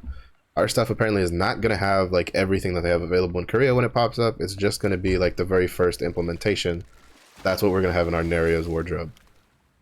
So you might want to temper expectations a little bit if you saw something you liked on a more recent Nario's wardrobe, just as a FYI. So you don't get too disappointed if it comes out and it doesn't have what you want. It's kind of one of the reasons I'm looking forward to, like, I'm hoping they add the pet ranch at some point soon, because the pet ranch has a pretty cute hoodie that you can get. It's got like wings on it because it's supposed to be themed after the Sphinx cat thing. So, and it's dyeable, so that's pretty cool. But, you know, I'd like to see, well, that and the pet ranch, you can do you can get other stuff. Like, I think the primary thing for oh, fuck this fish, I need to go. The primary use for the pet ranch is like trying to upgrade your pet to like legendary version, but in our region that kind of doesn't really, I don't think it's really going to be that big of a deal, aside from the more inventory space on the pet. Besides that, which I think it's only like what, 1 or 2 rows extra. I don't think it's like anything super insane, right? So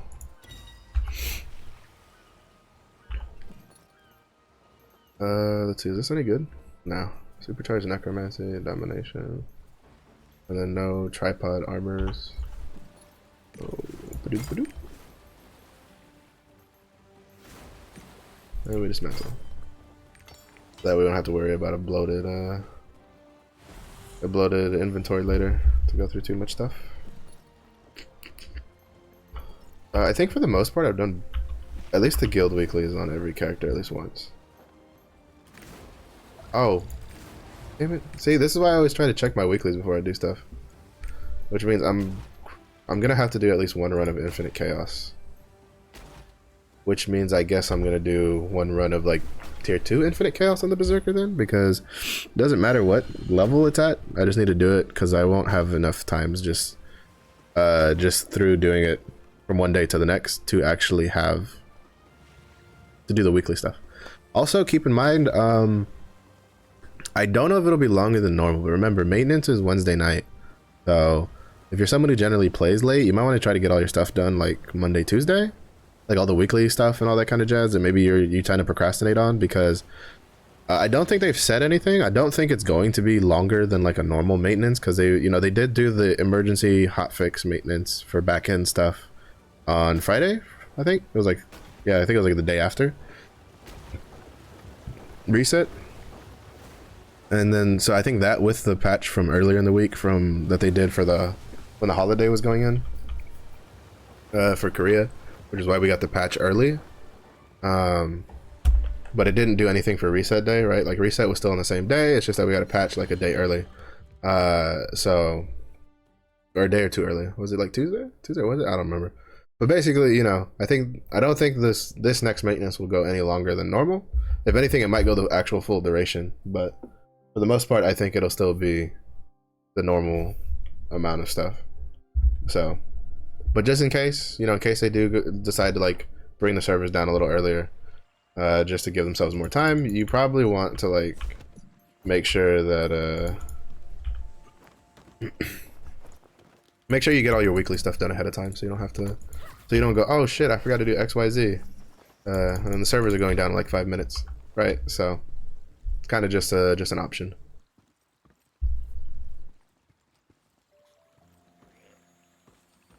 Well, less of an option and more of a suggestion, just a friendly reminder kind of thing.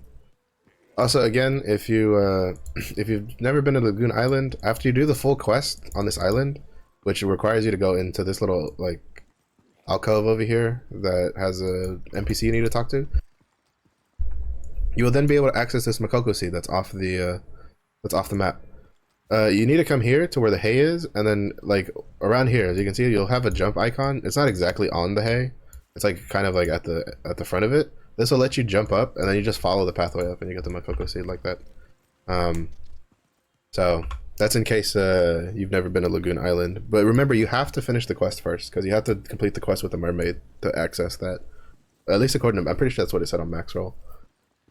So, and even then, this quest, it gives you some extra stuff. I think it gives you art packs or books. I don't remember what it gives you. I did that like week 1, so I don't remember. But it's the only Makoko seed on this island also, and it's pretty easy to get. It takes a little bit of like knowing, because if you don't know it, you'll easily just go past it. Or you'll easily come and go to this like so many times without it. So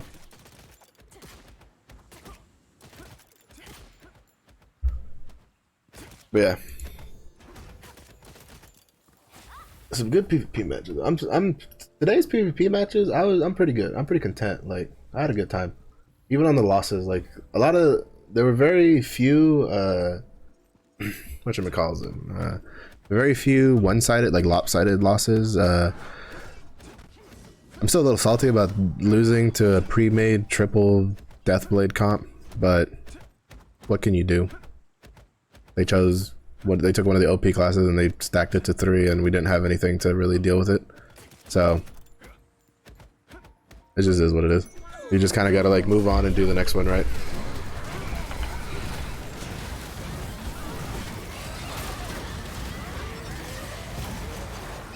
Because this is a big thing about PvP. Like, a match like that, honestly, like, normally would have put a pretty sour taste in my mouth. Like, I wouldn't have wanted to PvP after experiencing that. Because, you know, I don't know, like, that kind of PvP, like, I feel like, for me, it would be boring. Like, I'd probably do it, like, once or twice. But then, as soon as I actually did it, I'd be like, I'm pretty good. I don't really kind of want to do this again. Kind of thing, because I like good PvP matches. I like PvP matches where there's a lot of back and forth between like teams.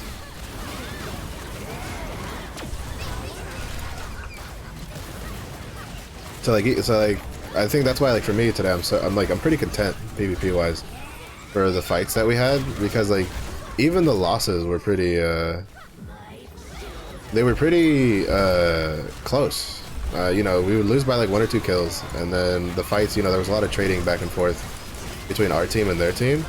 So it was just like, I don't really have any complaints even if we lost. It was just, you know, the better team won.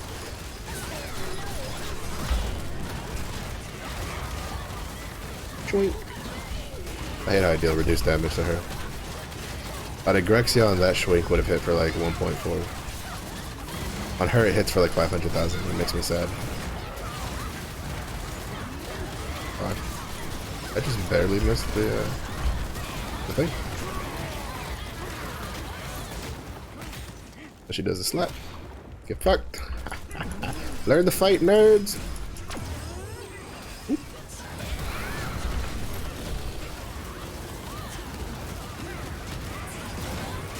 I'll admit that whole like run away then turn around like move she does to slap like caught me off guard the first time I fought her too.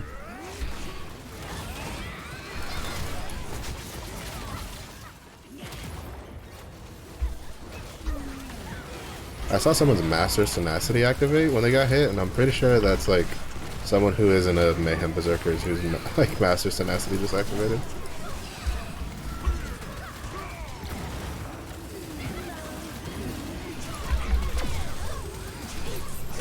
Hey, platinum. No Island Soul though.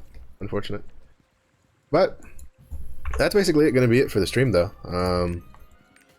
You know, so like always, thanks for watching. If you're watching this on the VOD on Twitch or YouTube, thanks for making it this far. I hope you enjoyed my suffering in some of those PvP matches, especially against the Artillers and the Deathblades.